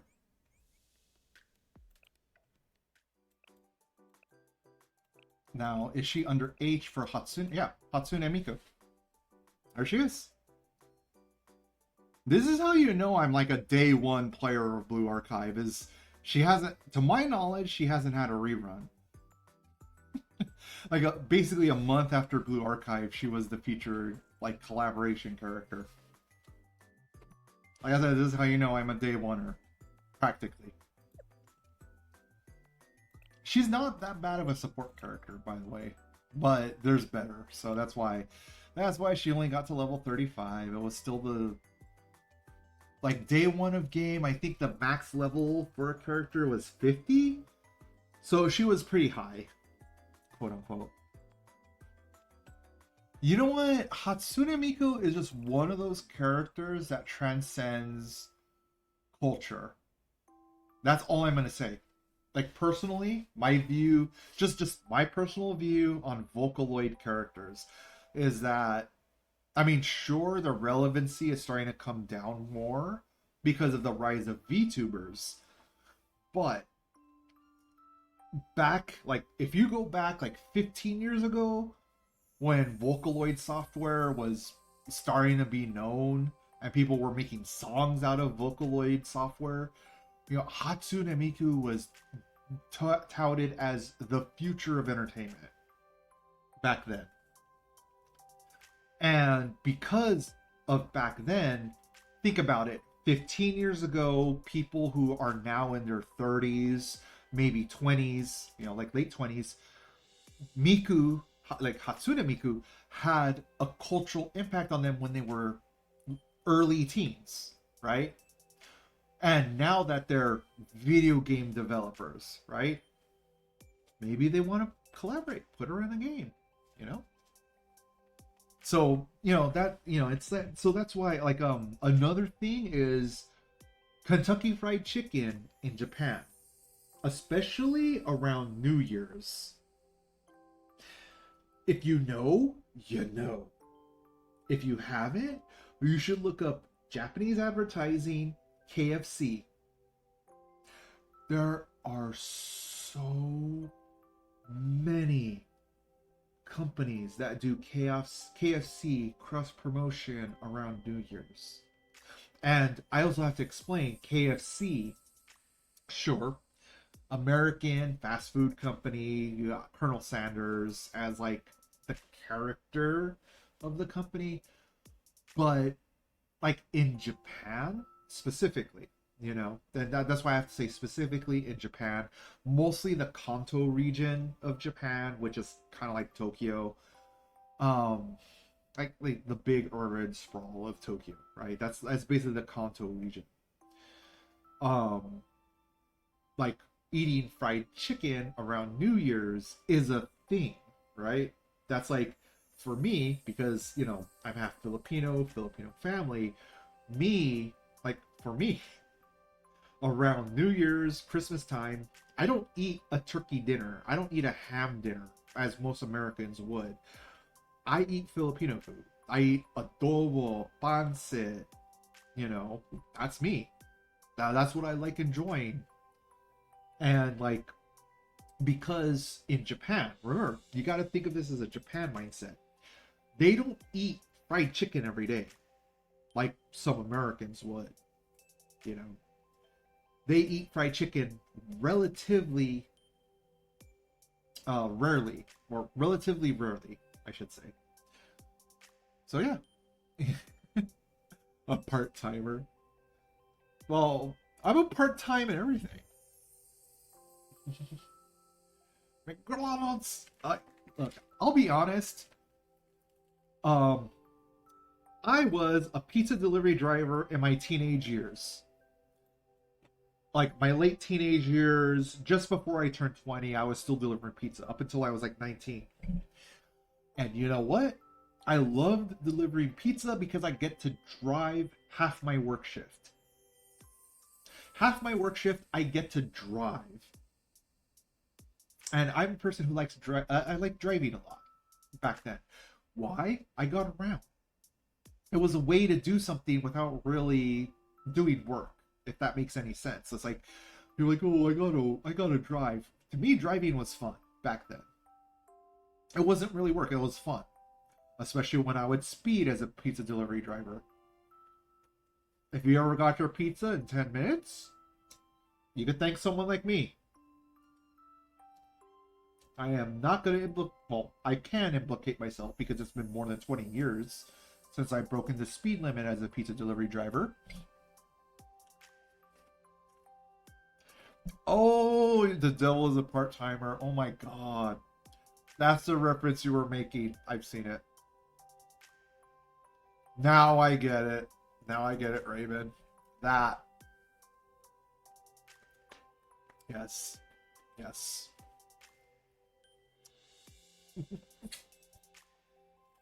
See, that's the funny thing about having a screen name where devil is in it, because you think when people say devil, you think about yourself, because I'm a vain asshole like that. But, yeah, the devil is a part-timer. That was a really good reference.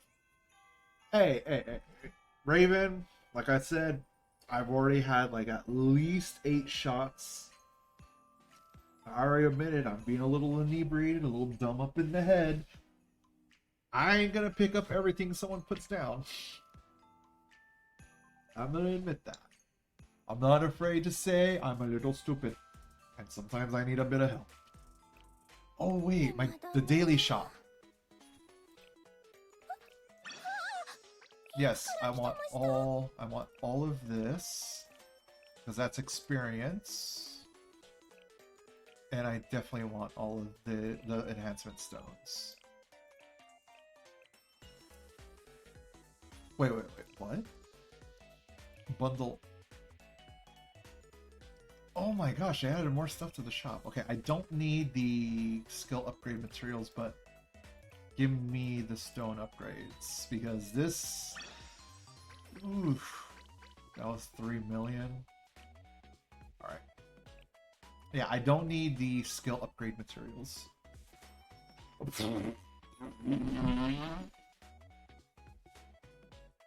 Raven, I'm a bit a little dead up in the head. Can you help me, please? Because I don't know if I could do this on my own.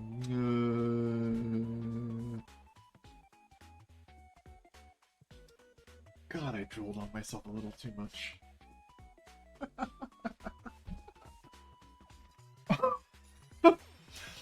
Devil, that is so insensitive. Hello, devil's in the screen name for a reason. Do you think I really care if I hurt people's sensitivities sometimes? No. Learn to take a joke.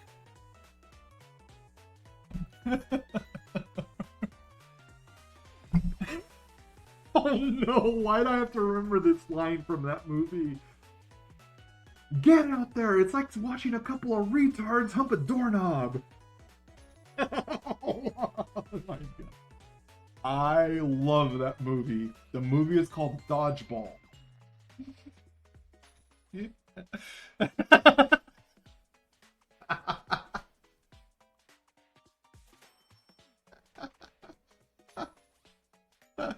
Oh, that's a good one, Raven. And I'll be honest with you, someone pulled that on me once when I was way young. Like, you see this? I'm like, yes, that's... And then they hit me, they like... They didn't hit me where they injured me, but they hit me where it's like, oh, they hit me with it. And I was like, I get it. I'm supposed to use that. Like I said, I come from the school of hard knocks. My knuckles used to get wrapped with rulers and yardsticks as a kid. That's where I came up from. You know, like if I'm being hurt there, just boot to the head. Just give me a boot to the head real quick. That'll reset me. But like I said, you know, it's to me, roasting me is all fun and games. I know I've done stupid crap. Oh yeah, these are LFs.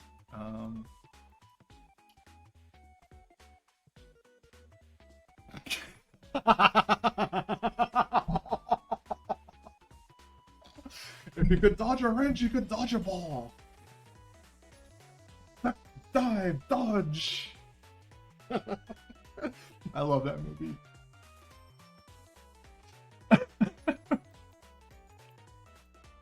Oh, I don't know, but I know that Dyke could throw.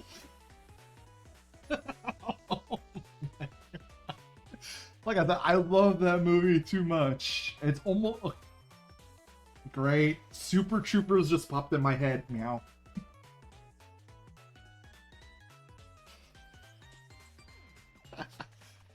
Oh. Yeah, like I said, I grew up in the 90s, right? And what a lot of people don't understand about kids growing up in the 90s like me, like, well, I was a teenager to be honest, is that, one, if you were in a very densely populated urban city in America, you probably grew up with gangsta culture, or you experienced so much casual racism that you couldn't help but laugh at it. Is that my fried chicken? You want some grape soda?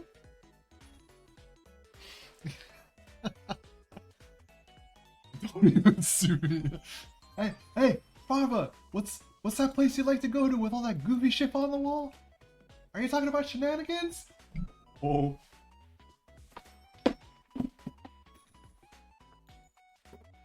If anyone says shenanigans one more time, I'm gonna pistol whip them.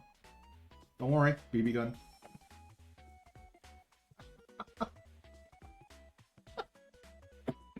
Like I said, I love Super Troopers. Oh god.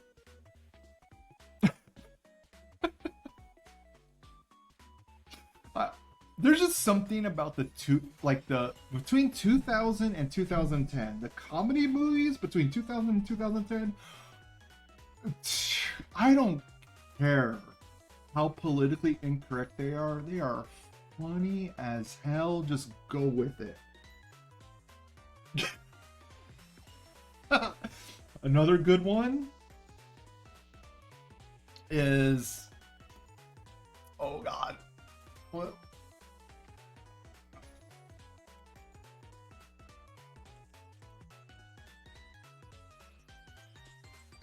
God, no. Beer Fest from 2000, from like the 2000s. Beer Fest. That was also a great one. Oh, Tropic. Oh my. Dude, that Tropic Thunder. Yes. Like, I'm gonna be honest, Robert Downey Jr. playing blackface, like, people are like, oh, blackface, that's racist. Dude, I don't give a shit. He was absolutely hilarious in that movie. I keep saying this, if you can't make fun of yourself, you're not someone who likes comedy. I make fun of myself all the time. I don't care, because I'm comfortable with who I am, and I already know I do stupid shit. Oh. Alright, do I need any training CDs from Total Assault? Oh, wait. Oh, this is the Total Assault shop. Skill manuals, tier 3. Oh, wait, there's... Oh, Torino Hot Springs has an LF that I could buy, but... Well, actually... No, I should buy Koharu's LF. so Koharu. That means I got upgrade Koharu. Maybe. Where's Koharu? Oh, yeah. It's Alpha Order, so Koharu. So there's Koharu. The Closet Pervert. How many more to limit break her weapon? 154.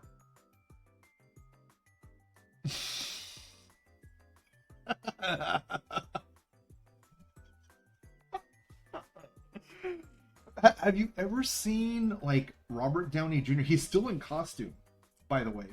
But have you ever seen like the offset, like not bloopers, but like the behind the scenes when he's off the set, he's like in the hotel room, but he's still in costume, of Robert Downey Jr. playing as a black man. Dude, some of that stuff is just gold. Okay, you've seen it. Okay, we're on the same page. So that's why I'm like, oh man. I don't know what it is about people nowadays, but it's like, please pull the stick out of your ass, if not the whole forest.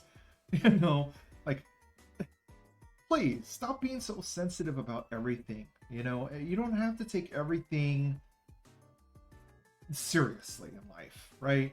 And I don't mean to be like, oh, why so serious? Chopstick. But I feel like if you take life too seriously all the time, then when are you going to enjoy life, right? When are you going to relax, have a laugh? That's just the way I look at it. Alright, so Koharu needs another 156, so I'm not gonna. What you talking about, Luke?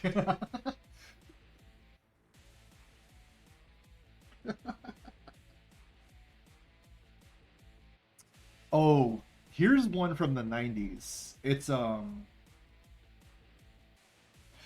a comedian named Robin Harris. He's a black comedian. He did a lot of stand-up in the 80s and 90s before he passed away. And before he passed away, they did an animated movie based on one of his long-time running comedian skits. Bebe's Kids. If you've seen it, you know. If you haven't, it's something to look forward to. Name my kids is Bebe's Kids.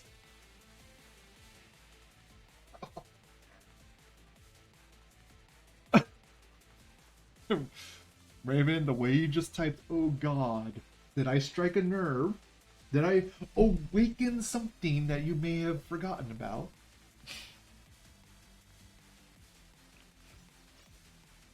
Alright, let's... Oh yeah, I could do more tactical challenges, that's right. But yeah, like, Bebe's Kids is... I'm not gonna say it's like the best thing ever, but Robin Harris, the comedian, he did a lot of great black stand-up comedy, like, you know, black culture in general.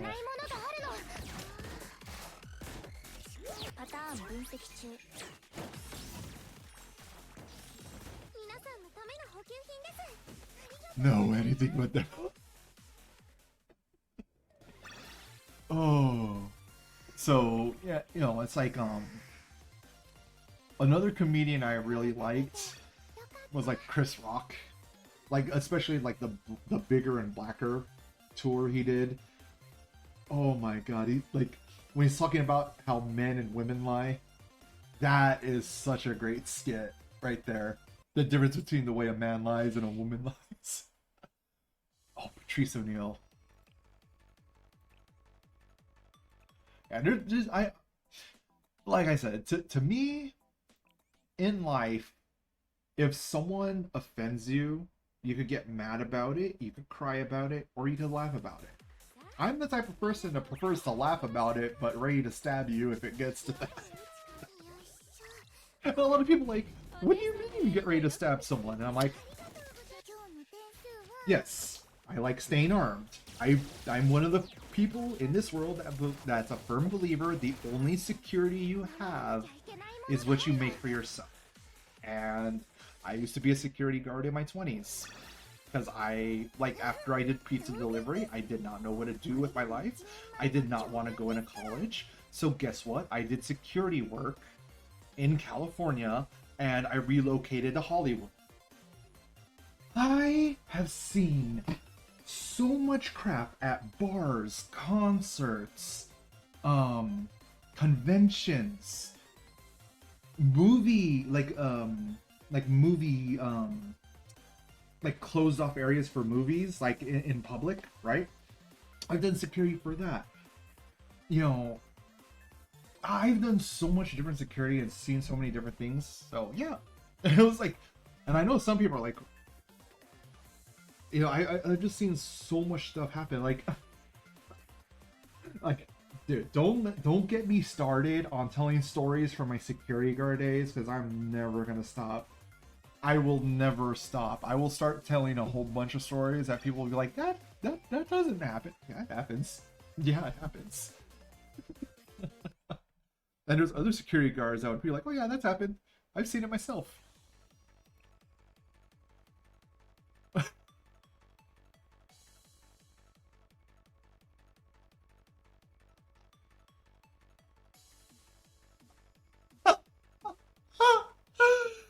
Raven! Oh. That joke I relate to on too many levels.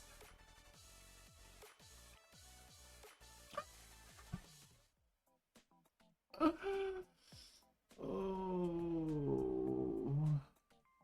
You know, and I'm not even gonna apologize. I relate to it on too many levels because it's so real, and because it's such a real fact. I can't help but laugh at it. It's funny fucking. Oh, that's why I'm laughing. I'm like, oh. Yeah, those are like the, like I said, like, okay, so comedians in general, right, or even normal people, if they're able to make fun of themselves or allow themselves to be made fun of and they don't care, that means they're extremely secure with who they are and it doesn't get to them. Or I wouldn't fuck me. Seriously. Unless I run into a 300-pound land whale. And if she's not delusional, thinking she deserves to be with Brad Pitt or Zac Efron or whatever, would she fuck me? And remember, I said 300-pound land whale.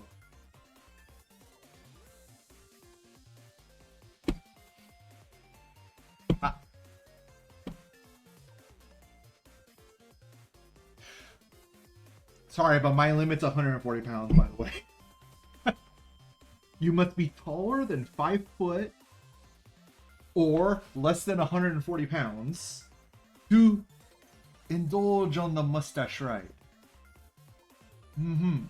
Just sit on my face and tell me that you love me. And I'll sit on your face and tell you that I love you too. God damn it.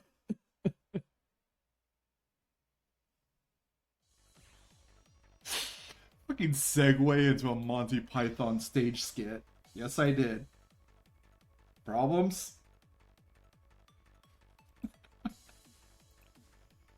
Oh. I need another drink. But the question is, what should I drink?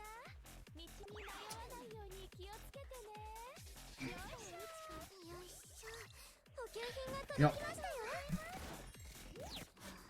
I'm debating on this one because I haven't cracked it open.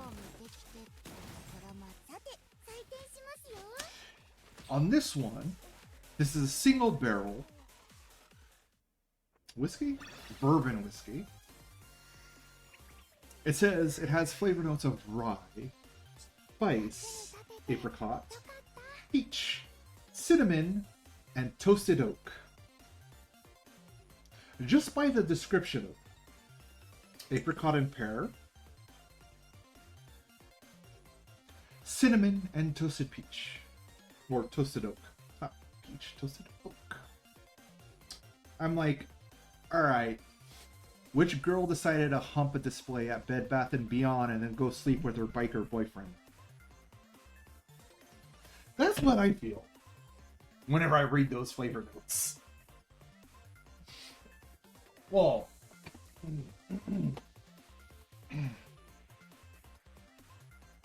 I do have sake, but it is pineapple sake.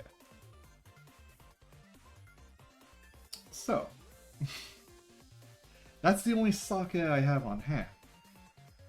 And I'm not entirely sure if I want to have pineapple sake.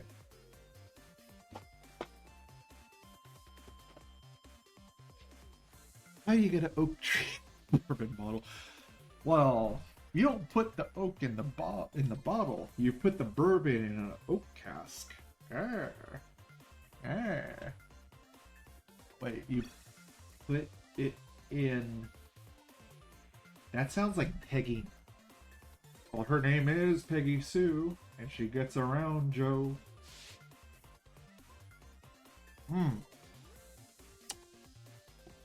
Did they shrink the tree down? Well, I mean, I could explain the fermentation process, but I know we're both just bullshitting each other at this point. Claim, and claim again. Alright, that's all my PvP done. I gotta climb up the PvP ranks. I did my total assault today, right? Yeah, I have no more tickets. Wait. Preservation count? お待ちしておりました、先生。 1 out of 1. What's the preservation count? That's new. That I don't remember this being a thing when I last played Blue Archive. Huh.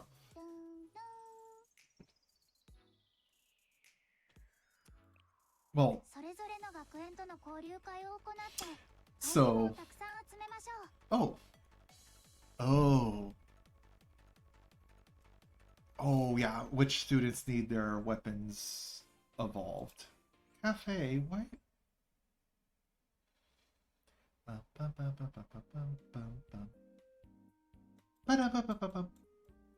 Oh, coconuts. I could get more affection. I was like, affliction? No, wrong word. Affection. Give a stupid answer. Oh, like I said, I mean, I could bullshit back, or I could be extremely academic and be like, you first distill your whiskey mash to extract alcohol. As you extract the alcohol, you let it soak in a barrel of bourbon. The type of barrel that's made will distill some of its flavor upon the bourbon. If the barrel is made out of stainless steel, it will not impart any flavor into the bourbon you are distilling. If you use a barrel made out of wood, and depending if that wood is charred or all natural, it will instill a flavor into your bourbon.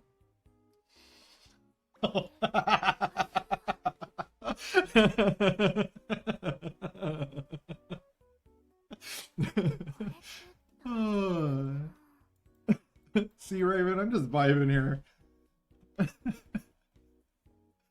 Oh, that was as long as I could keep the professor, not professional, professor brain. Just because they have profit, it doesn't mean they're the same. But that was like me being a professor, being like, dry eye, cure your eyes with Clearasil. That was my interpretation of. Oh, what is his name? Ben Stein. That's his name. Ben Stein. That's the actor. That was my interpretation of a Ben Stein-like delivery. I know, I'm terrible. I didn't do a good enough job. If I did, though, well, hey, cool. I'm glad you're entertained. And like I said, whenever I stream, I do it for my sake. And if I can entertain people, make them feel better, hey, good.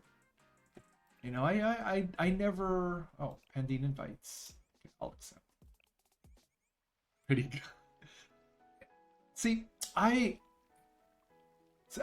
never think I'm good. And a lot of people were like, what do you mean you never think you're good? And here's the logical reason why I do not like to think that I am good.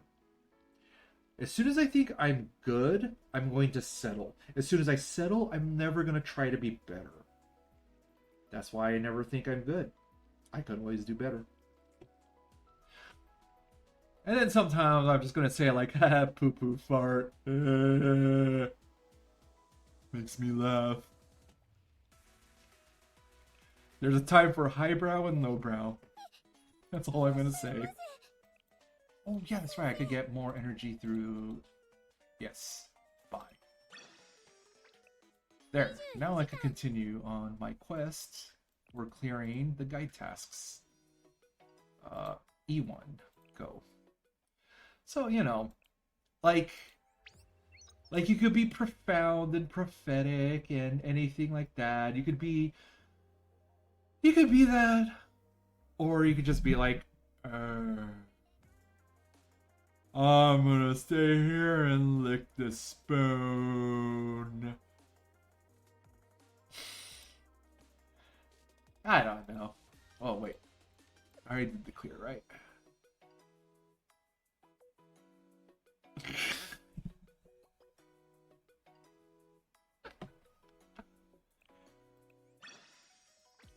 Alright. Are those all the days clear? Oh no, that's not all the days cleared. Okay.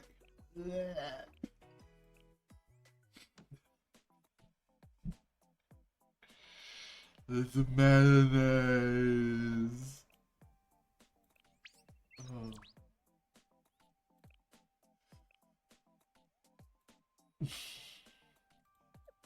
As soon as I said mayonnaise, the next thing that came into my mind was the movie Goonies, where Sloth is ready to ride the rope, and he says, "Hey, you guys!" God, I love the Goonies, dude.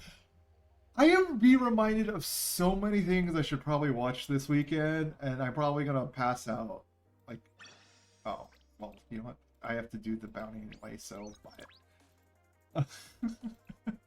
I mean, like, look, like some people say, like, if they see the movie Goonies today, there's some people I know that have said, that's so mean how they treat Sloth like he's a retard. I'm like, dude, okay, I had a friend, his name was Daniel, right? In college, guess what? He wasn't a retard. He was not. Let me preface that. But he did not look normal in the face, right? And he had to wear hearing aids because his hearing, the organs for hearing didn't develop. So a lot of people, when they first met him, treated him like he was a retard. He wasn't a retard. And it like offended me because like when I got him, like, because it took me a while to get to know him, because I'm like, dude, you're different. You know, it's like, dude, you're different. And a lot of people are like, oh, that's mean how they treat Sloth in the Goonies, and just because he looks different, they treat him like a retard. And yeah, because he wasn't normal. You know, I hate to say it like that bluntly, but that's the truth. You know, when you meet someone who's not acting normal, you're gonna immediately pay attention and be like, do I have to worry about you? Are you gonna shoot me? Are you gonna stab me? In that order? You know. So, but like I said, my friend Daniel, loved the man. I wish we didn't lose touch after he went to college, but I just hope he's doing great in life. And like I said, like he kind of looked like Sloth from the Goonies a little bit, He didn't look like an average person, And a lot of people kind of just shunned him for that. Yeah, it's wrong. But at the same time, it's what people do. Daniel's a really smart kid too, or teenager. Sloth is one. Oh, my camera froze. Oh no! Camera. All right. Let me. If my camera froze, properties, deactivate the webcam. Yeah, it's probably overheating because honestly, I should not stream this long, or just this long. Okay, it's back. It is back. So, it's like I said, Daniel, great friend. I miss him. I miss Daniel a lot because he was just like I said, he was just another normal teenager, like the rest of us, right? Because before, just after graduation, before he had to move because his whole family was moving, we decided to have one last dinner, all of us, right? And when I mean all of us, it was like the 12 closest of us, and Daniel was part of my friend group, and he can't, and pretty much after we got over like the initial differences that Daniel had, like I said, he wasn't an actual retard, but or person with disability, right? But he just wasn't normal like most people, Today, I guess people would say, "Oh, are they on the spectrum?" And that didn't exist back when I was going to high school in the 90s, right? We didn't say people were on the spectrum, right? That it just didn't exist back then. And the thing is that us guys in the group, the waitress we had at our final dinner was fucking hot. She was a hot number. I mean, every guy wanted to bend her over on the table and give a good plow. Like, yeah, that was the kind of waitress we had that night. And it was fucking hilarious. Because I was able to be a little bit more low-key about wanting to bone this waitress and just plow her on the table.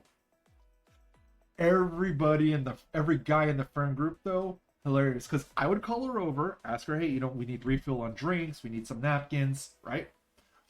So I would call her over, and not me, but all the other guys at the table, just as soon as she started walking away, just stare at that fine ass walking away. Like I said, she was hot. And that was like one of the last great memories I had with all of my friends, just after high school, before we all went our separate ways in life. And Daniel, I mean, he was hard looking, like, that's how he was looking. He was like, just head to the side, like, oh, I want to slam that. When he was like staring at her, like, and I was like, oh, man, this is great. And that, like, I mean, people are like gonna be like, oh, that's terrible. You think of your friend with, who, that's your last dude. It was fucking hilarious. It was hilarious. It's like a damn, exactly.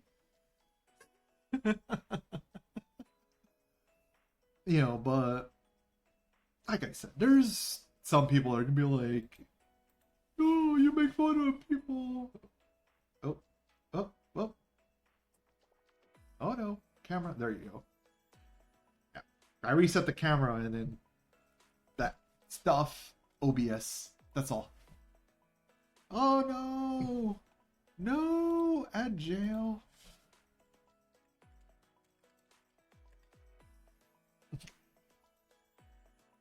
At jail, no. Alright. Well, that gives me a chance to do the story stuff.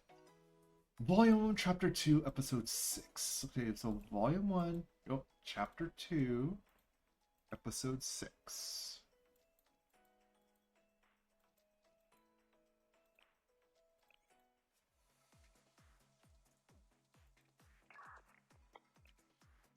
Oh.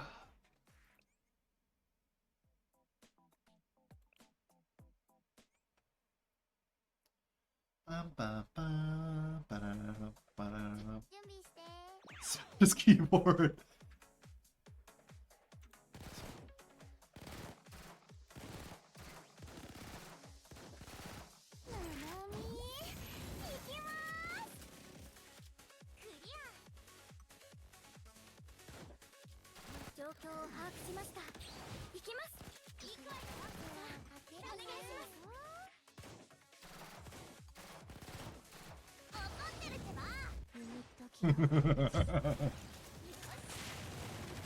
Raven, is it a Hulk smash or a Suka smash? Junk Slav. Eating. Coffee.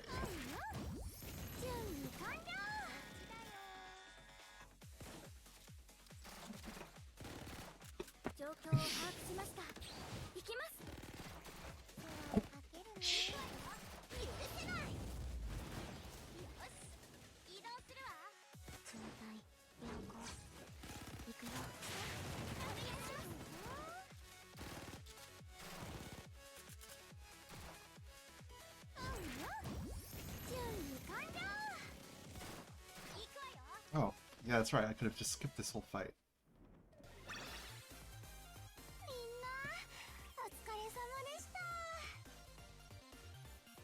Yeah.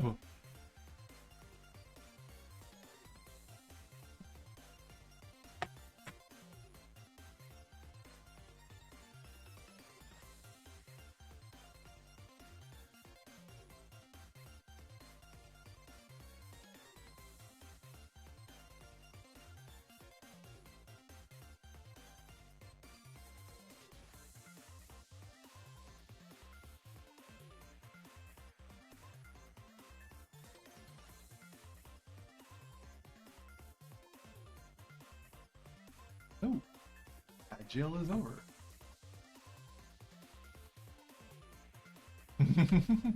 Welcome back, Raven.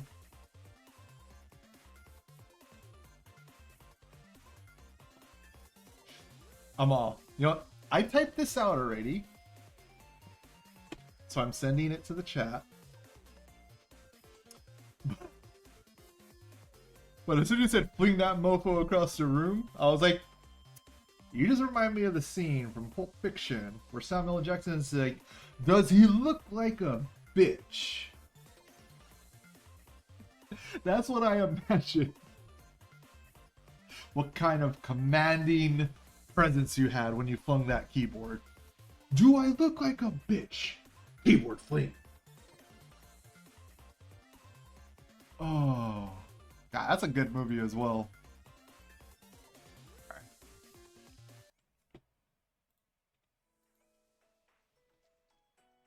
You didn't see that last bit. Well, I mean,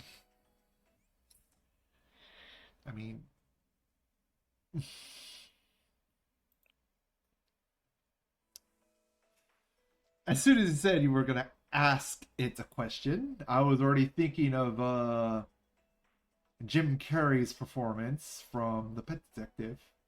I'd like to ask you a question.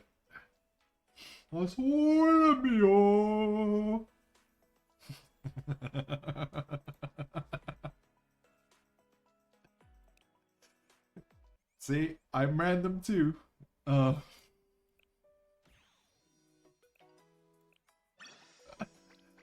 no, ask it. Yeah, like I said, my mind already like ricocheted into somewhere else. Oh. God. I remember when Ace Ventura the Pet Detective came out, I was like 11 years old, I think, when that movie came out. Like 11 or 12. Do you know how many kids in my elementary school were bending over, grabbing their ass cheeks, spreading them while saying, "Can I ask you a question?"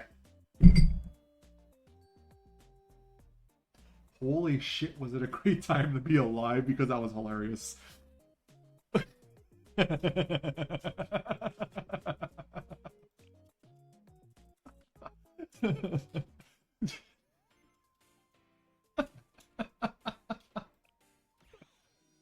Yeah, there's some things you just had to have lived through to get it. You know?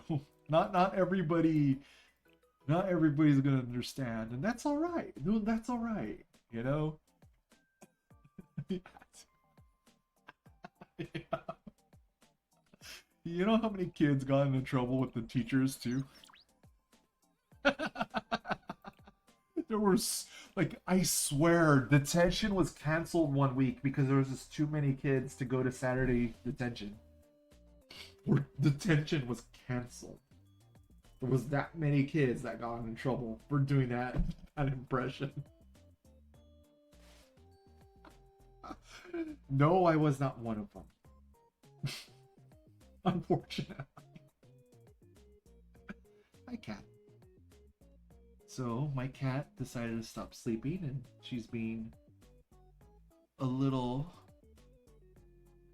Hi, cat. Yes, you are in fame for the camera. You're in fame for the camera? You don't want to be? Okay, yeah. She's like, screw you, I'm gonna go jump on the bed, okay? Fine, cat. Do what you do. You got suspended. Yes. This is why I'm like, alright. You got suspended for a day. Yeah, pretty much. Like I said, this was like the first week or two after the movie came out, right? Like I said, my entire elementary school year was doing it. And so many kids got into trouble, they had to cancel Saturday detention because there was that many students that earned Saturday detention. It was glorious.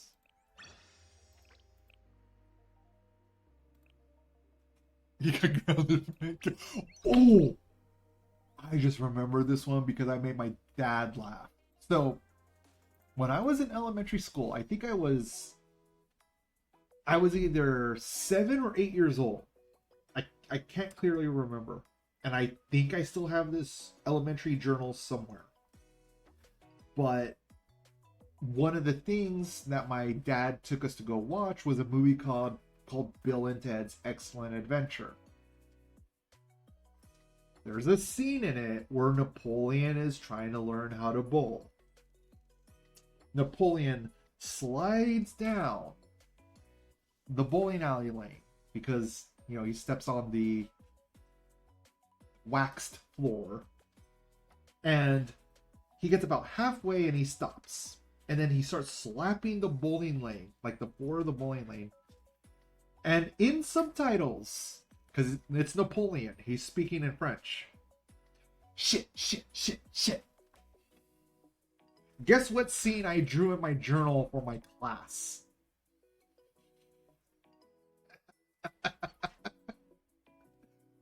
So I had a little parent-teacher conference in which my teacher was concerned that I was writing swear words in my school journal depicting a scene from a PG-13 movie I saw at 8 years old.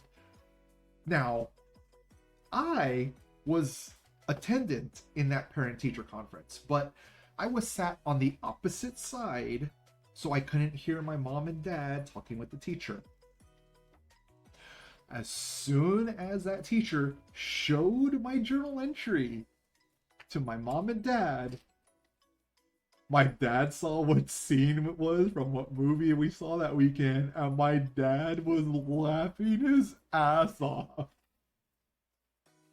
And my mom was like, stop, stop, stop. At my dad, as soon as he was just laughing his ass off. Oh. Like that.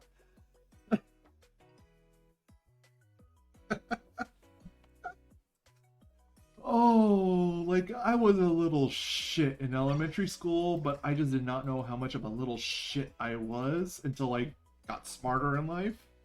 I was like, oh, I was a little shit in elementary. Let's be a little shit even more because I'm a teenager now.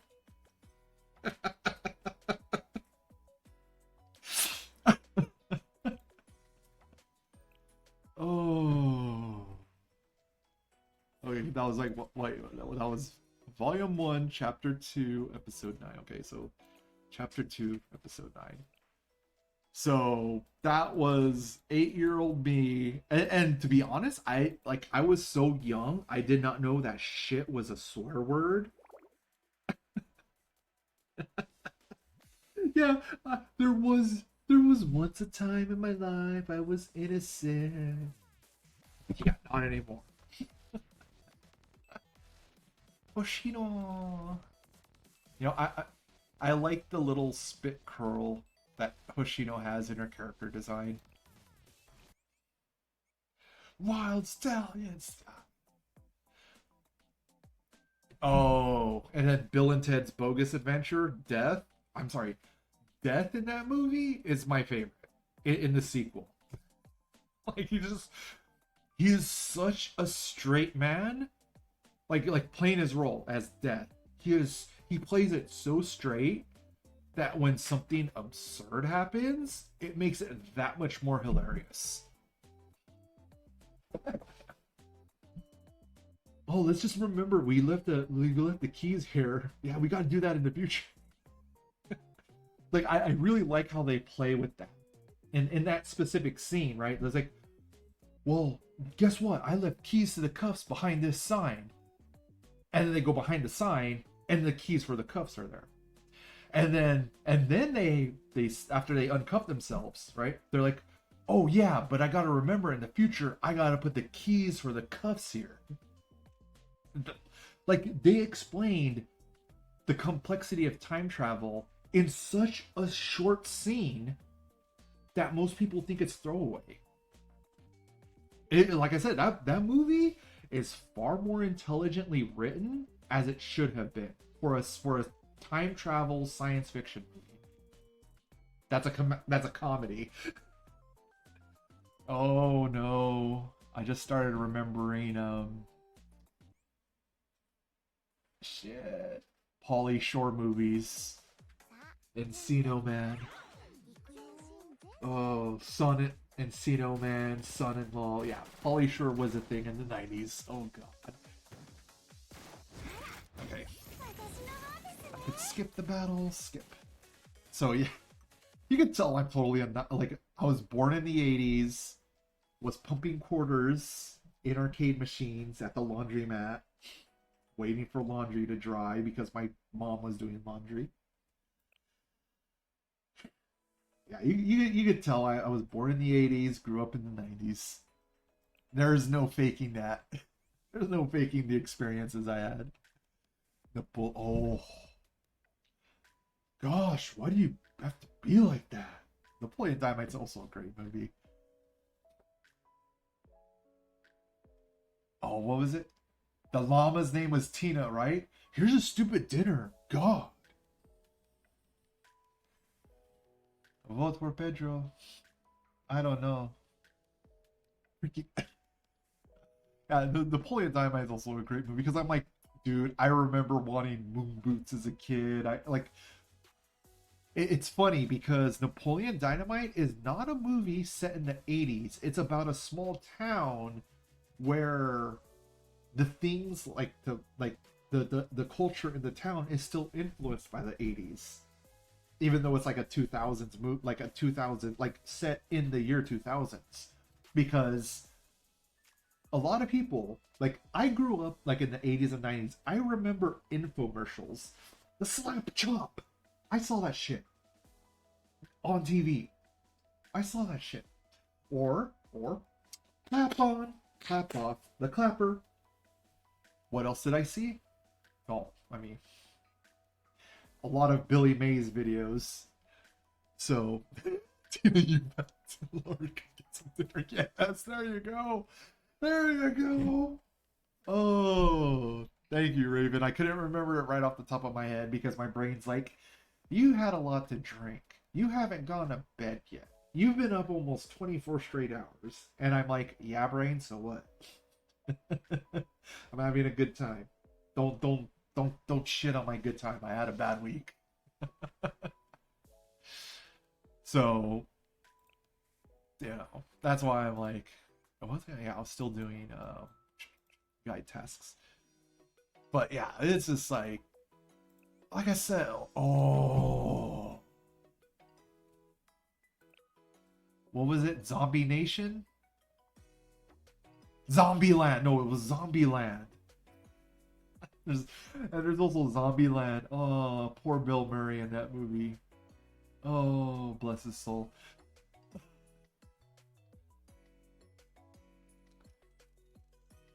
And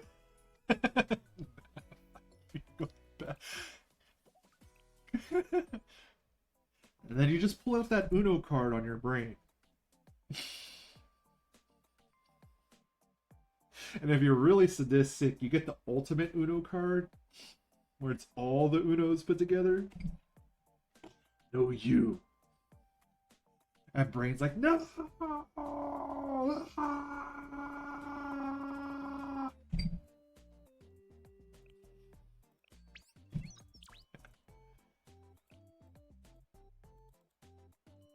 I'm gonna start making Metal Gear references now. I don't want to. And use it.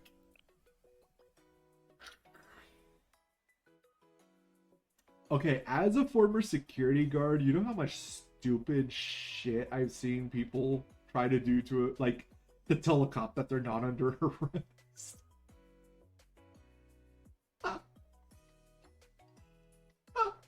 I mean, I am so happy cops have body cams now. That you could, because people didn't believe the shit I said happened during my security guard shift in like the early 2000s, right? Like from 2000 to 2007. And now that cops have body cams and you have like YouTube and social media and all this kinds of shit, people are seeing the shit I actually used to deal with and like, damn, when you were security, you told me a story that happened. Like, I'm like, yeah, that shit. Yeah, now you see I'm not fucking bullshitting you. That shit really does happen. People are that fucking stupid when they're drunk. Or try to use that kind of logic against cops to get out of a ticket. Like a cop says, you're under arrest. No, I'm not. They were saying that 20 years ago. And you have people still saying it now. Like, this is why I say I'll always bet on stupid, because stupid is always gonna happen.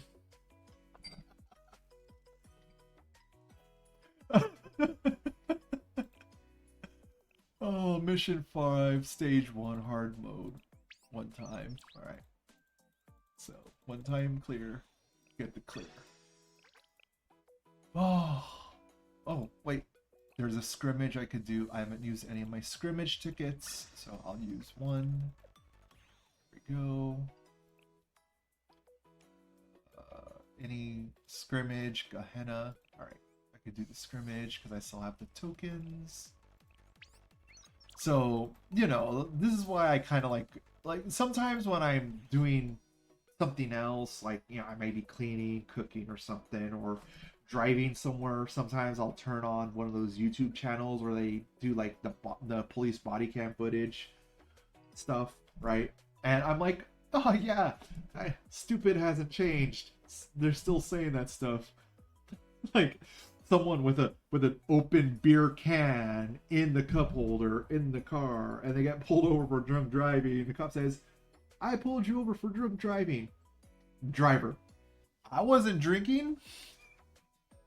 You got it. Dude, my, like, guy, you have an open beer can in the cup holder in the car, and you're seriously gonna say you're not drinking.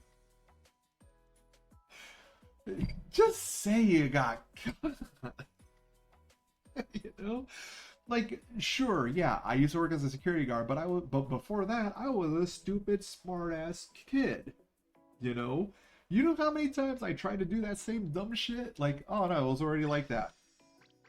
Cop looking at, like, I tell the cop, deadpan, no, it was already like that when I got here, officer. Officer. Well, the officer well knows I'm full of shit, obviously. But the cop then just goes on to say, so you were just standing here. That window happened to break itself. And you had nothing to do with it. Yeah. Like I said, all the little shit as a teenager. Oh, it was already like that when I got here. Oh. But no, I did not, Raven. Alright, so let's see. Beast of Yucca Flats. I'm gonna look that up now, and when I'm done streaming, I'll check it out. Beast of Yucca Flats. Oh, Beast of Yucca Flats. Wait. Wait. Oh, mystery! Oh, I feel so effing stupid. I'm all, wait. I was like, MST3K. Wait, is that Mystery Theater 3000? Yeah. I feel so effing stupid. I start looking it up. I'm like, what is this old effing sci-fi movie? And then I'm like, wait a minute. And I look back at the chat, and I'm like, MST3K, Mystery Science Theater 3000. Like I said, I've been drinking tonight. And then Symbolic Casual. Ah, Triple L. Live, laugh, plan. Absolutely. So, Symbolic Casual, welcome for joining the stream. I am the thoroughly toasted host. I thought I was going to get myself another drink. I still haven't. But I'm also thinking it's probably getting close to the stream. Like, to the end. But I'm telling my brain, nah. Reverse Uno card. We're going to keep going. So, okay, I could do... Let's do that. Yeah, Mystery Science Series 2000. That's why I was like, MSTK. Like, okay, like I said, I've been drinking tonight. I have no problem admitting that. In the slightest. Obviously, I haven't drank so much where I'm passed out, comatose, hugging the toilet, going, ugh, why did I drink so much? Ugh. You know, I obviously didn't drink that much tonight.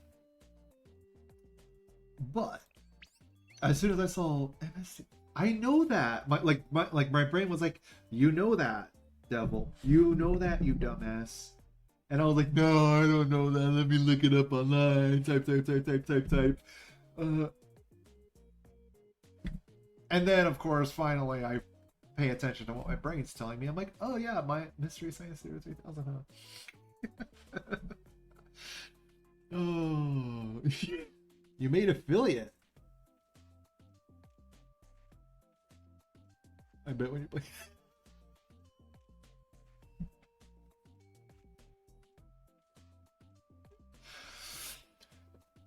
Raven, don't give away my secret. Of course I like Dares dealing with the bum. Bend over. Let me just grab my yaoi paddle real quick. Give me a spanking. Unfortunately, I never actually owned a yaoi paddle.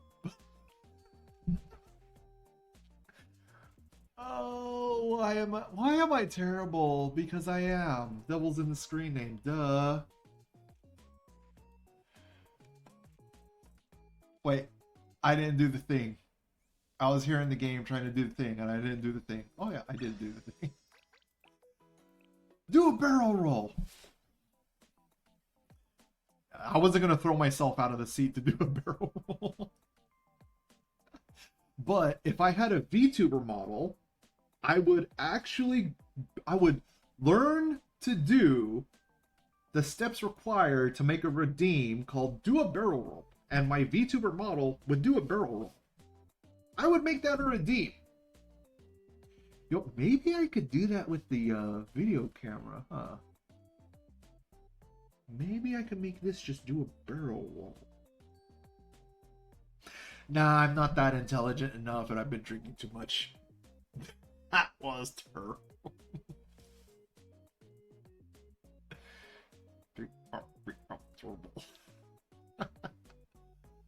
Oh. Right. Sweep once. I'm just having a good time now. I don't know. Whenever I stream Blue Archive, it always turns into a good time. Whether I'm talking about the students and their personalities, enjoying the story, like this. Oh, I claimed the final. Hina, I already have you though. Jailbait.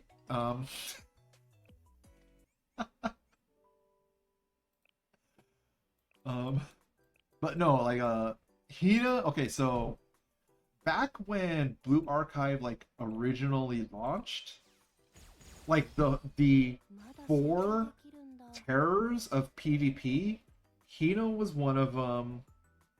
Oh God, Carpet Bomber. Where are you, Carpet Bomber? Well, Iori, Hina, and Carpet Bomber. I still don't own Carpet Bomber. Where is she? Where is she? Hibiki. I know it started with an H, but I wanted to call her Hiyori. No, her name's not Hiyori. Hibiki. Hibiki here, she was those 3 were the terrors of PvP. If you had just one of them, you were pretty good. If you had all 3, plus Tsubaki as your main tank, guess what? You were meta PvP when this game launched. Devil's version of a barrel roll flings to the opposite side of the room. Well, I mean, you know, I like hurting myself because it costs too much to hire someone to do it for me.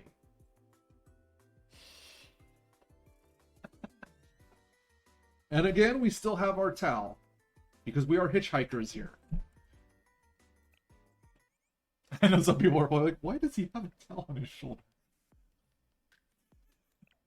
An earlier joke. If you weren't here for it, well, you're still not here for it. Bunny ass. Let's see. Alright, so on day 3, yeah, I don't have any tickets to... Well, I mean, I can still do the scrimmage on day 3. Actually. Yeah. But I ran out of tickets to do other stuff.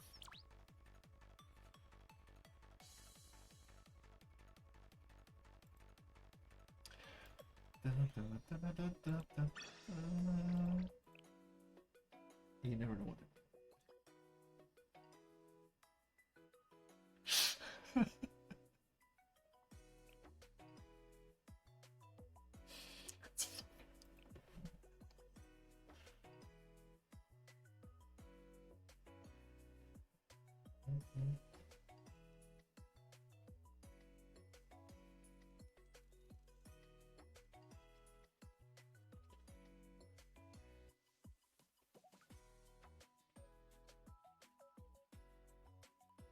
I'm trying.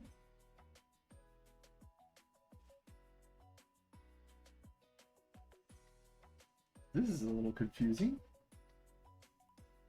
I mean, my cat has popped in, hogging the camera every once in a while, but I'm actually trying to summon her, and I do not see her.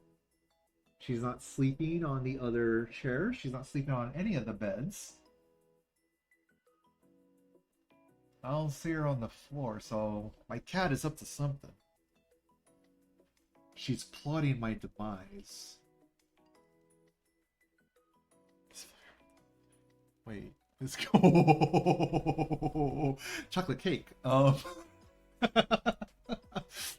You got me, Raven. Ooh, chocolate cake.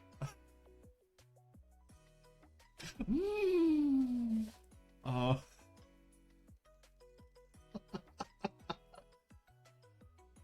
Oh, I still think the racist gift basket is the best thing ever.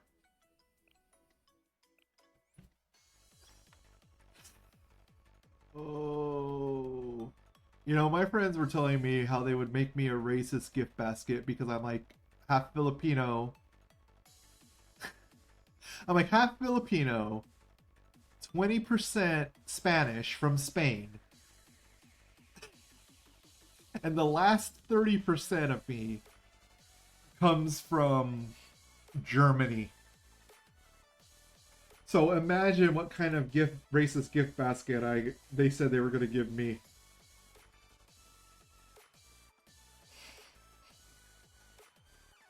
Lots of Filipino food. Obviously.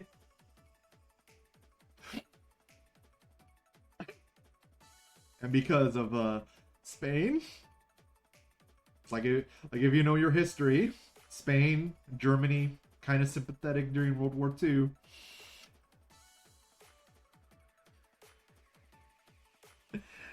Yeah. And then when they told me that they would give me pancit, some adobo from the Philippines, they'd also give me some Shanghai lumpia. And then, oh no, Raven, worse. So, from the Spanish side, they said, oh yeah, a bar of gold. If you know, you know. Yeah, a bar of Spanish gold. And then from the German side, a canister of Zyklon B and an oven from Auschwitz. And then I said, what? No Volkswagen to put my gift basket in and a Jew hiding in the seat? That was my reply to the racist gift basket to me. I am going to hell and I don't care because you know what? That MG-34 that cut down a bunch of allies at the landing at D-Day, it was melted down to make the Volkswagen I drove in high school. I never actually owned a Volkswagen. But god damn it, I tell people shit like that just because I want to stun and shock them. I'm not apologizing. Stream's 18 plus for a reason. Oh.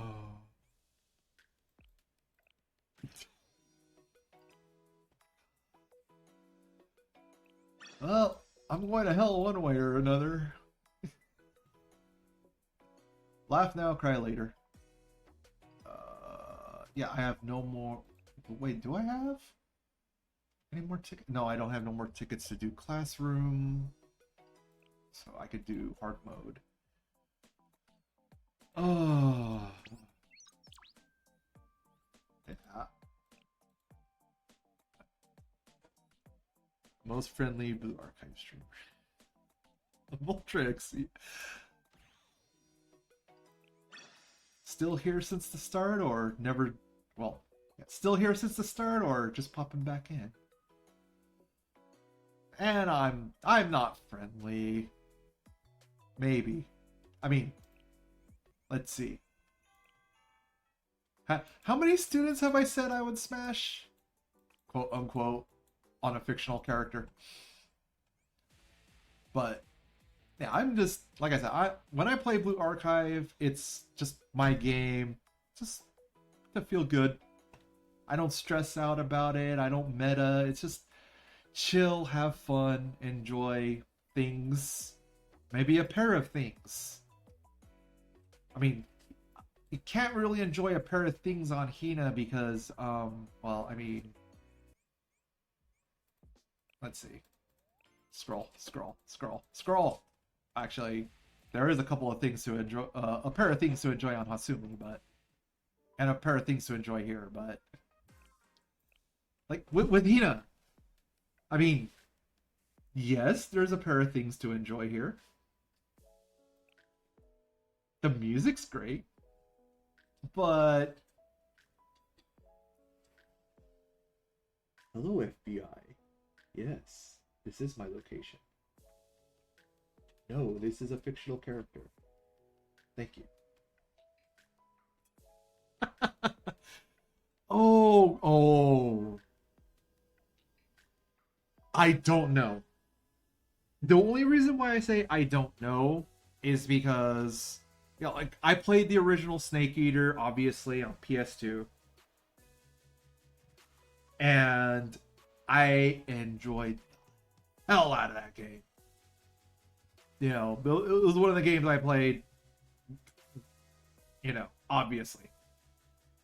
But as for the remake coming out, like the only reason why I'm not entirely sure is it's Konami.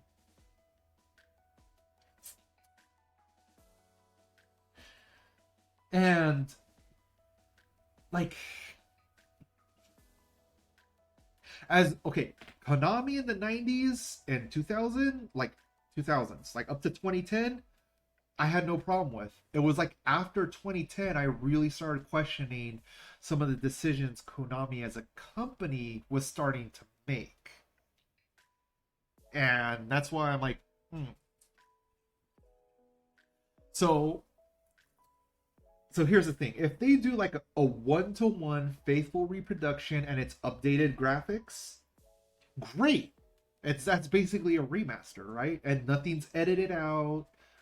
Maybe the voice lines are cleaned up, or maybe they have original like high fidelity sound quality that they use instead of compressed audio. Great. But if they just start massively changing it, where it's like Final Fantasy VII Remake, that's where I'm gonna go like, you probably fucked up, boss.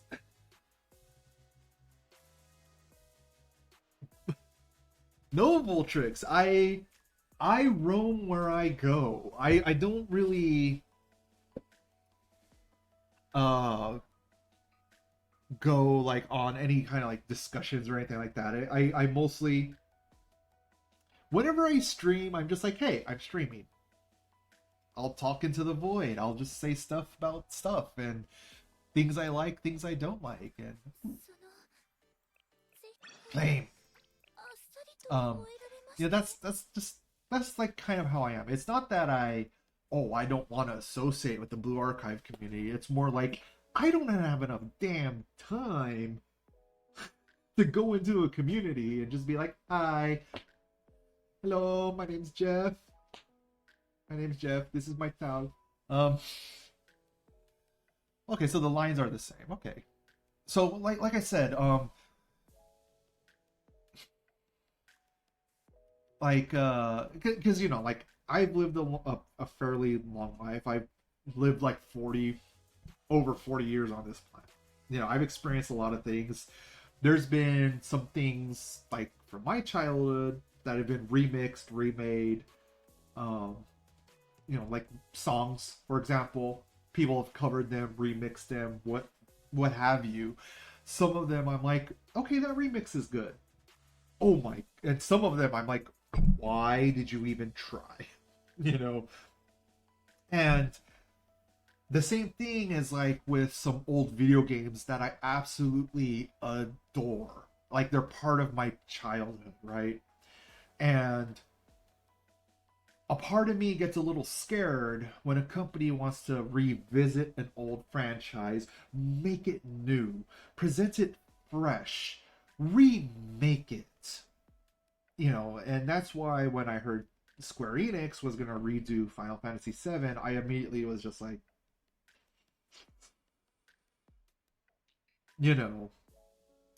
and because personally, I really would have just loved a re-release of Final Fantasy VII, but with graphics on par with, like, if anyone saw the 3D movie Spirits Within, right? No, not Spirits Within. Oh, I am being a total dumbass. Advent Children, Final Fantasy VII Advent Children. If it was just take Final Fantasy VII and just make the graphics where it looks like it's from Final Fantasy VII Advent Children, the movie, I'd be happy with that. I'd be 100% pleased. But they said they were going to just completely remake it. I'm like, that's like taking my favorite tasting pie that my grandma would bake, and then you just shit on it and expect me to still enjoy it. I hate putting it in that style of words, but that's how it kind of feels whenever I hear a remake or a reimagining of a classic series I enjoyed when like 20, 30 years ago. And that's why, as much as I would love it, I kind of also have to be like, you know what, maybe you're not the best person for the job, or maybe this is not the right direction. Because one of my favorite, like, goated 10 out of 10 Japanese style RPGs is Chrono Trigger. Chrono Trigger is my platinum 10 out of 10.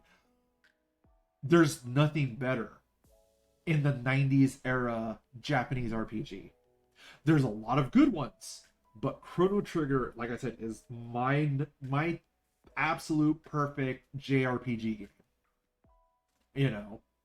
It's so much replayability, so much like pathing with the story. Like the decisions you make in the game matter. They change things across hundreds of years. That's the story is great. It's just one of the, to me, that is the perfect game of the 90s, narratively, game design wise, character design. I would absolutely dread if Square Enix said, we're gonna remake Chrono Trigger. Yeah. Ooh, the voice of Sephiroth. Oh, see, here's the thing. You could blame me because I actually used to import Japanese anime straight from Japan. It would be flown over on a VHS cassette, and people in Japan would do typesetting. They would do their own subtitles. They would record live, broadcast live in Japan. Because you would see the earthquake warnings, in the VHS recording. I used to get anime that was completely Japanese spoken, and it would be very enthusiastic, native Japanese people who were translating into English, or very enthusiastic English native speakers translating, from Japanese to English. So I used to get bootlegs from Japan off the aircraft back in the 90s. And, like Dragon Ball Z, Dragon Ball Z, like Evangelion. Oh my, Evangelion. I saw that thing fresh, like straight up. Wild. Just wild back in the day. So personally, I have a preference for Japanese voice actors, or I should properly say, like, if it's a movie or a video game that comes from like France, right? Then I kind of prefer to experience it in its French language, and not be redubbed or recasted to my native English language or Americanized, because one of the standout animes from like the 2000s era is the original 6 episodes of FLCL, right? So, well, actually, that's like 98, but the original like 6 episodes of FLCL, there's a lot of Japanese idioms and sayings in that anime that does not translate into the English language very well, Like one of the scenes I remember was when Katsumabari was shooting at Kanti, you know, and every time she was pulling the trigger, she was making references to the color blue, you know. So, and a lot of people would be like, a lot of English people, like, you know, American especially, probably, you know, would be like, why is she making references to the color blue, right? That's how they would be, not realizing that in Japanese she was making rhymes with the color blue. Essentially, like I said, I'm paraphrasing. So yeah, smacking the poor kid in the face with the guitar, dude. Yeah, exactly. So me personally, I like experiencing media from its country of origin. So like I said, if it's a movie from France, I like to listen to it in French. If it's from German, you know, I like to listen to it in German. Das Boot is a was one example. You know, if it's British, like, you know, I have seen a British movie turn, like, redubbed into American, like American English. It sounds retarded. Like, yeah, I'm using the hard R here. We do not. It sounds like an American, like, seeing a British, like, they're British, right? They're proper. Like, hearing them being redubbed, recast as an American, speaking in American idioms and accent, does not work. It just doesn't, for me, right? For me. You know, so that's why, you know, this even goes back to, what game was it? It was an RPG on the PlayStation 1. They couldn't fit the Japanese language onto the disc because the English text, there was just so much English text that they were like, okay, do we keep the American English voice acting or do we cut out the Japanese voice acting? So they cut the Japanese voice acting out of the game because there was just that much English text when they ported the game from Japanese to PlayStation 1. Steambot Chronicles, also known as Bumpy Trot in Japan. There we go. That's the game. Bumpy Trot in Japan, which was localized in the United States as Steambot Chronicles.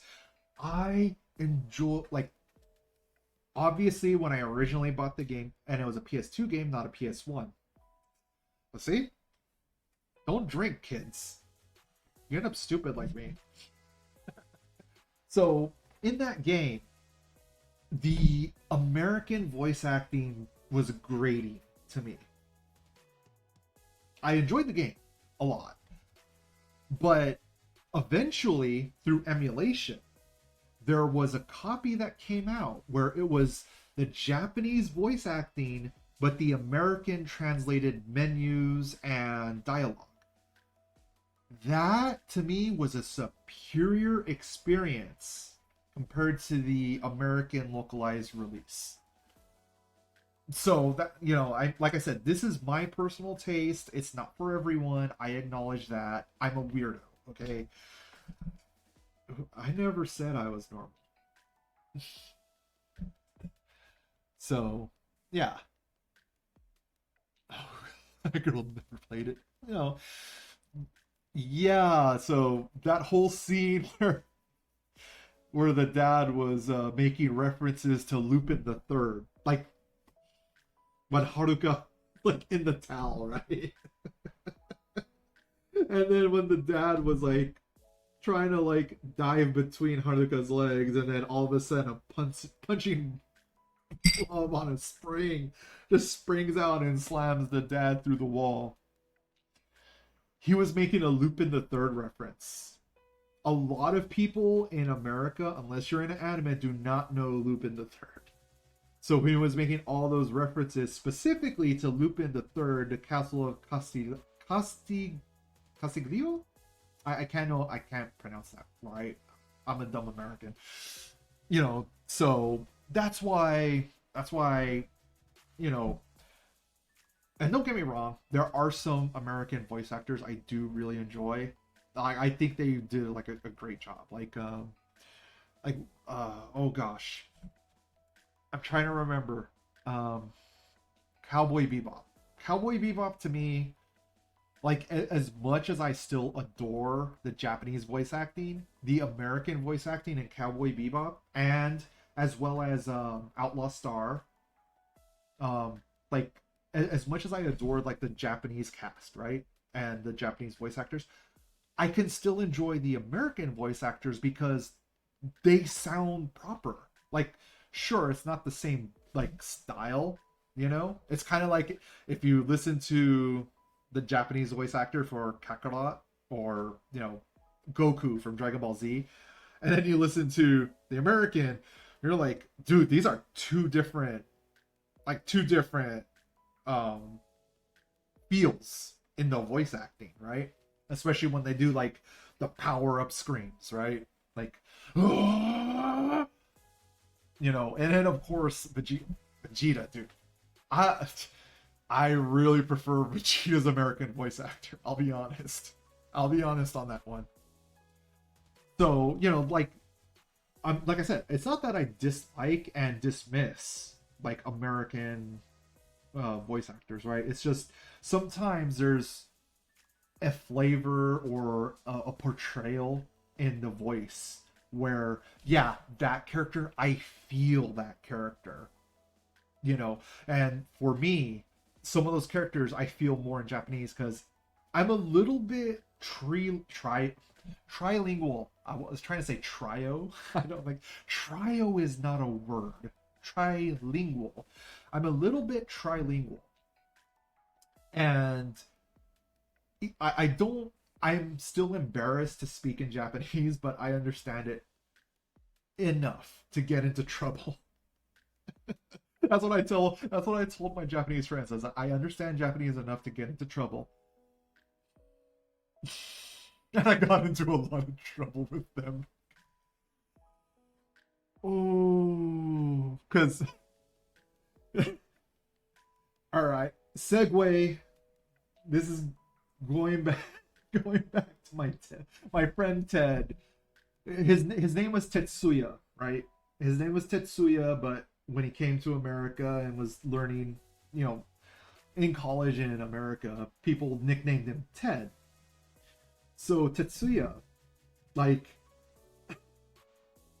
like me being a smartass, an absolute smartass. I'm all, oh, what is pachinko, right? Because I was setting up a joke. And he started explaining what pachinko machines were, right? Like, they're basically like ball bearing slot machines, essentially, right? That you gamble with. And I'm all, oh, can't you just nickname them Chinko? Now, Chinko sounds very, very similar to the word Chimpo. There's just one letter difference in its pronunciation. I knew what I was doing. If you've already caught on and you know enough Japanese, you're already gonna say, devil, that is a filthy pun joke. It is. It absolutely is. Because, pachinko, if you shorten it to chinko, kind of sounds like chinpo. Chinpo is basically saying penis, or actually the more vulgar way of penis. So it's like saying dick. So I was setting my friend up, Ted, Tetsuya. Like I said, Tetsuya, great guy, absolutely great guy. I'm not sorry I did this to him, but he understood after I told him I was joking with him. He's like, oh my god, I was gonna, because he was like, I saw he was getting a little frustrated because, like, I was kind of like, well, why not just go Chinko? Like, I'm gonna go spend that to Chinko. And so, like I said, I was just totally messing with him. But I was playing it off like I was just, yeah. Like I was just being, I was just being an ass. Oh. Maya, I was born of this. You know the movie reference, congratulations. But ooh, Planet Pator. But yeah. Yeah, see, like the Japanese VA for Goku, yeah, it sounds like a kid. And that is by design, by the way. But yeah, I think in the Japanese VA for Goku, I think too child sounding or teenage, right? Like I said, the the Japanese VA for Goku. Well, I mean, if I'm remembering correctly, but my brain is old and dumb and a little drunk, is a woman. So it kind of sounds like Goku's balls hasn't dropped in the in the Japanese version. Oh, but yeah, like I said, I'm fairly terrible. I don't like living life too serious because if everything's always serious, when are you gonna have time to have some fun? So if you're here having fun, hey, mission accomplished. If not, well, I don't blame you for looking for something more fun. But yeah, like I said, I'm here, I'm chilling, I'm having a good time, and you know what? That was chapter what? Chapter 2, episode 15. Okay. 2:15, let's go. And okay, so I am gonna spend a little bit of energy, right? Oh gosh, yeah, the Kaiser PMC director. Geez, that was way long ago. Oh, Rumi and Kokona, yay! Kokona doesn't like vegetables. Fitting of an 11-year-old that tries to be too serious.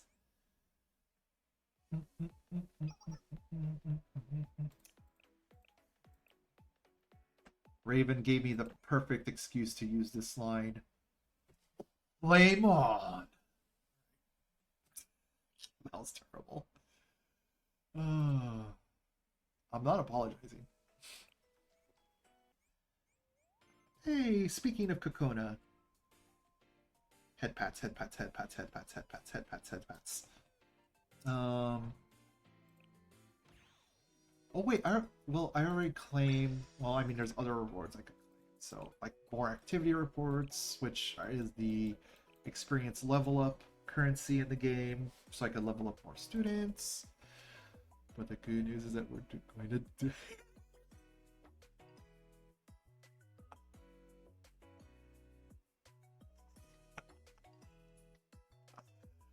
That reminds me, I should get myself an ice cream. I haven't gotten an ice cream for myself all summer.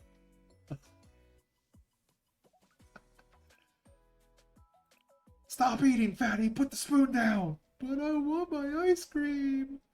Put the spoon down, fatty! Put it down now! You're on a diet! But I haven't gotten ice cream all summer!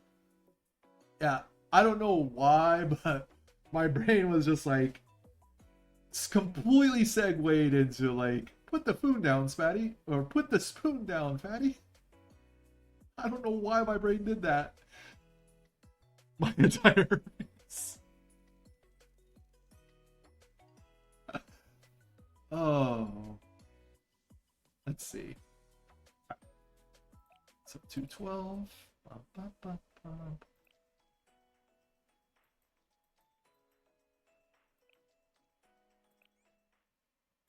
So yeah, I don't know. I'm having a good night.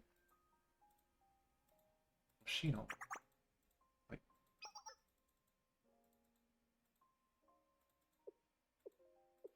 Oh wait.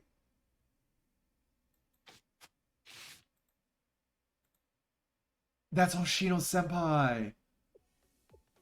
Ah. Heartbreaking. So This is Hoshino. Old man Hoshino. Always wants to sleep. But... Oh, hold on. I'm making a segue. Like, another character I liked. Like I said, playing this game, there was just a lot of characters that were great. Oh wait, Hoshino's towards the top because she's one of my main tanks for content, so she's towards the top. Oh wait,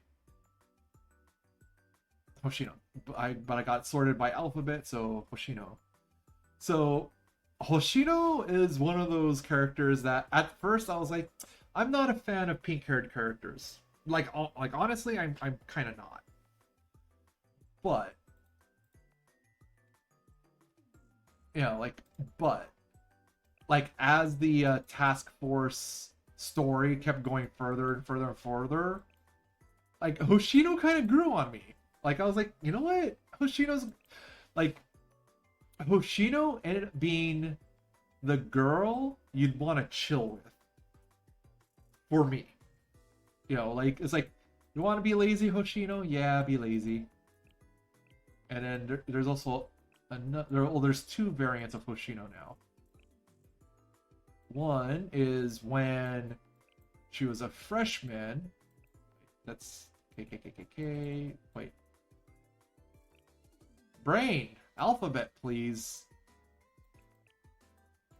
There. God.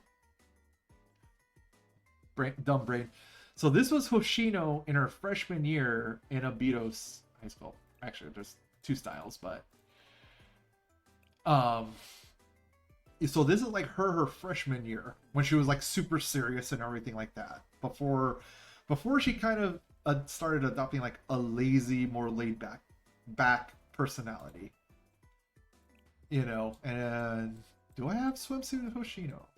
I think I do because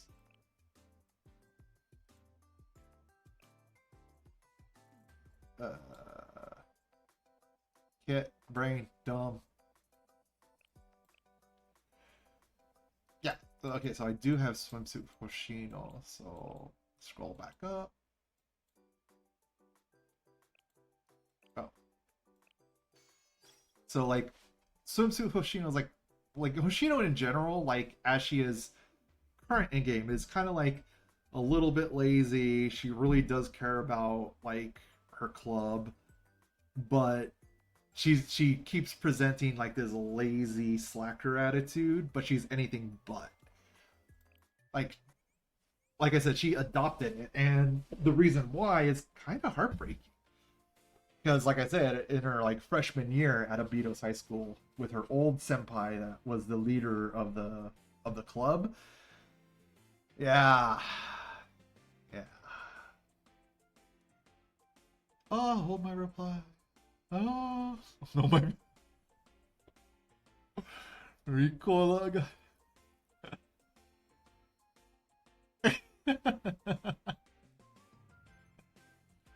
Oh, yeah, did not know this.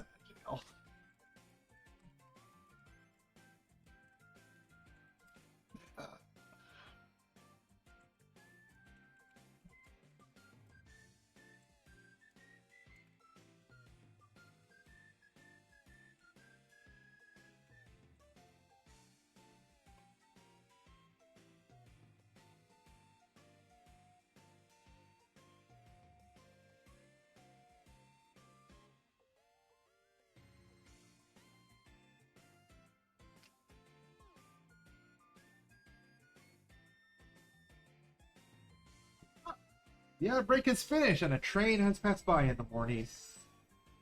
I don't know if you could hear the squealing tracks and the but yeah, I'm not too far from a set of train tracks. Actually, by the lovely decor and the curtains, I'm pretty sure most of you could tell I'm kind of in a hotel. I mean, like, come on, look at this. There's a hardwood back chair right now. Yes, welcome back, chat. You know, believe it or not, before I became the only reason why I became affiliated and accepted ad breaks on my channel is because my friends pressured me into it. Because they're like, we're gonna get you affiliate. And I was like, you know, I made affiliate over 7 years ago. I just chose not to run ads on my channel because I don't stream enough to earn ad revenue, obviously. I don't have an audience. I just do what I do. But more head pats for the coconuts. Eat your carrot! Yeah, she has a huge aversion for carrots. Oh, wait, no, that's not the one I wanted. Full screen, yay. So, in this scene, like, this is the relationship scene, is we, as sensei, you take Kokona to a carrot-themed restaurant. So, carrot juice, right here. This is a deep-fried, like, curry carrot cutlet. Yeah. Just so you know, yeah. And not only that, but they gave her like a carrot plushie. And the whole reason why this event happens is because, remember, Kokona, like, the lore in game is Kokona's like 11 years old, she's an instructor, and she wants to be an adult, even though she's 11. She's like, if you ever grew up in elementary and you had that kid, that classmate in your class or school year that wanted to be more of an adult than what they really were. That's kind of like the personality they are portraying with Kokona. You know, so, but she's still a child. She does hate vegetables. She'd rather have sweet stuff, but like what she like actually does is like she'll refuse like having candies and stuff, like when her big sister Shun, no, that's little sister Shun. Bah. Big sister Shun. Where are you? You're not in the list. Big sister Shun, add you back to the list. Shun.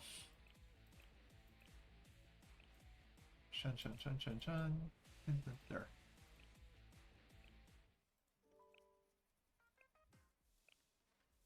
So like, there we go.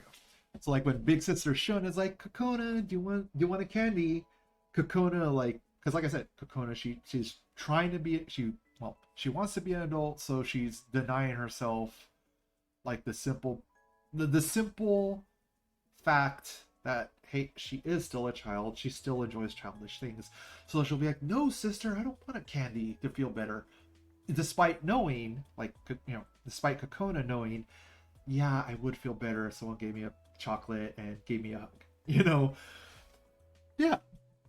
So what were you saying to your reply? You know what? I forgot. I was thinking and I forgot. So, hey, I told you, you can bet on me being stupid and you will win 100% of the time. That is a bet you should take. Hands down, you will win 100% of the time. Bet on Devil being stupid. It's gonna happen. It's gonna happen because probably drinking too much. 2, I'm old and my mind is becoming more shit as it gets filled with more irrelevant shit like having to do taxes. And remembering what medications I have to take at what time. Or just plain old just being stupid.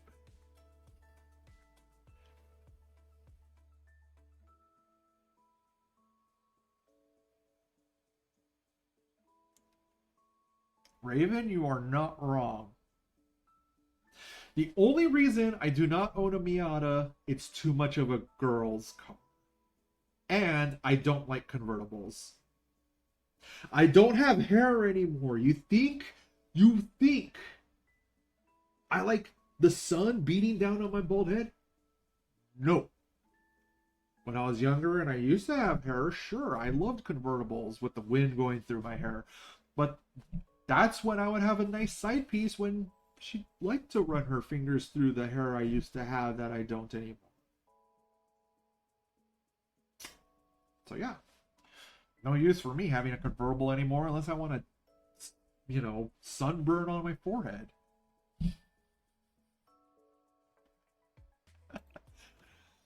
Oh, those little things in life. Okay, that requires a ticket, and I already used all my tickets. All right, this one I could do, because I still have some stamina left. You know, I think I should probably switch to Uma Musume soon.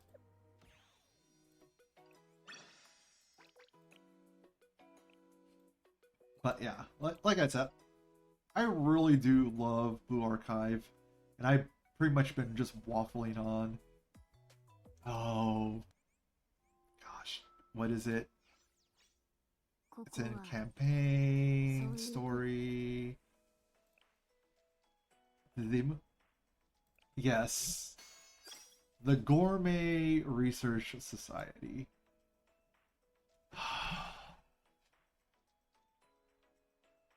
So, remember how I said Akira was one of my favorite characters design-wise? Probably you weren't here for it.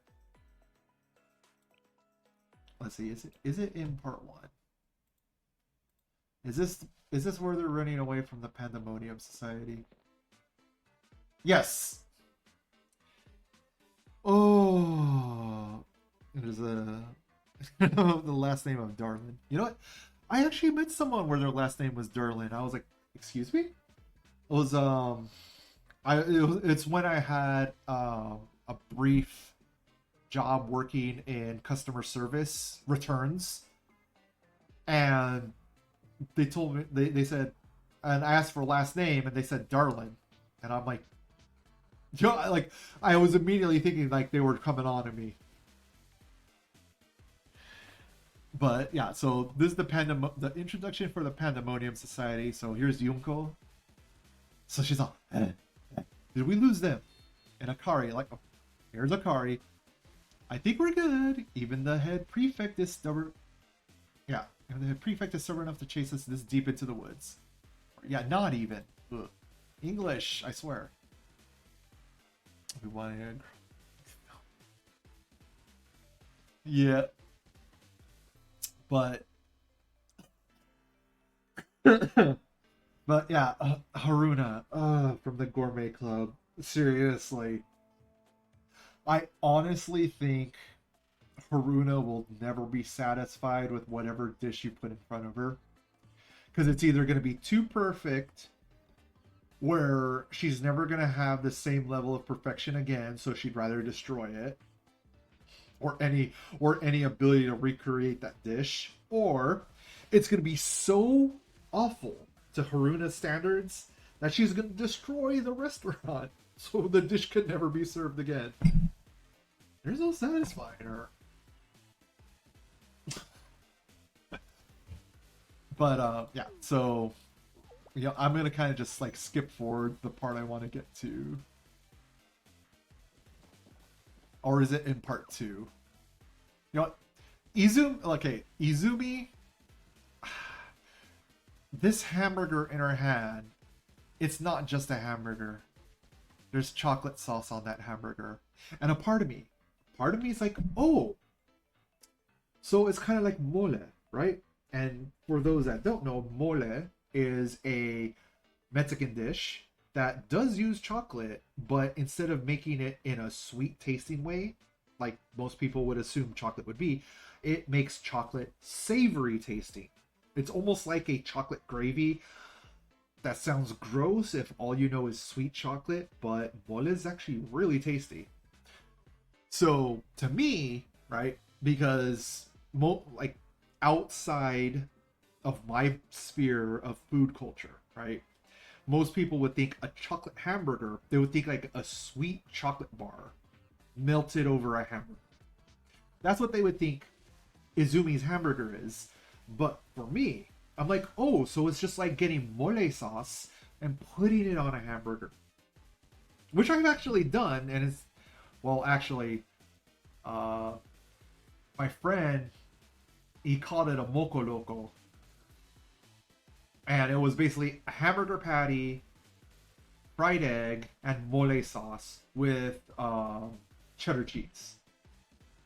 It's not like an actual Moco Loco from Hawaii, but it was his version of a Moco Loco hamburger, and that's why through Izumi's like interactions, you know, she has a chocolate hamburger. That's her thing. It's like, eh? Most people would be like, what? Akari. You know, there's also another reason why I like Akari. I think she's the most evil out of all of the Gourmet Research Society. And what I mean by evil, she's intentionally, tactfully evil. In the sense where you're gonna get captured, but I'm gonna get away, kind of deal. Yes. Yes, that's how Haruna is. Like as a character, and like I said, it's like a lot of character tropes in this game, but I love them. And like I said, I think Akari out of all the Gourmet Society is the most evil. Not only that, but she has the shit. The anime is Gurren Lagann, but I'm forgetting the character because my brain is being stupid. Not Simone, but the girl Simone falls in love with. Especially when you get to the second season of Gurren Lagann. What's her name again? Shit. Brain, please function. Error. Tasking. Error. Data. 404. Not found. Yeah, so but if you know, you know, like that girl from Gurren Lagann has the same pupils in her blue eyes. The pink kind of like X. Yeah, Akari has the same pupil shape. So I'm like, oh, Akari is secretly evil, just like that character from Gurren Lagann. Well, not even user error 404. It's like brain rot 404. Oh. As soon as I said brain rot 404, Bernice's song just started singing through my head. 3, 2, 1, fire! Bernice, Bernice, Bernice, Bernice, go, go. Alright. That's enough of that. I'm not in the club. Oh, but so here's the part in their getaway. They're in the forest, even though this is a background of a park and not a forest. But this is the part where they come across truffles. And of course, Yuko's, she smells it, finds it, and then Akari's like popping over, like, yeah, truffles.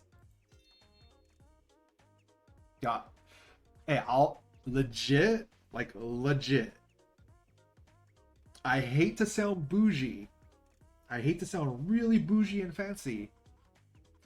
But having goose fat fried French fries with truffle oil is good, man.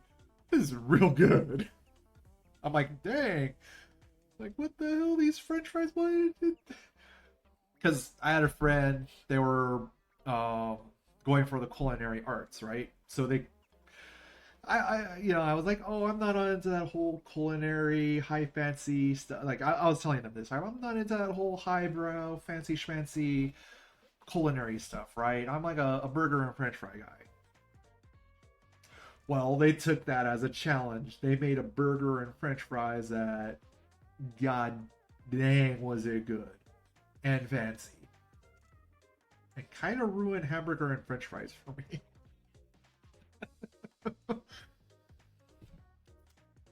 Yep. Like, when I say they made like one of the best hamburgers and French fries I've ever had, I know no one's gonna recreate it. Sweet, the Swedish, yordu, yordu, yordu.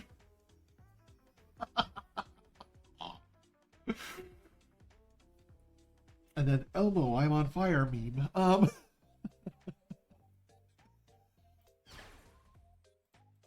Okay, so like I said, the gourmet club that escape, the the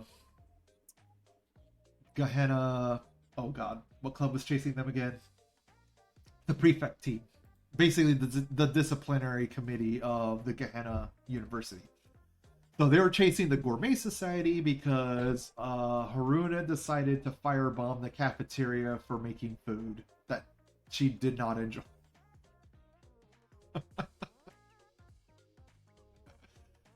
Haruna, why is she like that?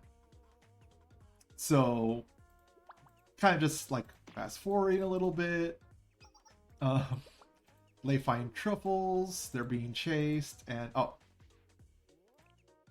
and then Junko was like, how do we collect the truffles, you know, when we're all like covered in dirt and probably sweat from running? And then Akari's like, would something like this work?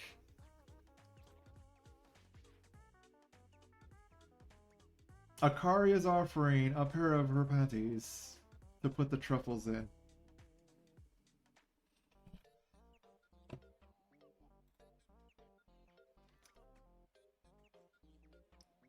And as on screen, brand new, 100% made of silk, never worn.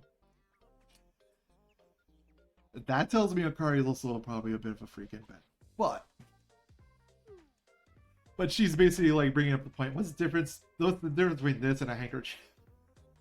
And I'm like, she's not wrong technically if you're just speaking about material for material's sake, right? But there's a big difference between the purpose of a handkerchief, which is like a towel. Never forget your towel.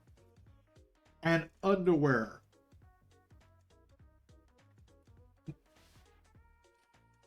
Elmo on fire. Sounds like a little bit of a gonorrhea problem.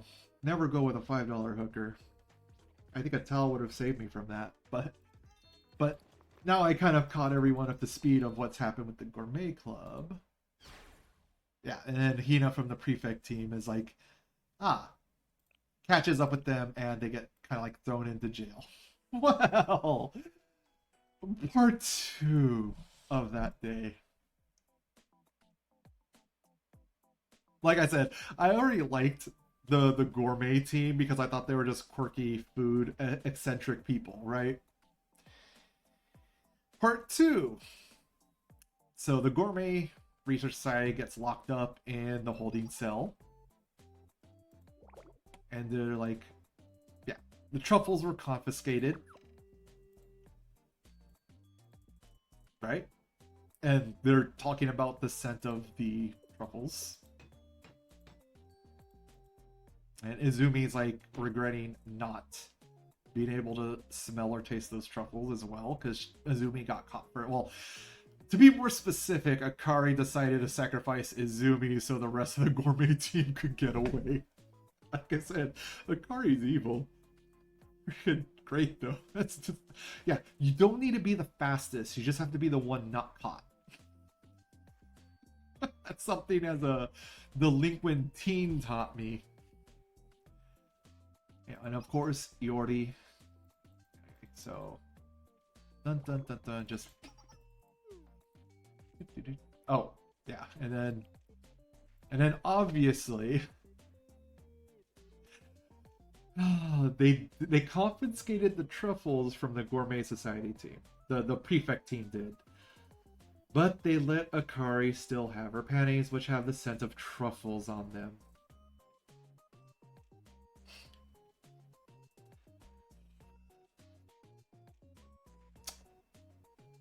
That's how they wrote this story. And I know some people are like, well, why? Well, Izumi is already saying, yeah, why would I want to smell it? And then Izumi's like, yeah, there's truffle smell on them. So, like I said, Akari is delightfully evil. She's encouraging panty sniffing. Under the guise of smell truffles. This is like I said, she's evil, and then she's like, I'm gonna take a sip. Closer. Take a deep breath. Savor the smell. Oh. And of course, Izumi is like, this is like being evil and tricking your friend. Like, like, I don't know if any of you have tricked your friend in such a manner, but just imagine tricking your friend into smelling your boxers or your underwear or your bra. You know? That's basically what Akari has done to Izumi. And that's why I love this scene, because it's hilariously written. And then Izumi is obviously like, ah. And remember, this is a club that is a gourmet club. So they're a bunch of foodies, eccentric foodies. And of course Junko's just like, dude, stop being weirdos. And of course Haruna is just like, she's the foodiest of the foodies. Of course Junko's like, she's like the oh yeah. And Junko's like, yeah, more like of a pervert to me. And guess what? Sensei's in the same cell as the gourmet team. Do you see what shenanigans are about to unfold here? I do. I already know. So, Sensei, hello everyone. Yunko, Sensei, how long have you been standing there? And of course, Akari, what are you doing here?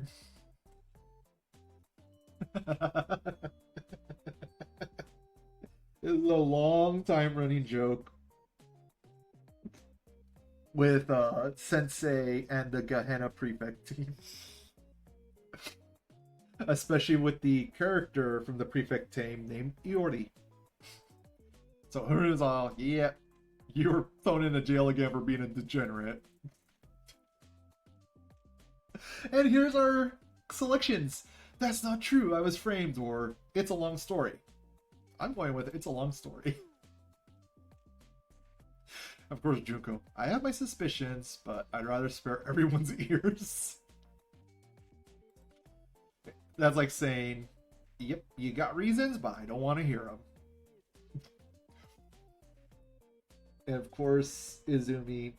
Okay, so like, one of the few actual airheady characters, like, lights are on, head empty. Or lights are on, nobody's home, is Izumi. Like, Izumi is like, she makes the weirdest, like, food combinations. But yeah, so she's like, smell truffles, Sensei. And here's our selection. Do I ever? And absolutely not. Do I ever? Sniff. Oh. Like I said, the developers and writers knew exactly what they were doing writing this scenario, and it's, to me, it's hilarious. But we all know where it's gonna go. We all know.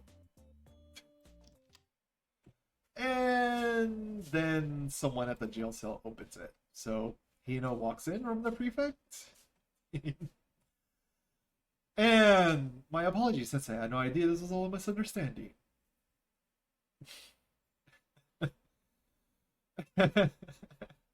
Yeah. Sensei, skinny dipping in the pool. I assumed it was you.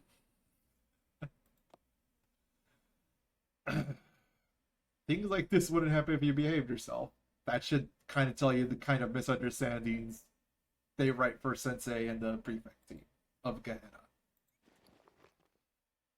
And here's Sensei caught sniffing.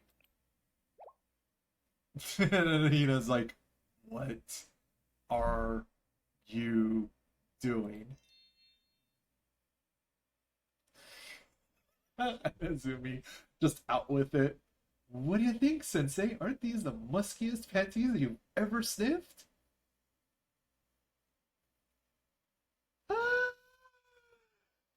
I died. I died. I when this happened, I was just bawling. It's the exact kind of perverted humor I enjoy. And of course, Junko was like, Izumi, you just said that out. And even Haruna's like, oh, Sensei's cooked. And then Hina's just like, so the rumors are true. For Sensei's like, no, no, wait, this is all I'm mentioning. It isn't what it looks like. You gotta make your excuses in hell. Oh. And I assume Sensei was knocked unconscious. That's just the jail cell door closing. So, like I said, Akari is evil.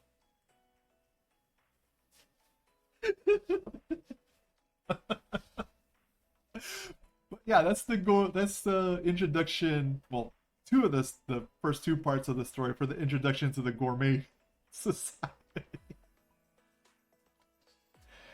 A bunch of food obsessed students is basically their shtick, and a lot of the shenanigans that revolve around them is food related. But like I said, like just that level of writing was just it was like at the core, it's lighthearted, but because of the circumstances, smelling the truffle smell from Akari's panties, and oh, people see me doing it. You know, it's just it's one of those things where I'm just like, yeah, I see the innocence of it, but when you look at it on the flip side, without the context, you're like, why is that teacher smelling panties surrounded by his students? Like I said, the way the writing is done in this game is intentional like that, because it's like I said, it's perverted humor. It's school days gone wrong. And I enjoy that kind of writing. You know, it's not too overly serious. It's lighthearted. It's comedic. Is it perverted? Absolutely, at times. But that's the kind of comedy I really like. And you know what? I'm starting to make too much sense. I should start drinking again. But yeah, that's like the gourmet team, and yeah, I reclaimed the free Hina, so I technically don't need to do these, but I can get more rewards.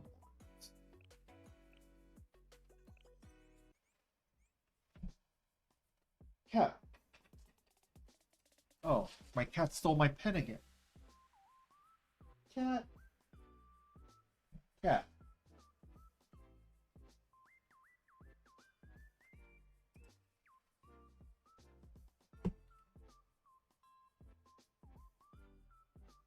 You're caught in 4K, cat. You're caught in 4K. That's my pen.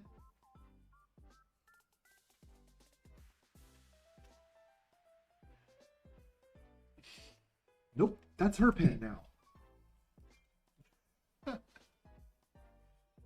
Cat doing cat things, and cats are gonna do cat things. Anyway.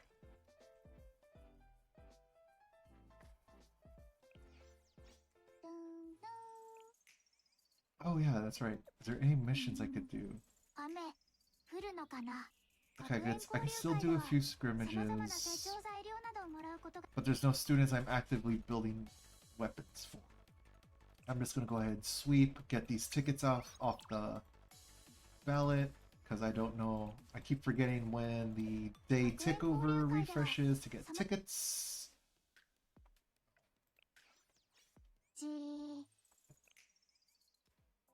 Oh, and chapter 3. Oh! Huh. Oh yeah. Wait.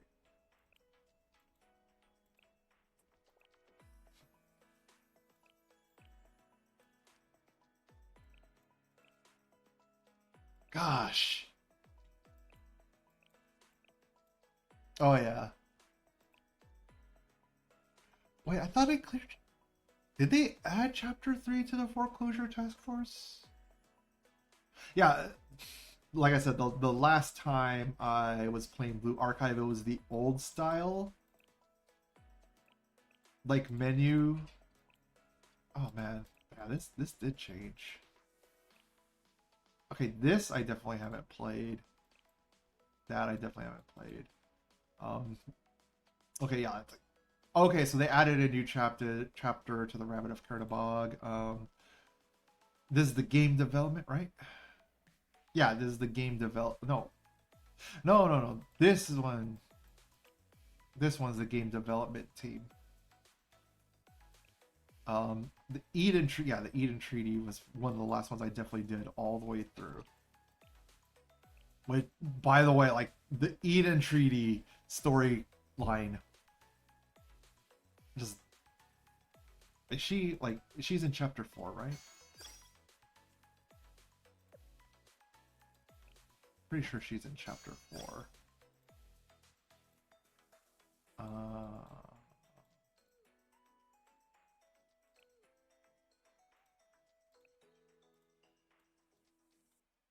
Yeah, I think it was chapter.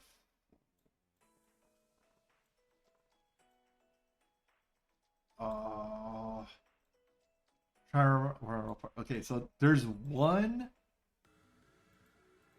I don't know if it's this one or not. There she is. Yeah, Beatrice from Gematria. Like I said, Gematria, I really love the character designs because they're otherworldly. They're still familiar enough to be human, but there's a weird quirk about them. So like Beatrice here, yeah, she's well. I know skipping around a bit, but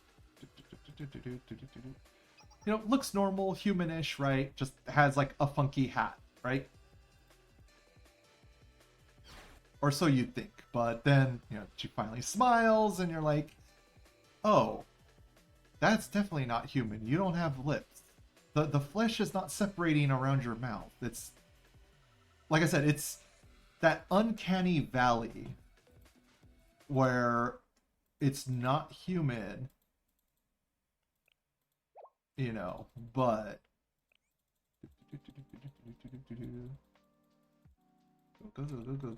go. Because I want to get to slightly farther where Beatrice shows like more of her inhuman side. Oh, and not only that, but a lot of like the Gematria based bosses are kind of like named after gods. So like in a way, it's not quite like the character designs for the Gematria NPCs. It's not quite Lovecraftian where it's like piles of flesh and writhing tentacles. But oh, yeah. So yeah, this is where Beatrice shows her true form. So mobilize, and so like Beatrice's true form, because like when she's like in her human form, it's like, hey, I'd probably bend that over and tap, right? But when she gets into her true form, you're like, oh, I was about to stick my dick in crazy. So just clearing the mobs out.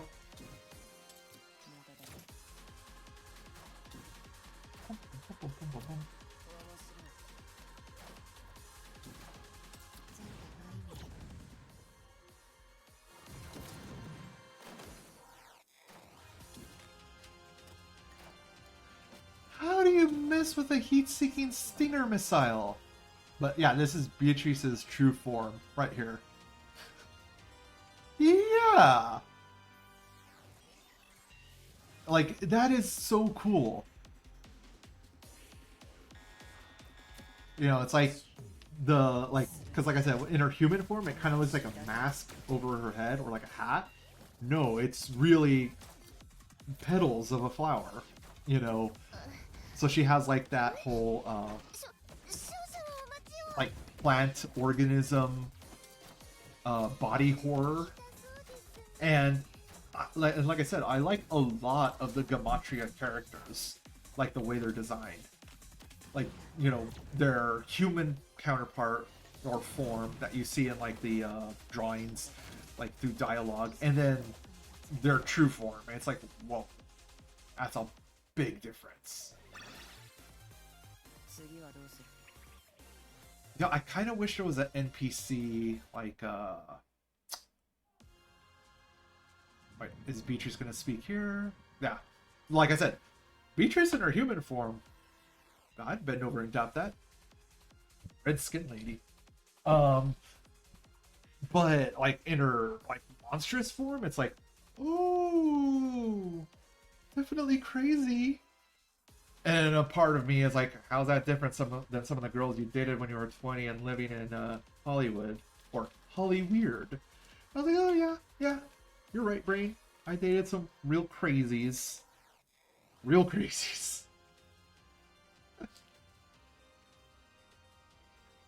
I'm grabbing a little bite from a protein bar because I skipped dinner twice. But yeah, that's what I kind of wanted to show. God, I'm trying to remember the other Gematria member. But skip.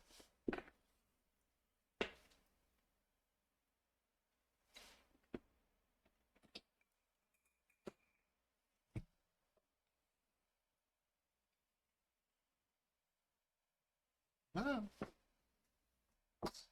I'll get it later.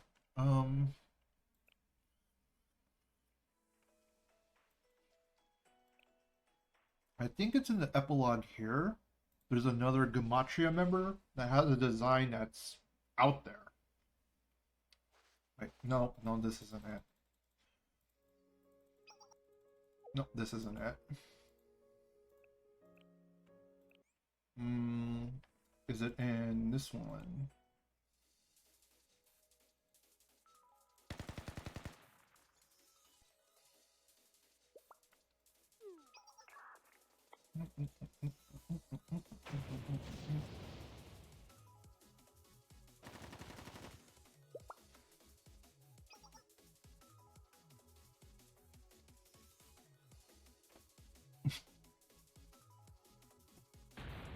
And Tsurugi busting through walls again.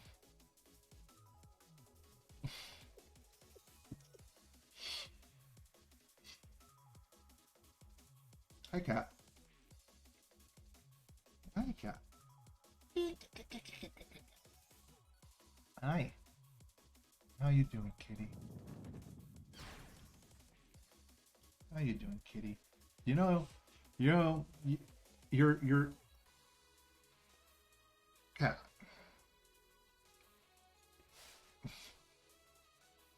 Cat, is this what you're looking for?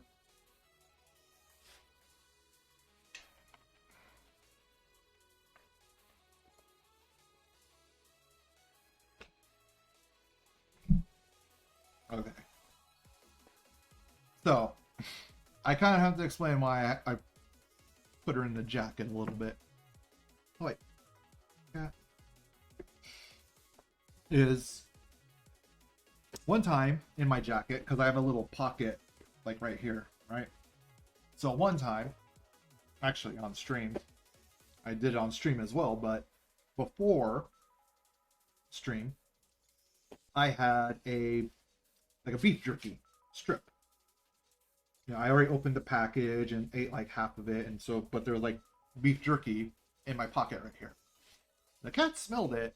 I was doing this, trying to just get into my jacket to get to the beef jerky. So my cat kind of knows, or has it in her mind, that if she's hungry or if she wants a treat, climb into the jacket. This, and it's only this jacket. So yeah, my cat picking up behaviors. And Tsurugi doing Tsurugi things.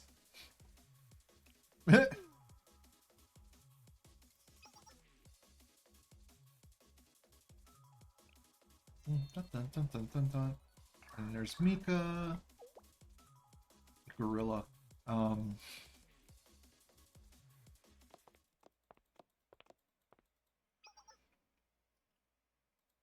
I'm more of a Nagisa fan than Mika fan. And Seiya.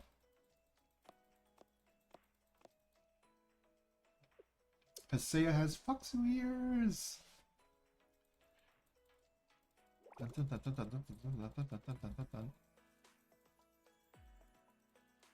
And this character, break out of NPC jail when?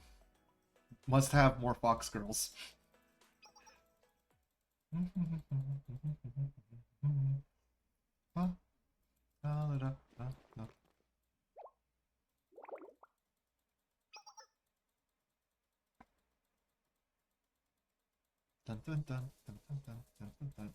Like I said, I'm trying to get to the Gematria NPC character that I think shows up, but it's like way after all this talking, so I'm like click, click, click, click, click, click, click, click. Oh, space, space, space, space, space, space, space. Can I just hold space? No. Space, space, space, space. Okay, you know what? Click, click, click, click, click, click, click, click, click. I'm trying to remember, like I said, I think it's this one, but I can be entirely wrong because it's, like I said, it's been over like 8 months since I played Blue Archive, so... Yeah. Yeah. Yeah. Hanako! In a swimsuit.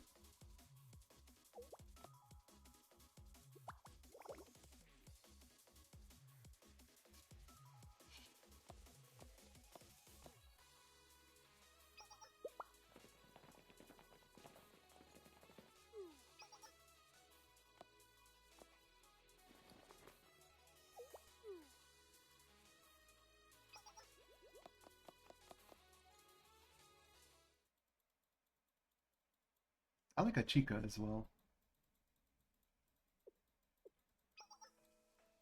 Like Mashiro, Tsurugi, and Hasumi. Like, they're basically like, I'm not saying they're like special forces in the Justice Club, but the way they go about things is they're, to me, right, is that they're like the main focus of the club, but Ichika here is more like she leads all the other members of the Justice Committee. Because believe it or not, there's like well, she's nicknamed Mob Chad, but there's a lot of Justice Committee members. Like basically the Justice Club of Trinity School or University is like the security department, or the armed resistance, not resistance, like the armed police force. There you go. Of Trinity.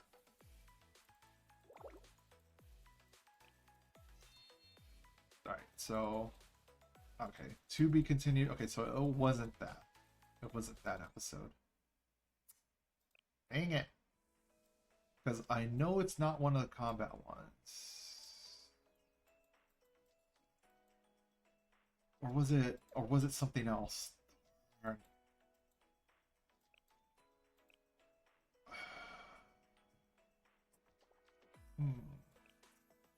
I can't remember. Wait. There's a... Oh! Wait, is this the prologue where... Wait, it says I already got all the major rewards, so is this the... Ah. Yes. Yes.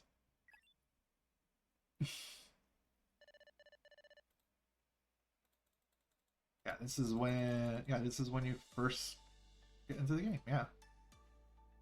Wow. It's been like what, 3 years? 4 years almost?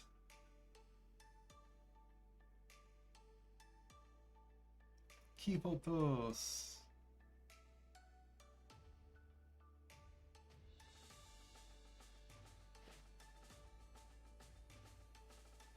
Like I said, I don't know what about this game, but I enjoy a lot of the music in this game. Some of it I don't, admittedly, but for the most part, the music's good. And if it's not good, then it at least matches the mood on screen or 私の選択 what's happening.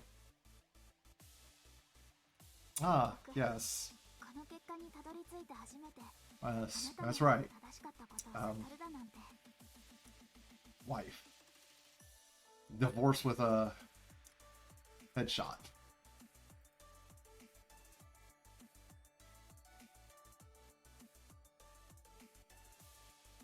今さらずうずうしいですがお願いします先生きっと私の話を忘れてしまうでしょうが何も思い出せなくてもで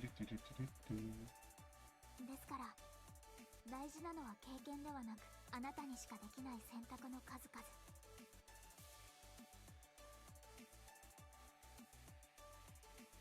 Hey, prefect team. Problem solver, Abito's task force, and Hoshino just being lazy. 責任を負う者についてあの時の私には大人とされですから私が真子のねそこへだから先生 'Cause I kind of want to get to the part where 先生先生 or is it? This should be Rin. Yeah. Rin, like. 少 Ah, 々 yeah. 待っていてくださいと言いました。夢でも見られてもう一度私は Rin そしてあなた would は smash. 混乱されてます。こんな状況にどうしても学園 I completely forgot. Rin was actually like the first character where I'm like, would smash. Upon playing this game. I'm like, the first character would smash. キボトスへようこそ。 She's got あの glasses. それは Girls with glasses can be very, very cute, you know? ちょっと待って And then I saw Yuka and I was like, eh. 首席業 And then I saw Hasumi over here and I was like, 風紀委員長が今の状況について納得のいく回答を I was 要求さ like れています Hasumi, you got us. Again, in terms of character design, okay. I know there's no girls watching my stream. Which girl would? You want to turn my head? I present legs. Just present legs. Especially if it's like Hasumi.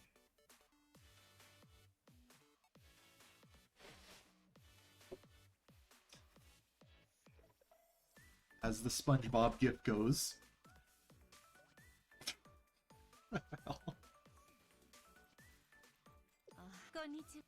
今が But 先連邦 yeah, so I was like, それではい yeah, I'm just skipping right now, but I'm just remembering like the first time I started this game. Gee, this is like a trip down memory lane for me. 先生連単なる核がなぜシャーレン先生ももから大騒ぎ Osoyo.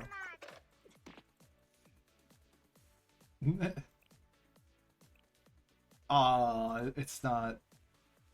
It's still showing the choices, and I'm like, personally, I kind of like it like in anime where the character with glasses, you know something they're about to do something badass, or they're about to turn badass when the glass is just white on the lenses. 大丈夫です。 You know, just I like when that happens. なんちょうどこキボト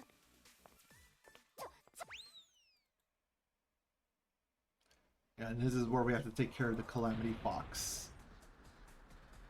Oh boy. なんで私たちが不良だサンクトゥムタワーそれはいい伏せてくれうちのか今は先生はすみ私わかっわかります。生徒よし Yeah, なん and- だか yep. やっぱりセンスなる Oh, それで it didn't actually play the battle. Did it? Oh well. Next one, go. Must get to waifu number 2. Well, actually, technically waifu 3. There's waifu 3. あらら Calamity Fox herself. 生徒会は来ていないみたいですね Damn Fox girls. まあ構いません Also, I like her voice actress. あの建物に何があるかは存じ Like- ませんの。連邦生徒 Yes. 会が大事にしてるものと聞いてしまうと壊さないと気が済みませんね。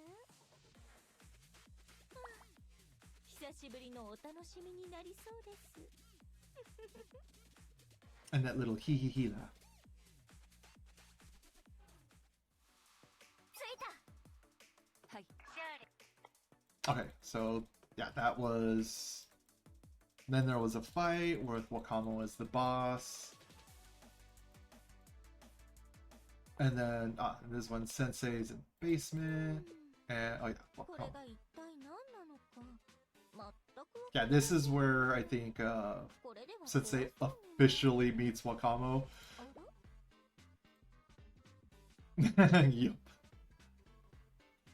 And I still remember the choice I picked. Of course I picked Come Here Often. あらあらあらあら Yeah, she does. Da, da, da, da, da. うん Hush. あ That she's getting flustered. 失礼いたしました。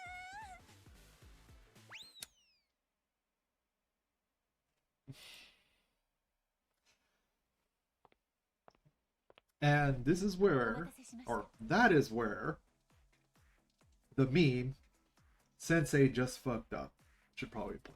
Or it was at this moment he knew he fucked up. That's the meme that should play right there because oh boy, does Wakamo get an absolutely unhealthy tsundere. No, not even a tsundere. Obsession with the you and the main character as Sensei in the storyline, right? There are times where Taiho from Azure Lane, and like I say, if you know, you know, looks calm and tame compared to what Wakamo does. But yeah, so like I said, Wakamo was like the third character visually I kind of just fell in love with, like character design wise and awkward personalities. Oh, I just skip. Alright, so prologues are done that I did not clear before. Oh well. But I think with re-going through those prologues, not having enough energy to really do anything, and me kind of realizing I've been here for 7.5 hours, I should probably call this stream. Oh gosh, you get. Okay, you can't see it in the corner, thankfully. But down in the little corner, it's saying it's 8:34 a.m. and I'm like 8:34 a.m. The last I looked at the clock, it was 4. Oh. See, this is what happens when I start drinking. I start time traveling. I think it's one time, and then obviously it becomes something else. And here I am.